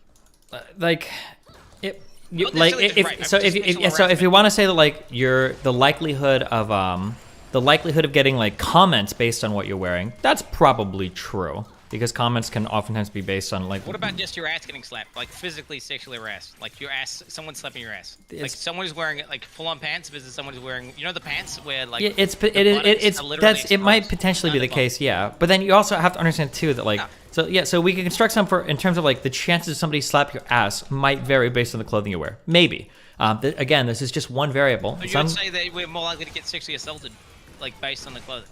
We're talking about ass slapping potentially, but we weren't talking about sexual assault. We were talking about. We were talking about being raped, ass, right? Like, real, like, what about grabbing the ass? All of that, just groping some titties. What about just titty groping? Okay, how about that? I don't think the kind of guy that's likely to walk up and just grope somebody's titties is, like, that concerned with the outfit. It doesn't seem like you see, like, a cleavage outfit and you're like, I just can't resist, like, groping some titties. Like, I think that this is probably somebody that's more prone to do it anyway. But this is let's hold on, wait. The hypotheticals aren't helping. Okay, let's move off the hypotheticals. The biggest problem with what you were saying initially, aside from the characterization that rapes happen because people see somebody based on the amount of clothing they wear, is that it comes off as a little bit like victim blamey. I mean, I didn't say that though. I said it's more likely. I mean, it might be not statistically. Not and I think there are ways that you can phrase that. I think, but when you use the phrase "you're asking for it," it kind of makes it seem. It kind of makes it seem kind of bad, right? That was a mistake. I misspoke when I said ask. Well, I mean asking. Well, no, but the thing is, I then went on to elucidate and say, okay, if any of the women on here feel offended by this you're sexist more likely stuff, to get raped, like, based on, like, how little clothing you're wearing. Like, the least clothes equals more likely to get raped. That was my. And then they still got triggered and they still got mad, and that's why I'm confused. Wait, okay, say that again. Like, you're more likely to get sexually assaulted, sexually harassed, raped, but like with the less clothes you wear.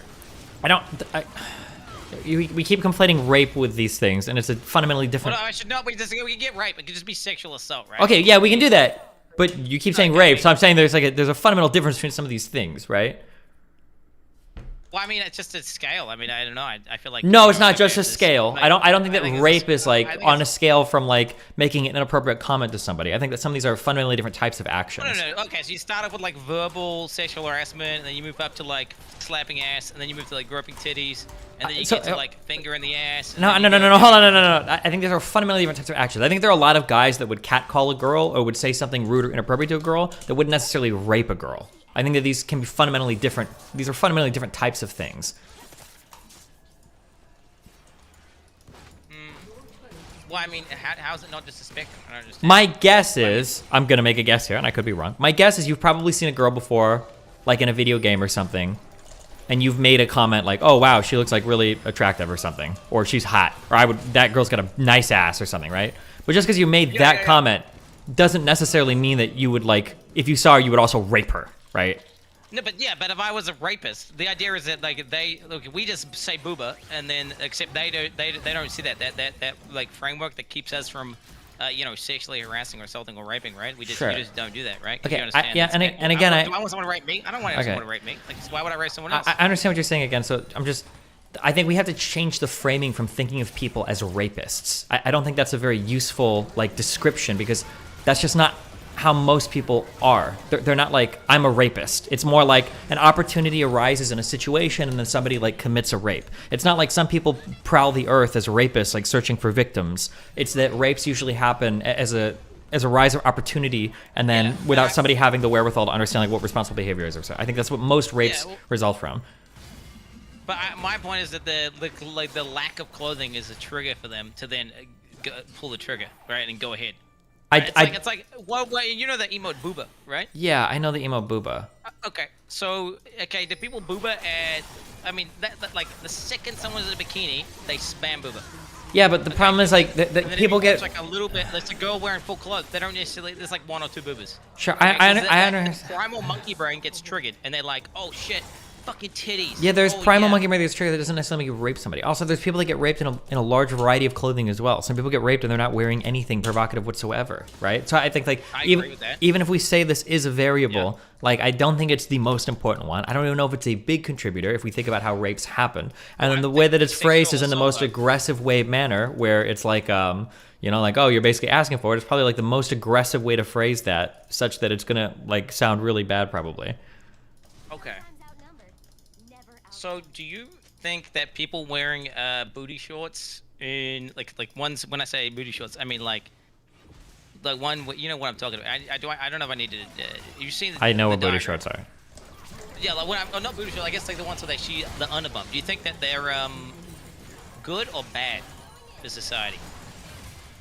I mean, it depends on what your goal is. Well, I guess, do you think, like, would you want your daughter to wear them? It depends on what the context is. Walking around town. Okay, let's be, okay, hold on. I'm trying to play League of Legends while playing this. I'm trying not to be mean, okay?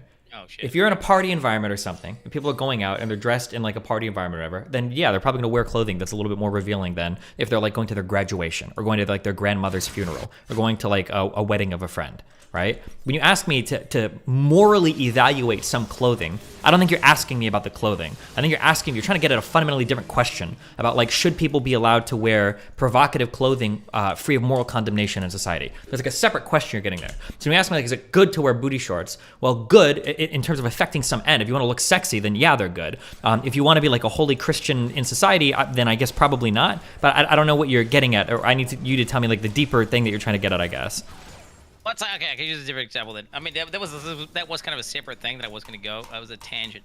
I guess a point that I'm making is that there are variables that will influence things that happen to you, right? So like you can do things that make you more likely to get murdered, right? Or go places. Just like you can do things and go places and wear things, right? That make you more likely to get sexually assaulted. That's what I'm saying, which is triggering everyone as well. Sure, but I think that like because we always have to look at both sides of these things. When you only play one side too heavily, then it becomes weird what the message is, right? So for instance, would you agree that let me see if we can extract some general logic. So you're saying wearing certain clothes makes you more likely to get sexually assaulted. Therefore, we should avoid wearing certain clothes because we don't want to increase that likelihood of getting sexually assaulted, right?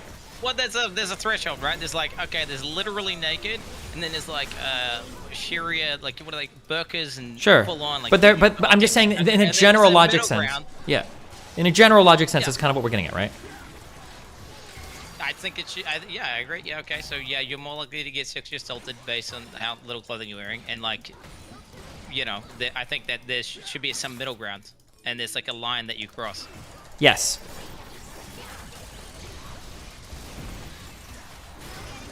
So, okay. So, let's compare this to cars, okay? Would you agree that, like, the more expensive your car looks or the bigger the stereo you have inside, the more likely you probably are to have it get broken into? I mean, yeah, for sure. If you have like nice shit on the Sure. visible through the But would we windscreen, use this as, like, an argument against getting a nice car? Would we say, like, you should probably not buy nicer cars 100%. because... I put my wallet and my headset, I put it inside the compartment, because I like, if I don't, then my chances of my shit getting broken into and stolen is higher. Sure, but Just like I like lock my doors and I intentionally don't park like it is like a dark park of the. Sure, there are chances my car gets broken into.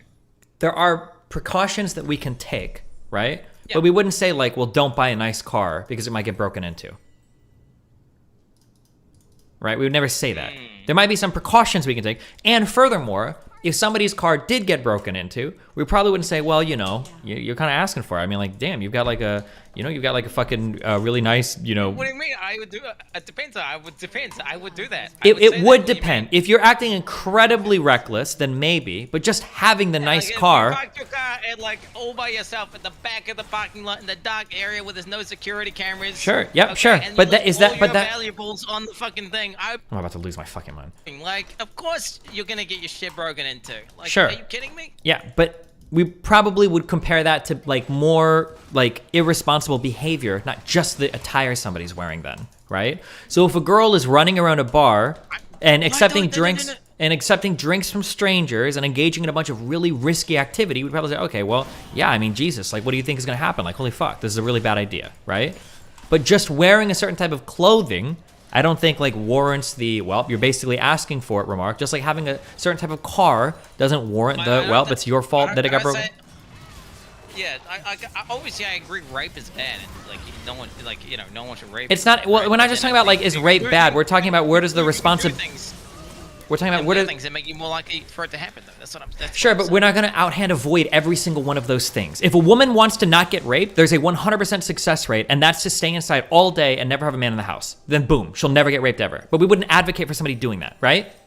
Yeah, true. Okay, so the idea that okay, hold on. So the idea that this will reduce your chance of rape. Therefore, it is a morally good action to always do this thing, and it's condemnable not to do this thing. We wouldn't say that. We would never say that for anything. So we have to decide is what is a worthy prescription? What is a worthy piece of advice to give somebody that we can morally encourage people to do that both protects you from an action and is something that we ought to encourage because it always reduces negative outcomes or something, right? We wouldn't say don't ever wear these types of clothing because somebody might assault you. Right? Like that. That's what you, yeah. So, like, what do you mean? See, that way you, like, I wouldn't want my daughter wearing booty shorts. Like, whether or not you want your daughter wearing booty shorts is irrelevant from the conversation. That's a totally different thing. Well, I'm saying it would reduce their likelihood. And like, it might. The likelihood is very, very low, though, right? And your daughter might get raped anyway, regardless of what she's wearing. So it's not. I'm sure it'd be measurable. I would argue that it'd probably be measurable. It's almost certainly not measurable. It's almost certainly not measurable. You could look at all the people in the world, or no, America, or whatever, who have been raped, and then look at all their clothing and see what they're wearing.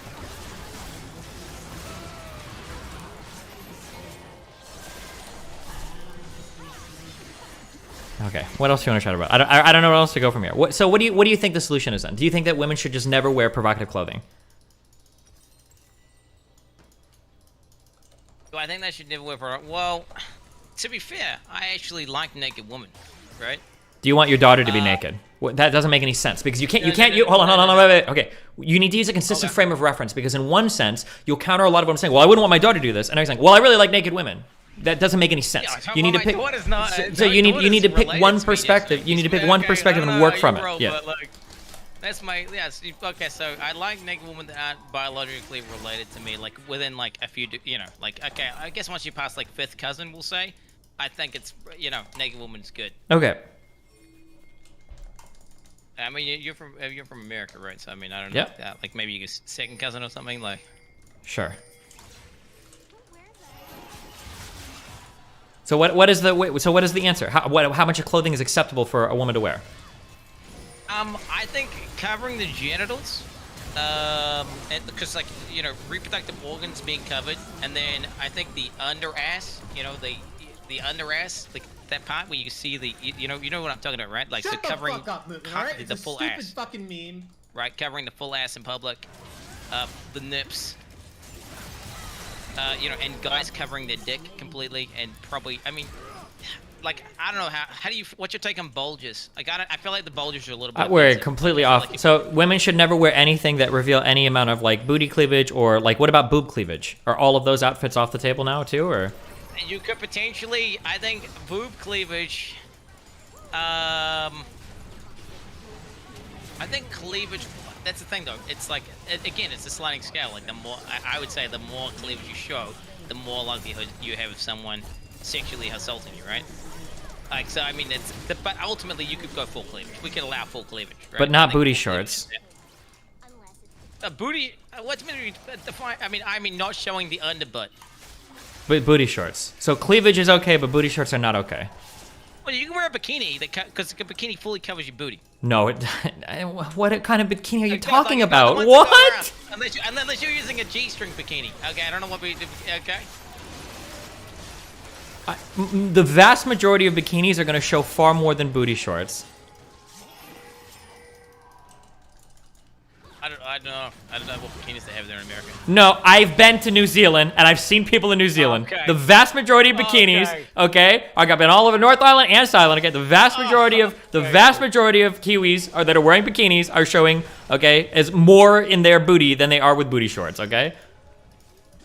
Okay, well, let's just say, okay, we'll go bikinis. I mean, basically covering the nips and covering the, Okay, covering the nips, that's a lot of, are you okay with like side boob and under boob and all that shit now too, or? Oh, what? The thing is, I still think the more you show, the more likelihood you have of being sexually assaulted. That's not what I'm asking you though. What I'm asking you is. Yeah, okay, well, so I'd say genitals, right? Genitals and reproductive organs. But that's not the booty though. Including. Well, the booty, but the thing is, if you've got the underbutt, then just showing, I think your likelihood of getting assaulted is higher, right?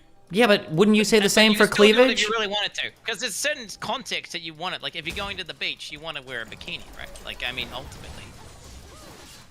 I don't understand, because it seems like you would say the same is true for cleavage as well. So shouldn't we want people to not have cleavage showing either?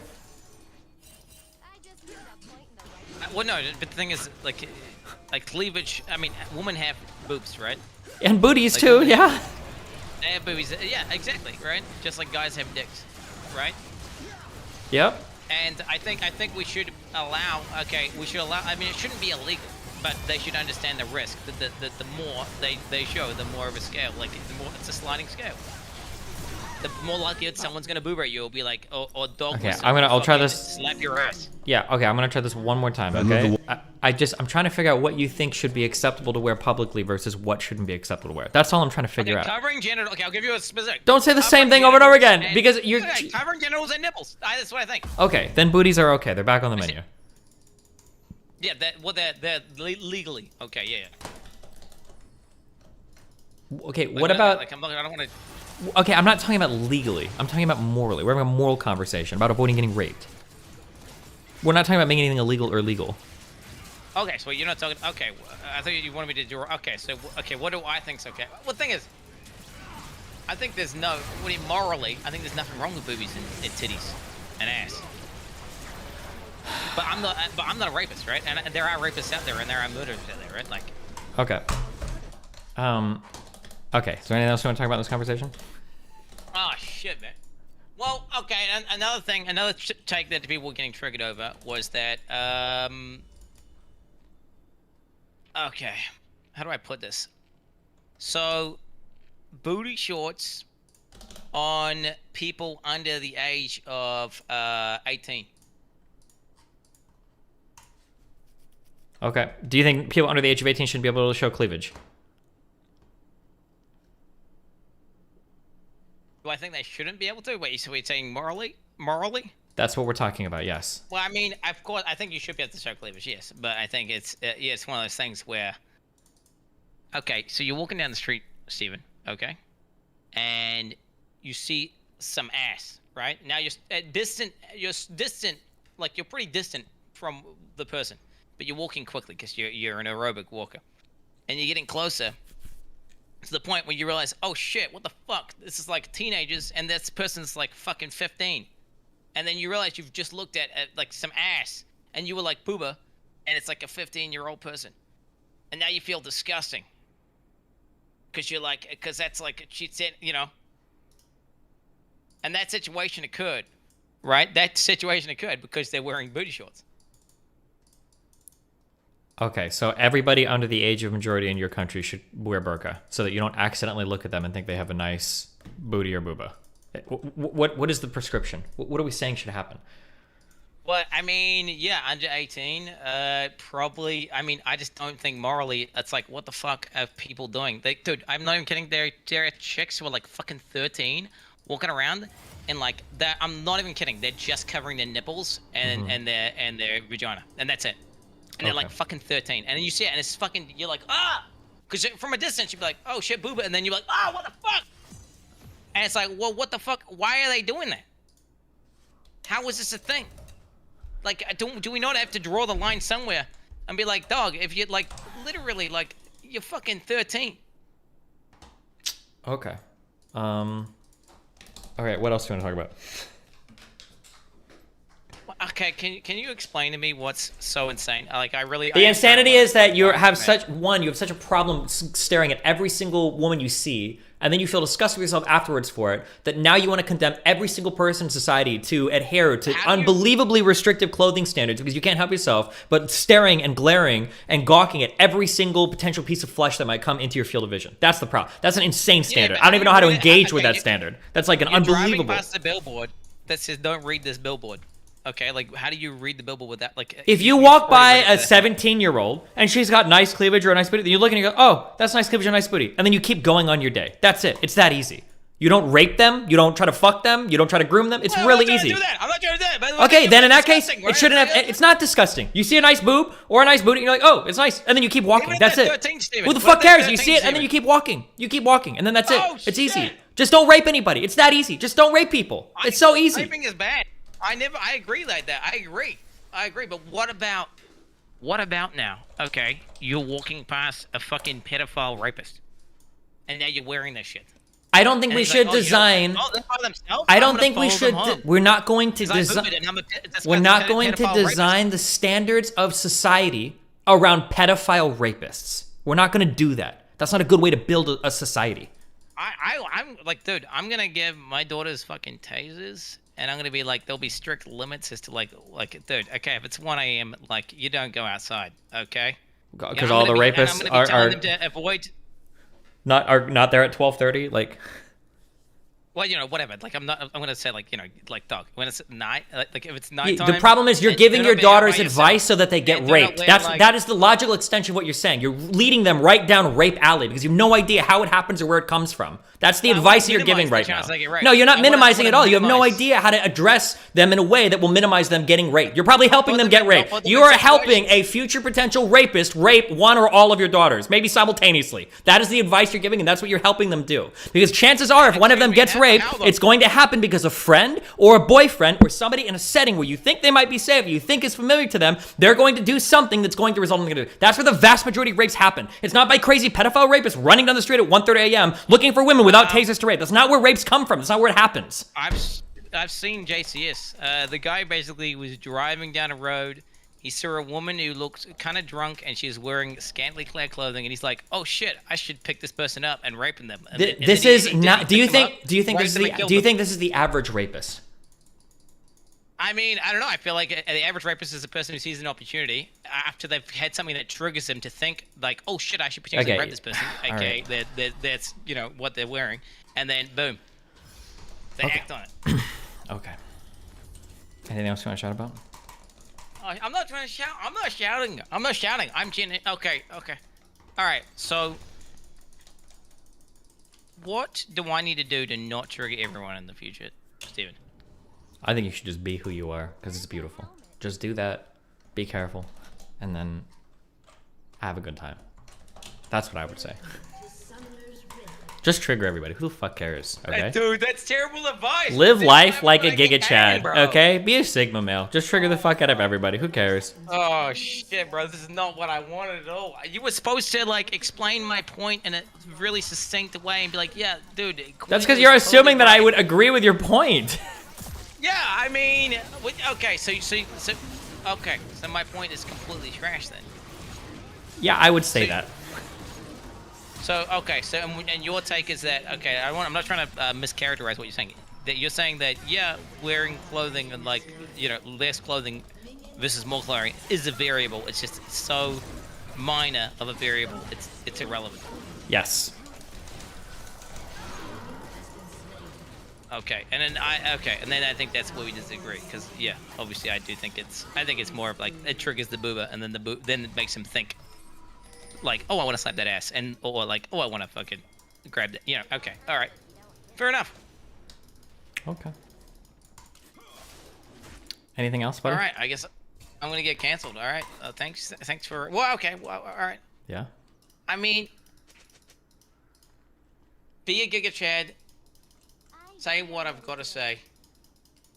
And wait, and what did you say about 13-year-olds? Like, just look at them and booba, and then what? Just continue on my day.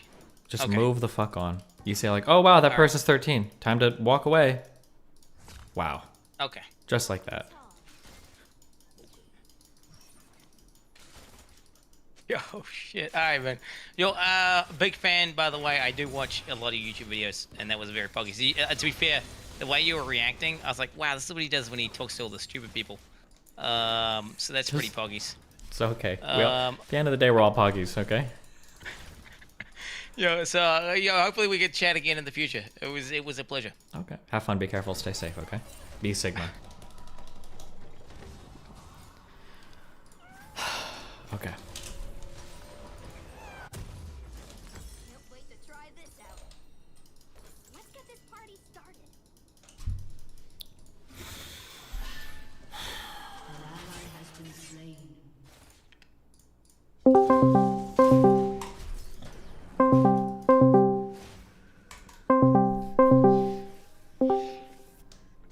Okay, what's up? Yeah, what's up, man? Nothing much. How you doing? Catching some dubs today? Yep, trying to. I pray that you do great. All right, so low-skilled workers. Yeah. The AOC tweet. So I think the 2 points to argue here.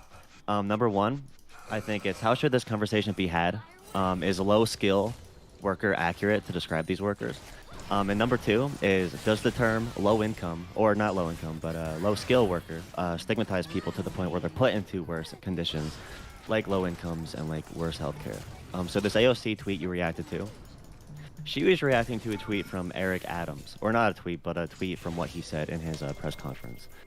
So he essentially said, and this is actually a pretty progressive thing that he was trying to get across. He was saying all the big banks need to have their workers in person. We cannot do remote working because we have all these low skill workers out here like cooks, messengers, and Dunkin' Donuts employees that don't have the academic skills to sit in a corner office. That was actually a pretty progressive thing, you know? You bank workers, you office workers, you don't have to face the pandemic. You get to sit inside. Why are you working from home? Meanwhile, all these poor workers are working. I don't think he said that right.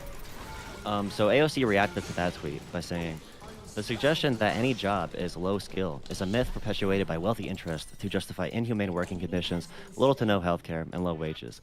Plus, being a waitress has made me and many others better at our jobs, now that they've known that life. And you said, low skill just means that anyone can be trained for the job with relative ease, and the worker is replaceable with any other, and they can also be replaced relatively easily. This is a real thing. Acknowledge reality, please. I appreciate the sassiness. That really got across pretty well.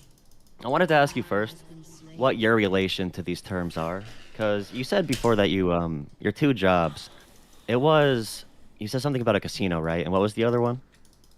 My first job was a paper boy. Then I worked at I did janitor work at my high school, and then I was a McDonald's employee for a while, and then I was like a kind of like a front of house, back of house person at a casino restaurant, and then I became a supervisor at the restaurant in a casino. All right, and do you think then I did all carpet those cleaning. jobs? Do you think like all those jobs fit into the same category of like low skill? Yeah, relatively. Anybody with no education could pick up the vast majority of the skill set in a week or two. If I would get fired, it's pretty easy to find a person to replace me. Little education requirement, yeah, low barrier to entry. Do you think there is some type of skill that workers get, like if you're a waitress or if you're working at a casino, and you're like, oh, this is going to be rush hour, how do I navigate this? Or do you just think that's kind of like something that anybody can sort of do? Anybody can pick it up. I mean, maybe not anybody. If you've got like severe anxiety or some shit, maybe not. Okay. So the terms I use to discuss labor, if you want to use the really technical way, and if you don't care about the societal impact of what rhetoric you're going to be using, I would say, and tell me if you disagree, I would say that low skill should be referring to people who are literally doing pure manual labor. This is literally pick stuff up, put stuff down. A lot of farm workers would be considered in this category of low skilled labor. If you look at the Department of Labor, they would actually consider jobs like being a waitress, being a food worker, especially in New York City when you're delivering food. It's pretty crazy there, especially during the pandemic. It's hard to do that effectively, to do that job very well, to be a waitress and to know who your customers are, to get the food out quickly and to have that whole cohesiveness with your unit too, you know, cooks and everything. Everything that you whole just thing described takes- is pretty easy. You learn it in about a week.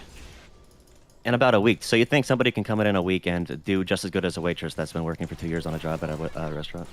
Just as good, maybe not, but yeah, I think you could pick up the vast majority of skills in like a week. You'd get like 85% of the way there, and then maybe over a month you can like refine it, sure.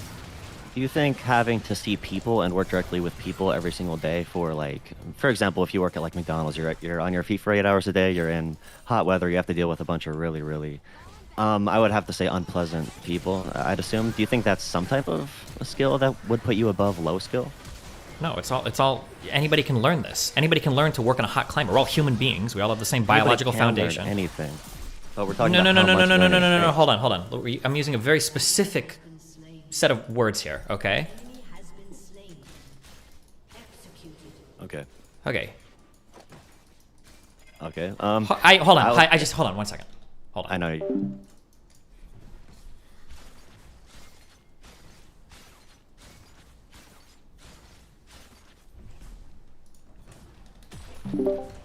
Do you think it would be easier for me to train somebody to be a good waitress or a good quantitative analysis that works at a Wall Street hedge fund?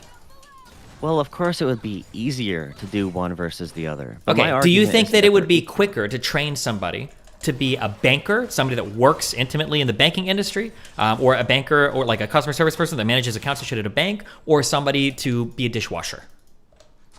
Well, it would take more training to do any job that requires working with people, working with a complex system, working with numbers. Okay, working to do these all of are that generally stuff. considered high-skill jobs. The employees are a little bit less easily replaceable. The amount of training tends to be far higher. Okay, that's what a high-skill versus a low-skill job means. So you agree that that's a real thing. You just don't like the word that it's called. Yeah, I think the word that it's called has bad connotations. So associated instead of with it. trying to argue that it's not a real thing, try to argue that it's a real thing, but you don't like the terminology. Okay, But that if you would want to be be really precise. No, the it's Department not of about Labor would being consider that precise. Semi-skill. It would consider it semi-skill. There's a Then middle everything. ground. No, hold on. One of the highest skill things you do is walking, but nobody calls it high skill because everybody learns how to walk. Okay, that doesn't make it a high. Like, these are the words that everybody's familiar with. Everybody immediately knows what these things mean. To deny that there's a differentiation between high skill and low skill labor because you don't like the words is silly. Now, if you want to say these words hurt my feelings, or I want to use a different word for some reason, that's fine. But like, don't try to obfuscate with these weird like, well, every job is hard and every job has skill. Sure, but some are obviously harder to train into than others. This is just everybody in society knows this. With the technical definition, I would say that jobs that require no high school degree and no understanding of how people work, like picking up boxes or like working in a field, that is a lot different from a job that mostly requires a high school degree, which would be considered semi-skill when you're being a waitress, when you're working in jobs, when you're working as a bank teller. If you want to You're not break out working- low-skill you don't need to be workers, in the analytical department to have some type of skills. if you want to break out low-skill workers into semi-skill workers and low-skill workers, you can. Nobody is going to have any idea what the fuck you're talking about because nobody in the real world uses these terms. But if you want to break it out into that, then by all means, knock yourself out. So I guess we can move into the terminology. And what we should be using, what words we should be using to discuss this. And No Opinion on Twitter had a tweet. He said, the terms low-skilled and high-skilled are insulting, yes. But somebody give me a better way to say possessing skills that command a high premium in the labor market versus not possessing such skills, without typing those phrases out every time. Now, Eric Adams here, mayor of New York, when he's talking about workers that need to be frontline during the pandemic, instead of saying low skill, he could probably just say, food service workers, home health care workers. He could say people who work in manual labor, because that's what it is. It's manual labor. And people are already disincentivized from doing low labor work in America, and I can send you numbers if you want me to, because the paradox is, the more education you have, like me, for example, I'm about to finish my master's in public policy.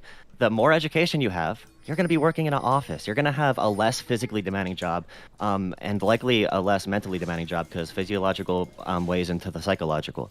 But if you're going to be somebody who doesn't just have real any quick, you're playing education- word games right now when you say that, right? Less mentally demanding because the physiological way, you're playing like word games, right? If you want to say like less mentally demanding because it's hard to like be poor, then I guess like McDonald's has the highest physiologically demanding and mentally demanding job because you have to know that you're a McDonald's worker while you're doing it. You're playing word games when you do this. If you want to play word games, you can play word games. But at the end of the day, that initial tweet from the Adam Schiff guy stands 100%. Some skills are more in demand than others because it's very, very, very easy to learn some skills and it's very difficult to learn others. That is just absolutely true.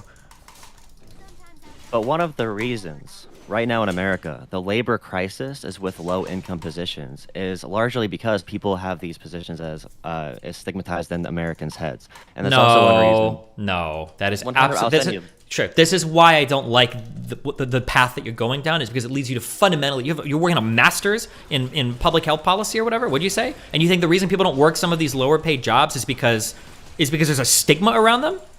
That's 100% one of the reasons. I know. Okay. Well, wait, one of the reasons. Of course, there's one of the reasons. There's not one defining reason for why Okay, the anything massive, happens. overwhelming reason is probably going to be because our labor force participation rate is declining. We don't have that many people willing to work these low-wage jobs. Our unemployment is less than, I think, 4.5% right now. And our labor force participation rate is starting to fall pretty substantially as boomers enter retirement. It's not because these jobs are stigmatized. If you start calling McDonald's wage earners high-skilled laborers, people aren't going to be clamoring to earn $11.50 an hour flipping burgers at McDonald's. You don't call them high-skilled, but you don't whatever call them low-skilled. like friendly word that you want to use to talk down to people that are working at fucking McDonald's, you can use whatever word you want, but it's not going to incentivize people to work these jobs because we're reducing the stigma around it. The stigma doesn't exist because of how we talk about it. The stigma exists because they're not earning much money, because they're selling labor that doesn't have a very high value. Okay. I would argue that there is a stigma around it. I personally know people who make less money than some McDonald's workers. They complain about the McDonald's workers making more money. For example, somebody that works at a pharmacy counting pills behind the counter.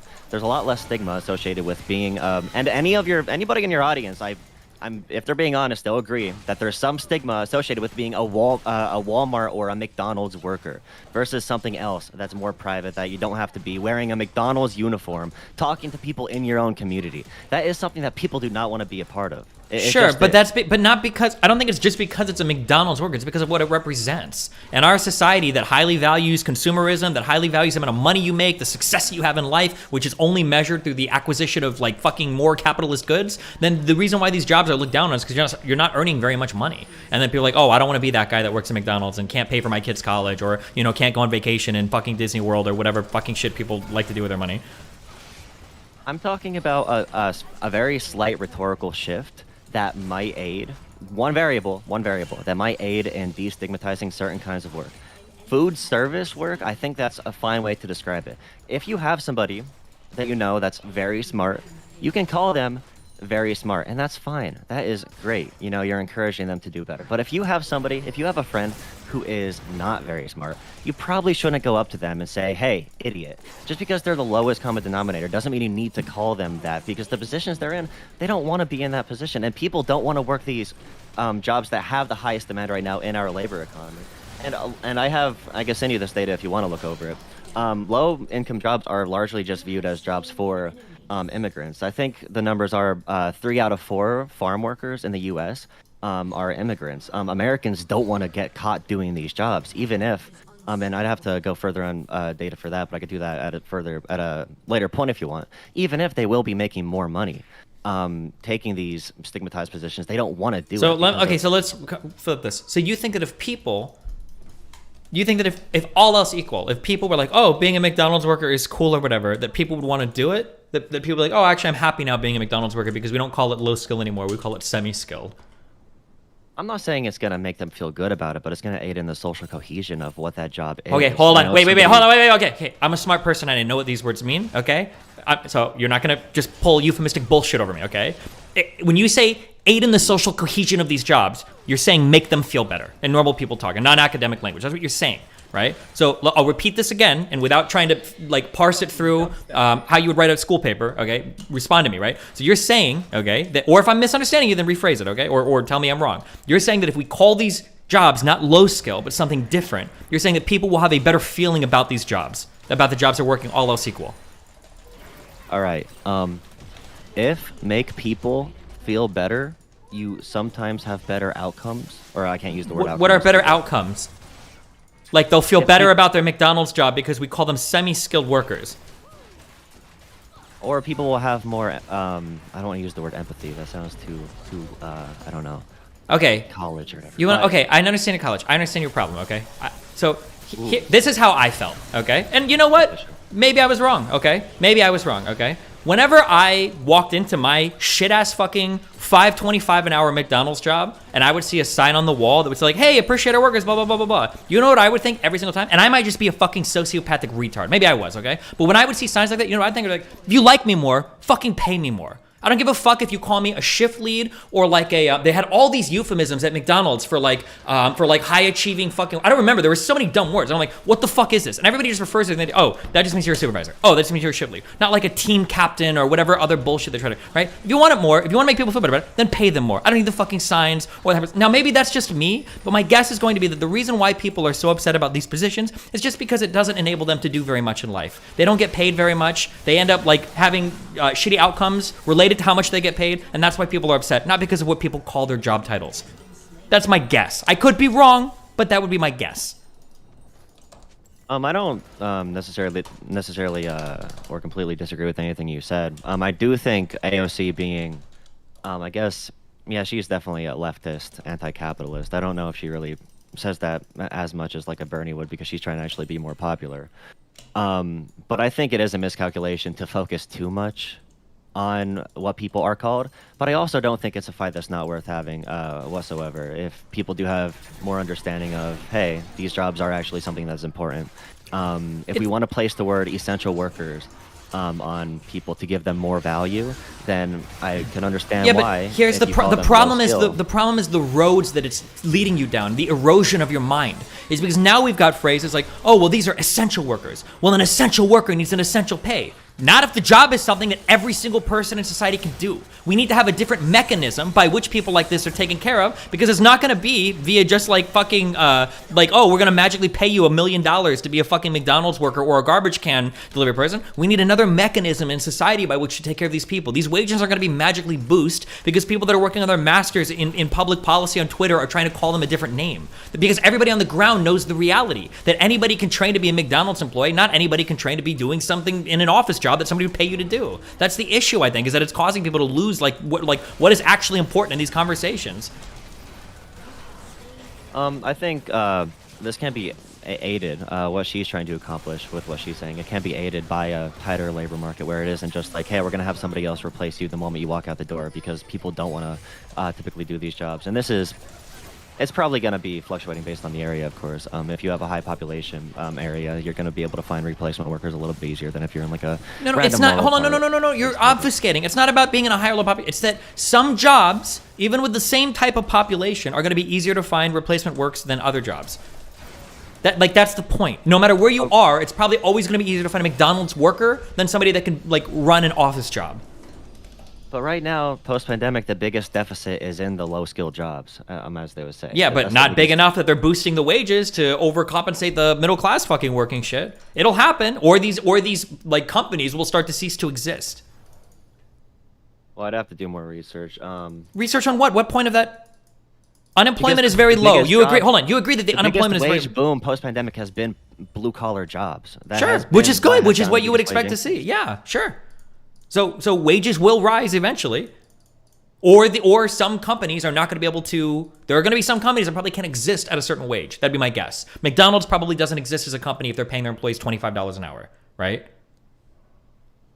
Exist as a company. As in, it wouldn't be a viable model. Like, people probably wouldn't buy cheeseburgers for $15 a cheeseburger or whatever. If you had to pay, like, huge wage. There's going to be some number that wages can rise to for some companies. McDonald's can probably afford to pay a few more dollars an hour. We've seen that. This is borne out in a few studies where certain restaurants will raise their wages or minimum wage will go up. They can do it. But there's going to be some number where some companies are no longer competitive or no longer viable. People won't buy their products because of how much you have to increase final cost to the consumer because you're increasing your cost of production, right?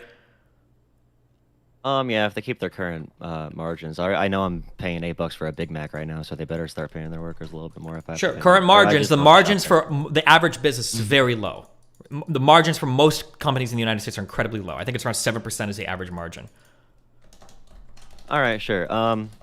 Let's just go back over the two disagreements, and we're not going to agree on this. How should we talk about this? Do you think it can help at all if, like, he came out instead said, hey, we have food service workers who are responsible for delivering food around the city during the pandemic. We have blue-collar workers. We have home healthcare workers.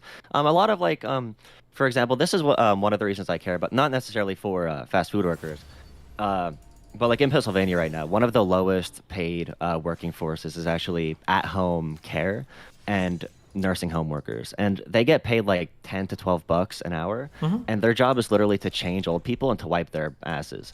And the idea that they don't get enough support through policy, I think you can make the argument that if more people say, hey, these jobs are demanding in some sense, maybe they're not high skill in education, but they are demanding in hours and manual labor. That's why I want to call these manual labor jobs as well, because manual labor is a big stress on people and their livelihood. Okay, here's the problem. Okay, the issue right now that you're running into that you're just not understanding, or maybe you do understand this, okay? You are not compensated for how onerous or difficult the work is. You're compensated based on how many other people possess your skill set and how in demand that skill set is. That's where your wages come from. So just going out in public and saying, guys, this work is really hard, is going to have zero impact on those wages. You have to understand that. If you're talking about wages that are set not by a market, but set by a government job. So for example, like a children and youth worker, they have to fight really hard for wage increases. A lot of their jobs, and it's mostly women who are social workers, they have to go into the homes often, or they have to talk to the parents who actually abuse their children. I don't think it's understood by people enough how important that job is. When you're setting prices, when you're demanding price increases, or not price increases, my bad. When you're demanding wage increases as somebody who is paid by the state or paid by the government, it's a little bit harder because you're not being set by a market. Sure, price. this You're is not a being set by minority of market. the job market, and we're talking about something fundamentally different than the original topic now. But we're still talking about the terminology of using low skill to define these things. If you just call it semi-skilled or whatever, it's not going to mean the government is all of a sudden going to want to pay them way I know. more. I said alternate words: food service workers, blue collar workers. Okay, hold on. Now we're going back to the other topic. Instead of talking, if you're talking about bargaining against the government for wages, that's a fundamentally different thing than the other conversation that we were on. But if a politician is going to vote to allocate funding for something, it might be better if people are going to say to that politician, "This is an issue I care about." No, I think we can care. This is my issue. This is my problem with you guys. Okay, you can care about low-skill workers. You don't have to lie to people and treat them like retarded children to pretend to give a fuck about them, right? If a guy works at McDonald's, he knows that his job is shit. He knows that his skill set isn't very in demand. You don't have to treat him like a retard and be nice to him. It's like, oh no, bro, like I totally get that your job is really hard. Just say like, hey, we're either going to guarantee a higher minimum wage for you. We're going to have some type of UBI for you. We're going to increase like tax like incentives or whatever. We're going to increase the child tax. Like these are the things that you do to help people. Not talking down from the ivory tower and pretending that a guy that works a shit job who knows it's a shit job isn't working a shit job. And it's actually an incredibly amazing position that, wow, now being a McDonald's fast food technician that's simultaneously involved with technically operating the machinery in a kitchen in order to optimally serve food that's prepared in a concise manner to customers is just like a fucking burger flipper, okay? They don't need that. I don't think anybody wants to hear that. If you can provide material benefit, do it, but we don't need the euphemistic treadmill to make it sound better and better and better than it actually is. What I'm saying, the political power, you said something about a UBI, which is very, very costly. To get the power necessary to say to people, we need to increase your taxes to pay for this, it's not going to help if they look at workers as low-skilled workers. If we're saying, hey, and we have this issue in all across the country with paying firefighters. I came on here a long time ago. I was terrible in that conversation. But we don't pay firefighters in America. Some fire departments need to get paid because they don't have any firefighters in certain areas. We have to ask people to pay a fire tax for that. And in order to get people to pay a fire tax, to pay higher taxes to support firefighters, or if you want to support workers through UBI, if you want to support home healthcare workers, in order to get them to be willing to say, hey, a bigger part of my paycheck is going to go to this, it's good to say, hey, I value, or it's good to get people to value the work that's being done through. It's hard work, it's manual labor, it's not skilled, we know it's not skilled. We know they're not going to be working in offices, we know that. I'm not going to treat anybody like a baby, but I don't think it's really that big of a stance to say we can just make this tiny shift in rhetoric. Not because we're going to say to people, oh, don't feel bad about it, we love you. I love, dude, you made such a good, dude, those fries, those were banging. It's not for that, it's for people who are going to be actually voting on if we're going to make people's livelihoods better. I think that's the overall argument there. Okay. Anything else, buddy? No. I don't know. Good luck playing League. Thanks for having me on again. If anybody, I don't really make videos anymore, but I'm Jola on YouTube. JOLAH. Yeah. I know you said you people a lot during this. It was kind of racist. I'm just kidding. But yeah, I'm not like a leftist or anything. I do work in like public policy stuff. I know you're a little heated up, but I think if you ever have other policy discussions, we could have some good combos on that and political communications and all that. But anyway, have a good rest of your day, man. Thank you. I love you. Be careful, buddy. Okay.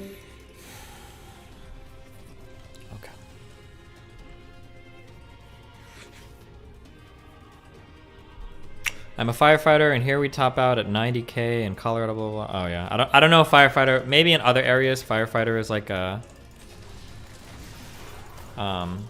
Are you fucking serious? Maybe firefighter means something different, but in I know in Omaha we always complained that firefighters got paid way too much. The reason why people complained about firefighters all the time in Omaha was because now be careful, I don't know if this is the same everywhere, so this might not be the case, but the reason why people complain about firefighters in Omaha all the time was that typically when firefighters are working, they're on call. And a lot of these firefighters would work 2 jobs at once while they were on call. So they'd be like managing their businesses and shit from the from like their firefighter like station, and they're just sitting there doing nothing because they're not getting a call or whatever. Now I don't know if that's the case everywhere, but I know that in our city, citizens were getting mad as fuck because we're paying a decent sum of money to these people.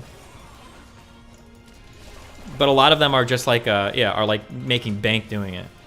Where I live, firefighters are volunteers. Yeah, it was the same in. I think are most firefighter squads volunteer. I don't think volunteer means you don't get paid. That just means that you're not like, or I don't.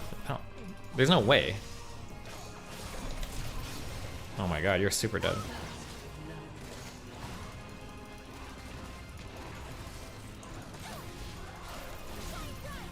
Ah, fuck.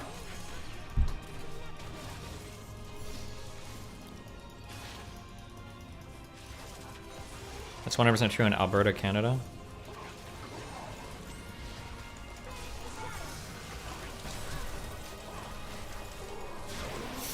Nice. Absolutely crushed.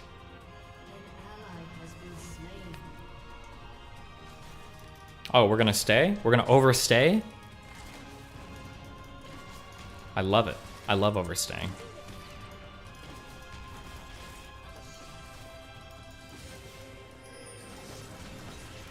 Sounds like all these talking points come from people who've never worked a working class job and project what they think is useful. Yeah, I don't know. I could be wrong. I haven't been working like a normal job in a long time.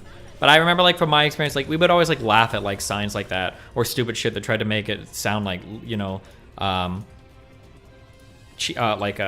working class work was like so glamorous, or like, you know, you're not a fast food worker, you're a food technician and shit. We would all just like make fun of it. Like, I don't, like, if I'm a food technician instead of a burger flipper, then pay me like a technician, you know? It's like, well, hold on, let's just, you know, we're using nice words, okay? Now that doesn't mean that we're gonna pay you more, but we're very grateful for your service, okay?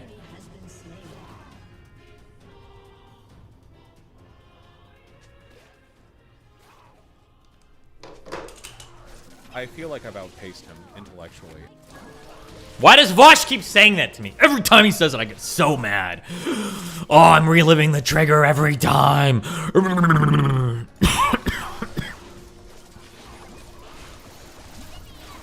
Okay, well, I'm dead. Oh my god, I'm not dead. That shield.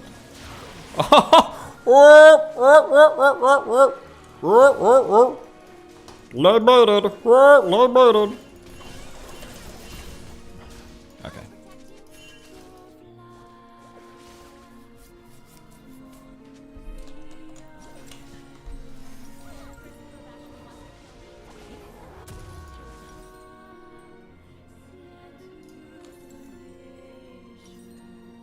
Damn, does Lux have like hardcore AP scaling?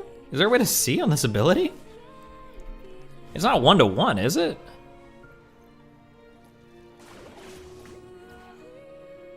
Hold shift? Oh, Jesus, that's insane. Oh, 120 plus 70%. Jeez, cool.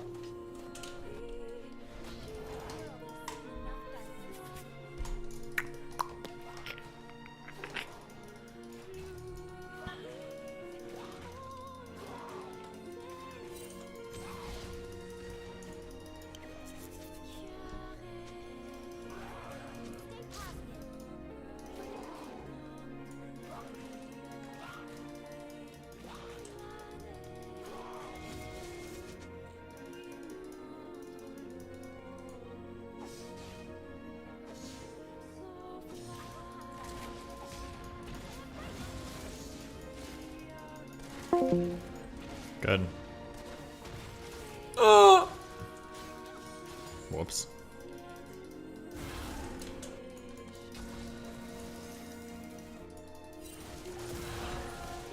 It's time. Oh! Oh, baby! Oh my god. Oh, wait, did she get W'd? I thought we were just gonna win that. I didn't have my brain on or anything. I could have done it in my E. I don't know if that would have made a difference. I think Jinx got a Lulu W though.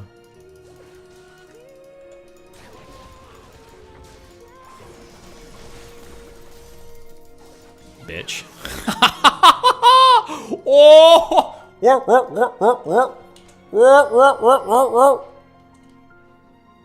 I'm ready, my master.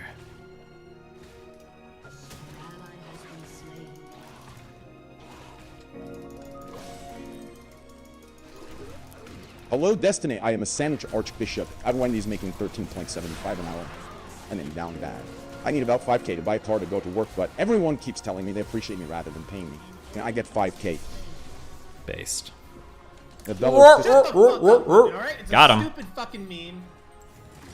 Most fire departments are volunteer, but also have a paid on-call system if they're a combination department. Another thing to consider is most fire departments also run EMS as well, which are the vast majority of calls, which include a lot more education. Cool.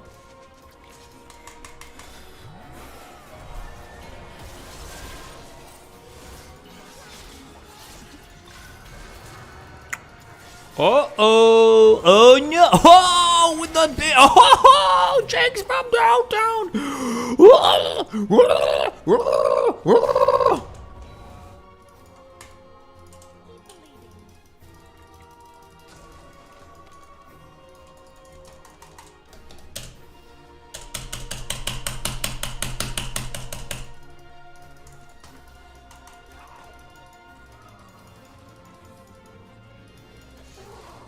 What?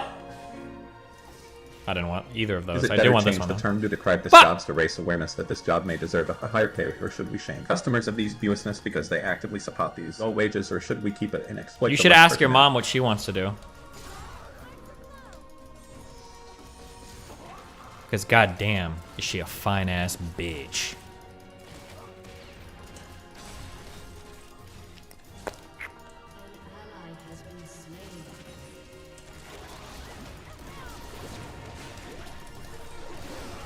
Awkward.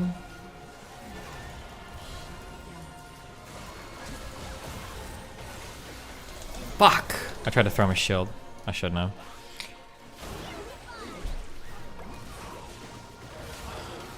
I should have just ulted. That's enough for you to win the entire game right there.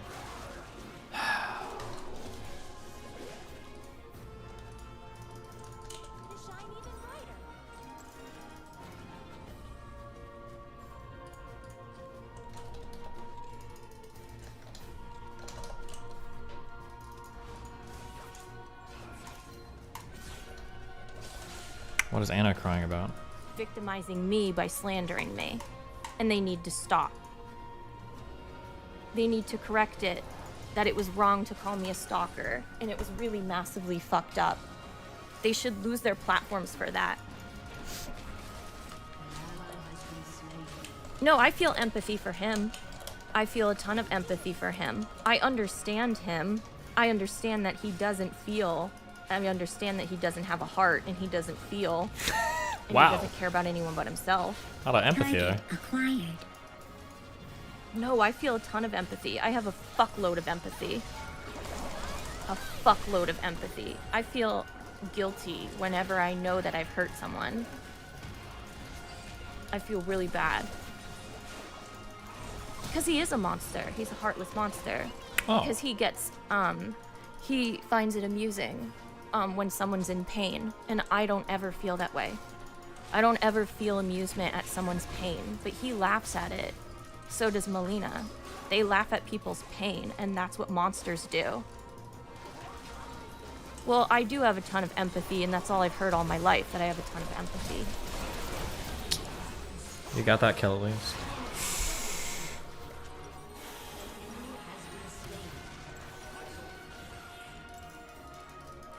Because they couldn't pay rent because they caused so much anxiety. Oh no, I'm sorry, Iron Q. What do you mean you've gotten so dysfunctional? I'm the one that has lies spread about me. And it's caused me severe trauma. To have lies spread about me. And have people believing things that I never did. Acquired. Like, I don't know, you try having people...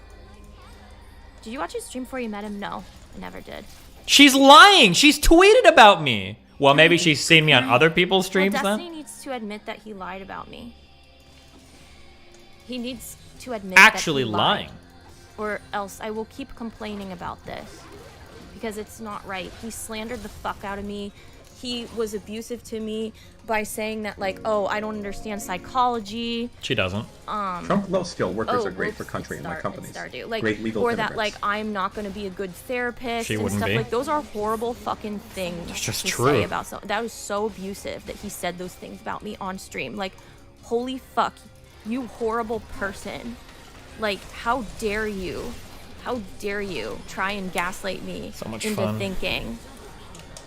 Words hurt. Where does Yi appear when he alpha strikes you? Is it always in a certain area so that I know where to Q? Like Zed always appears behind you.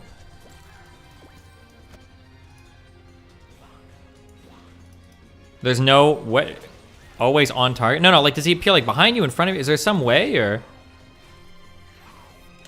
on the I'm not saying he doesn't appear on top of you. I think it's got to be like to the side or some shit or whatever.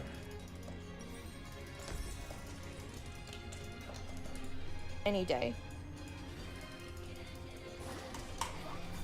Oh, let me change this timeline. 9 and 1 Yi. Who do we have to stop him? Basically That's nice, just I'm me. not like that. I can't get over it. Like, I will keep remembering the nasty things people said about me.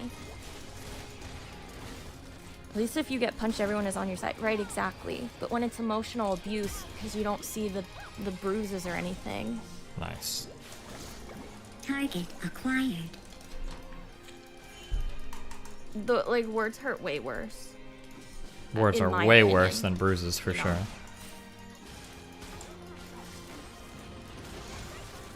Those bullets were a metaphor for something.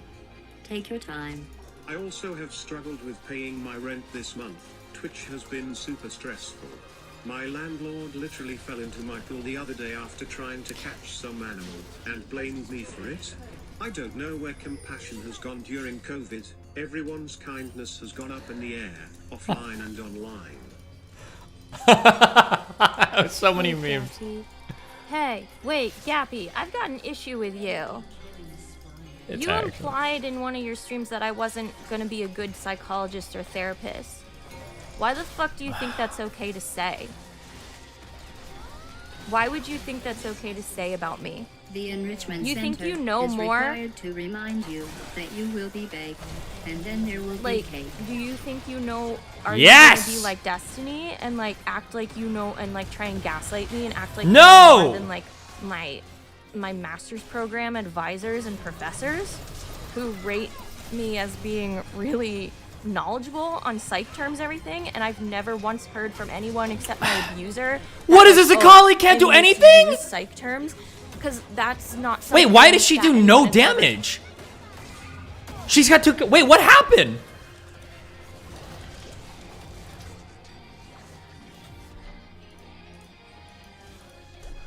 I feel like I've outpaced him intellectually. She got. Was it Lulu W? I never did anything like that. Okay. Never sent. You don't like. First of all, you don't send like letters. Like sending handwritten letters and showing up to someone's house is absolute stalking behavior. Hi, Onion. I've had really bad problems remembering done to me. I had to really go to person. Literally took doing so before my mind finally cleared up enough to see things clearly and finally. Yeah, sometimes you. Well, yeah. Sometimes you have to cut them out. Yeah. Not to be mean, but you say things like that. I'd rather get punched in the face. That's what most abuse victims actually say. Master of term stank memes. Did you know that? Those bullets were a metaphor for something. Take your time. Hold on. I'm turning that off. Like, because I said it's in my We've got you opinion. surrounded. It's Don't time for forget. your 10-hour league stream. I hate the Antichrist, I hate the Well, Antichrist, I hate the unfortunately, Antichrist, I everyone hate the else Antichrist, talk I about hate the because, Antichrist, I like, hate the seeing Antichrist, slander about hell. me, and like it won't go away. I just want the slander to stop. But like, you know, people lie and say that I like am a stalker. Volley! Oh, he's trolling.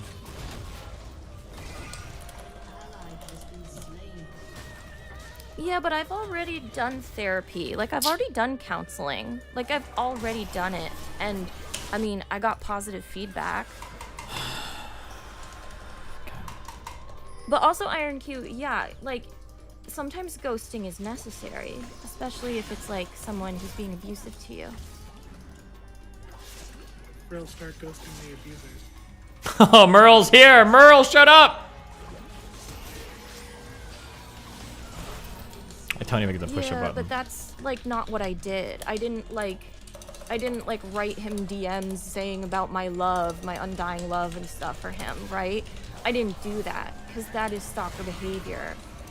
I was attempting to get my abuser to like stop harassing me. I was backed into a corner. I was victimized so severely and I didn't know what else to do. And I was scared of him. So you have to look at the context. It's so much better if you just let it go and stop talking about it. Yeah, he did abuse me. It's Wait, this Volley's definite- it's bragging about. textbook Wait, I'm not even definition of watching this. emotional abuse Wait, what why are he they did to talking me. about me?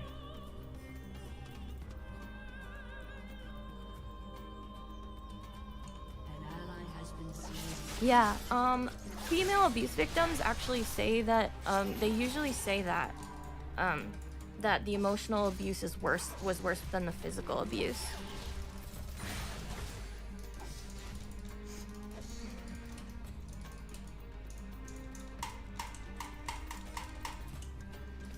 No, therapy isn't really ever done when it comes to trauma. Also, I literally have to work on this in therapy right now. Like, I'm literally having to go through my abuse experience with Destiny in therapy right now. So Destiny should be paying my therapy bills because he's the one that literally caused this. And ironically, thought everyone that was I need sweat this spinning me therapy because now, RTBA was about to because I ban me. literally have to talk So I about muted it myself. caused me trauma, -5. emotional abuse. It literally caused me trauma, and now I have homework that I have to work on because of his fucking abuse against me, and all the ways that, and the people who like made it worse by telling me I wasn't abused. Like, don't ever tell someone they weren't abused because, like, you're gonna exacerbate their PTSD. Don't interrupt me. Oh, Merle interrupted. Uh-oh.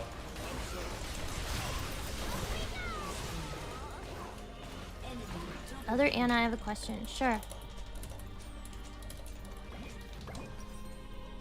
What's your question, Other Anna? Sorry, I didn't mean to yell. Sorry. Poor. Okay, we just had to break the loop. Poor Merle. Oh no. Well, Baby why voice. Can't he break Somebody the wrote fact something that- interesting that like the reason why some people that are like histrionic or borderline will talk in baby voice is because they think it garners sympathy for them. So they present themselves like, oh, I just sometimes I don't like this, right? Because it Here's makes my it seem damn like, fun oh, I can't do fact. anything wrong. That like, oh, but I sent him a lot of DMs. Yeah, because he was fucking terrifying me, you pieces of shit. So, Frills, you believe there's something wrong with him? Who, Destiny? Yeah, there's a lot of things wrong with him. I thought she didn't pathologize though. I mean, I tried to fix his ass. But is it your job to fix him? No. There you he go. needs to fix his own fucking self. His own damaged self. I feel like I've outpaced him. This is the last time I get involved with Hey, damaged Destiny, goods, dude. could you watch and comment Damaged on goods. these two Fuck. bits? Damaged goods. Isn't that a little bit kind of a weird way to refer to something? Hyperfixating on his Fuck him. It's not focusing on his problems. He's inflicting this onto me. Why can't he say that he lied? Why can't he just say that? He knows. I have the DMs of him literally admitting that he just called me a stalker when he felt attacked because he has a huge fucking ego. True. Why can't he admit that he lied? Huh? Why can't he do that? This could be over if he just did that. Could be. And he told, like, LSF to stop, like, calling me a stalker and stuff. I provided the proof that he emotionally abused me. True. But you're not gonna get him to stop, so you have to try to find other ways to... Well, why is he so fucking unstoppable and so abusive? Why is he so horrible? True. That's up to his therapist to work on with He him, won't not see you. a therapist. I tried to convince him, but he won't fucking see one. He absolutely refuses to go to True. therapy. Absolutely true. But even if he's worsening a therapist, you're not his therapist, so it's not up to you to try to figure it out. Oh, cool. We're all I dead. know. But I want him to stop calling me a stalker. It's not right. These people Didn't know act another like game with a I warranty. did You break it, you anything buy other it. than just You try think to your get my therapist is in abuser the to stop walls. harassing me. Help. and Nice. Stop, like, Help. making private shit Help. about me. It's like, Help. what are you supposed to do? Like, Help. what are you supposed to do? Can we control other people? Yeah, he did abuse me, Chico. He emotionally abused me. I showed proof of it. Fucking dubstep. No, he didn't agree to do therapy with me. He Target lies. acquired. He's a fucking Time liar, to and he says activate different cryo-twin things mechanism. in private than he does publicly. And you need to stop believing him. He's a repeated liar. Repeated liar. Activated.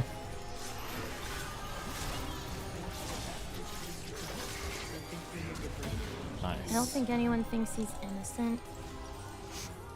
I mean, it's pretty obvious how fucking abusive he was to me. He was so horrible to me. It caused me so much pain and stress. Like, it caused me so much stress the way he treated me. I've never been treated so horribly in my life by someone. True. I've never been treated so fucking horribly True. by anyone like that. Also, thank you for the 100 bits.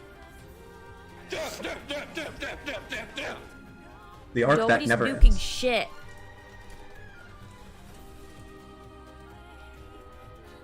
I feel like How I've did I outpaced stalk him him? intellectually. Oh yeah, because stalking is talking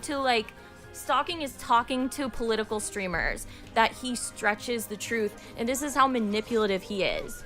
Because he stretches the truth and True. like he'll call someone like his friend, even I though don't he's believe not in really the friends with Antichrist. them. Don't call me princess. But they're just an I don't believe in orbiter. the because he's fucking, like, dysfunctional like that and doesn't know what real friends are. True. Fuck him. True. Gonna slander me? Fuck you, dude. True. Based. Like, he should be so fucking happy that I haven't even leaked so much shit that he told me in private. Don't mind me. Giga Chet Act in the bot lane. He should be on his fucking knees thanking me for all the shit that I have not leaked about him, all the private You're shit beating that me he into getting told double me. kill. Oh my god, thank god. All the fucking shit he said to me. All the He shit. should be on his knees fucking thanking me. Definitely not unhinged. But I won't do it because it would just be a piece of shit move on my part. True. Because it Wait would for just you to be Q like you a and then nasty Q thing behind you to and do your so combo. it's You like- will probably kill him, or force him to use his W at least. Cool. People see endless streams talk about him and that feeds their own narrative of stalking. It's another loop. Well, I'm trying to convince them I'm not stalking. Well, what did you talk to your mutual friends about? Yeah, that's what abuse victims do. They talk to their friends about how they're being abused. That's normal behavior. Because abusers try and, like, isolate you. Girls, we need to break the loop. You've been on this for a little But also, like, I didn't know that, like, certain people were, like, his mutual friends and stuff. Like, it's just weird. Like, people assume that, like, I'm supposed to know everybody who he's, like, friends with or something. It's just weird. Remember when they literally raided into Like, if Autistic anything, this Destiny shows just how to much trigger of, me? like, a not stalker I am. Like, I didn't know anything about him. I didn't want to Google him. Like, that's fucking weird, dude. Like, why would I Google someone and, like, find out about, like, his past streams? Like, that's fucking weird. That's so fucking weird. Like, how would I know everything he's involved in and shit? Like, that's just so fucking weird and gross and stalkerish. Like, that's stalkerish, just, like, Googling someone. Or, like, watching their streams before you, like, get involved with it. Like, ew, dude. Ew. Ew, that's creepy.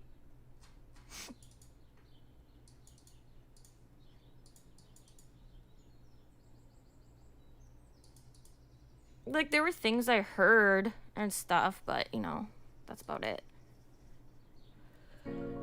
But no. Yeah, I mean, It also, can't be don't bargained forget with. he It deleted can't a be bunch of reasoned with. DMs. It doesn't feel pity it look or way more remorse or one-sided. fear. It absolutely will not Can't stop fucking delete DMs, you know, until on you were Instagram dead. and Discord. Asterisk, Can't on, asterisk, can't on asterisk. Twitter, though, and that's why he hasn't leaked those DMs.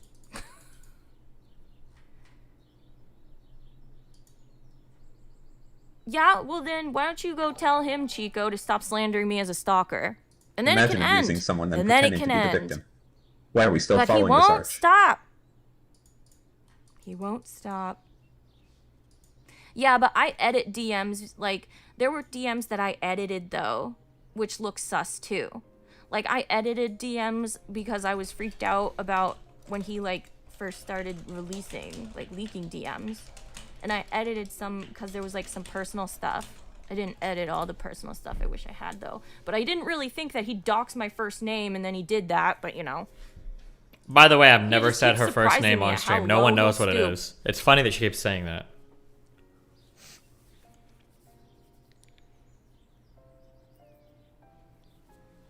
You came in here one day for The Witcher, yeah. It can't be handled privately because he won't do it. It's not He Anna and it's won't not Kimmy. No. negotiate. He is impossible Didn't to you say reason Kimmy with. once? I can't reason with this motherfucker. Destiny is just unreasonable, and it's impossible to try and negotiate anything with him. Frills. He won't fucking do it. Frills. I would love to, though, but he won't. Because he gets off on people's pain. Sick fuck. Anna. What? If he's Like, this what am I unreasonable, supposed to this- do about this, Merle? I want the slander to stop. Why won't it stop? I haven't talked about him for a week, and it's still there. A whole week she stopped. Yeah, you're talking about him now, and that's not helping any. Yeah, but, like, if I don't talk about it, I'm still gonna be called a stalker. How am I supposed to correct this? How long The did it first take step- Anna to get that shit upgraded? I don't know, a long time. The first I don't know, step long is time. to just I don't know, long pretend it doesn't exist when you're streaming. But it's still out there. I want it gone. That's the- I want the lies gone. It's not fair. He got his narrative to be the one. Like, There's other things, it's not right because he was so abusive to me. and there's other things we can discuss, but I don't think on stream is the best spot to discuss them.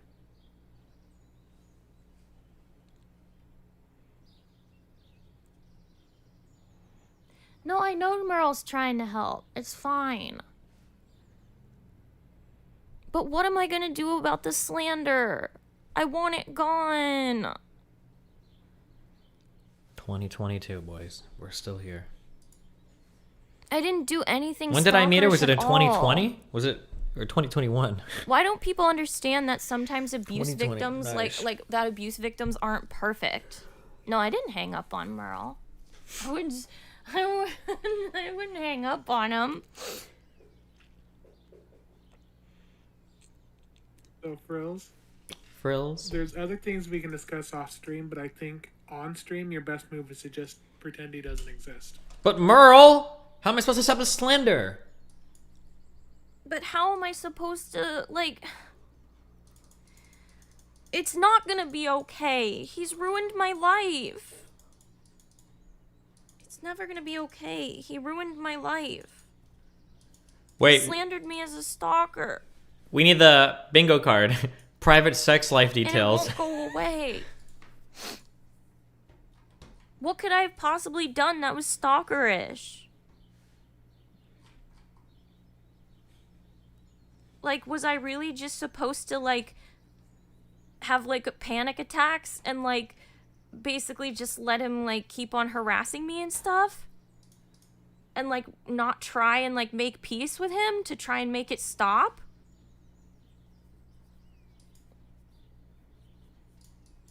Was I just supposed to, like, What's going on with sit and matches live today? in fear, like, waiting, like, well, let's see what else he does to me? Like, let's see what else he does to me. But, like, trying to, like, make peace to, like, prevent him from doing more damage to me, that's stalking. That's apparently stalking to people. Or, like, trying to, like, reach out to, drama streamers to give my side of the story. That's stalking, apparently. Reaching out to All Relevant to give my side of the story, that's stalking, apparently. Have you made a bet around her saying you'd rape her? I think it'll happen this year. She'll start saying I raped her. Yeah, I have. It's the last day of the preseason. People Like, don't want to waste time. Oh, sure, I Merle, guess. do you think that these people really believe it, or they just say it because they know it, like, it upsets me, right? They say it just to trigger you. Yeah, like, they don't really believe it.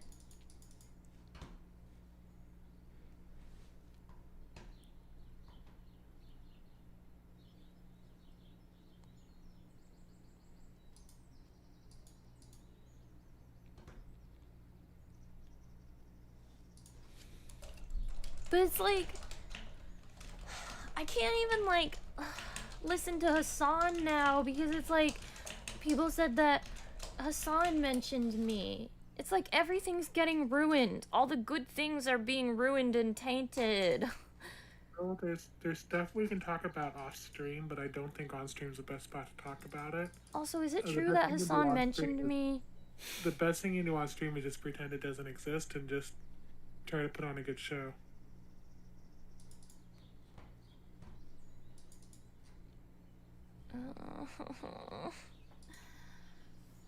I know, that's because they're demons. They're fucking nasty people. She goes into the baby voice so often. I wonder what that's like, E-Rob. I don't know who E-Rob is. being a woman, when you can just like, I just want to use a baby voice. Like, what is that like to just switch into that? Like, when I talk like that, it's because I don't even talk to Nathan like that anymore, actually. He's like fucking 10. Like, what is it like to just like, what are we gonna do today? I don't know. Like, it's gotta be, it's such a weird thing. I say what's it like as a woman to do, but I don't think many women do. That's so weird.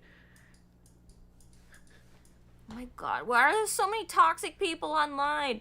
Bro, why do I not have any of these problems? Oh no. So he's probably slandered me too. Well, if he's slandered me, then fuck him.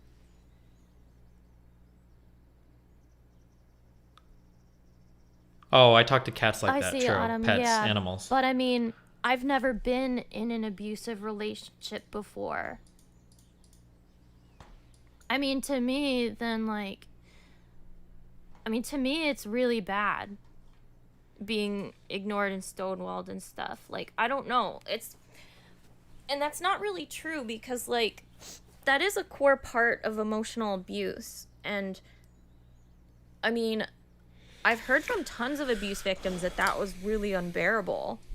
True. Because it was like, they knew it was like they were being punished. Absolutely. Because their abuser was mad at them. Okay, what are we eating today, guys? More chicken. So I think it's different. I need to go grocery shopping so bad. There are different types of abusers. Some abusers use the hostile withholding shit, which is like being given the silent treatment and stonewalled. Stonewalled, that's what Dr. Gottman do says.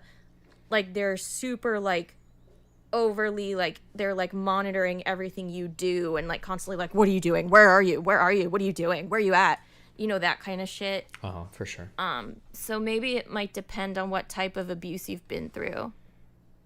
Yeah, a core part of emotional abuse is being given the silent treatment and stonewalled, yes. Being ignored is a part of it.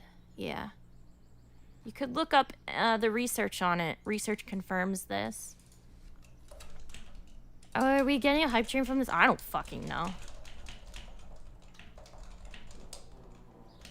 I mean, I guess, if they're just reading and believing the lies. But then that's still why I get pissed at Destiny, because, like, he caused it.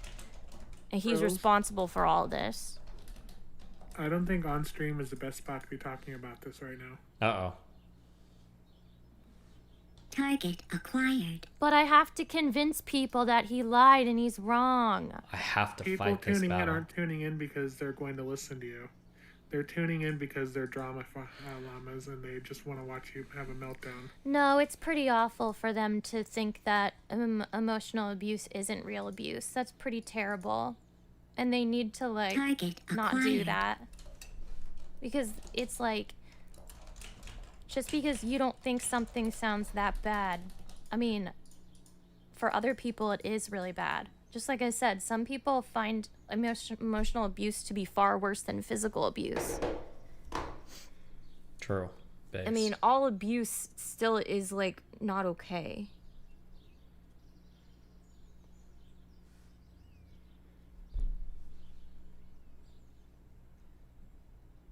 Oh no. Google search on what? Yeah.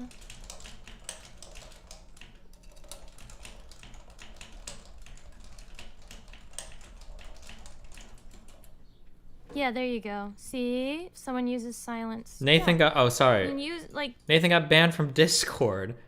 What a fucking moron. Apparently he said... He must have been in a server and he said that he was under 13. Or he said his age. And apparently you have to be at least 13 years old to be on Discord. So they said he has to submit an ID or he has to wait until he's old enough. Rip.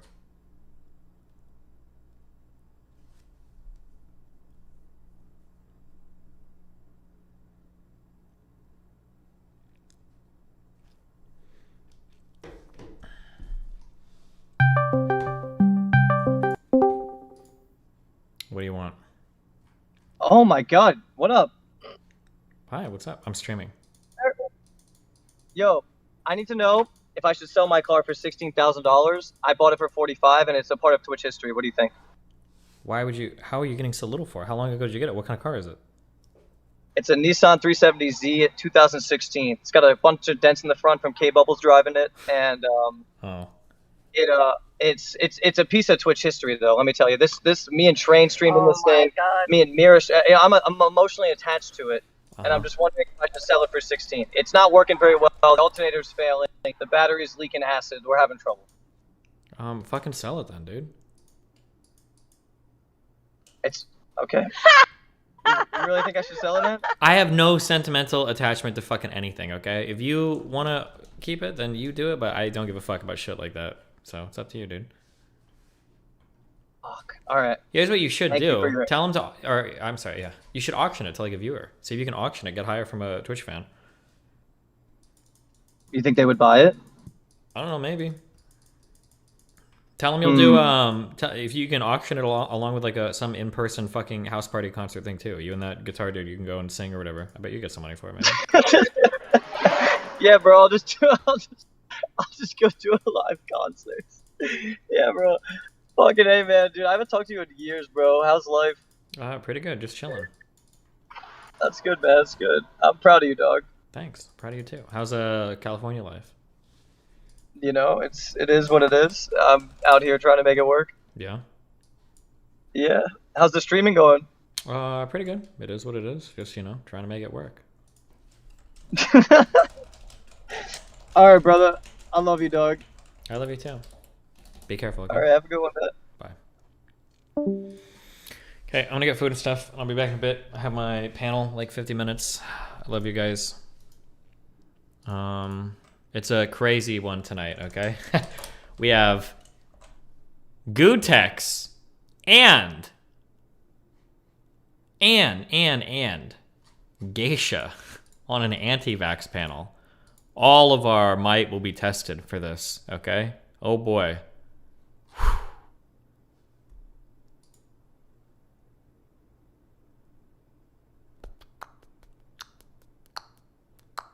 Go watch Hutch, okay? Be back in a bit.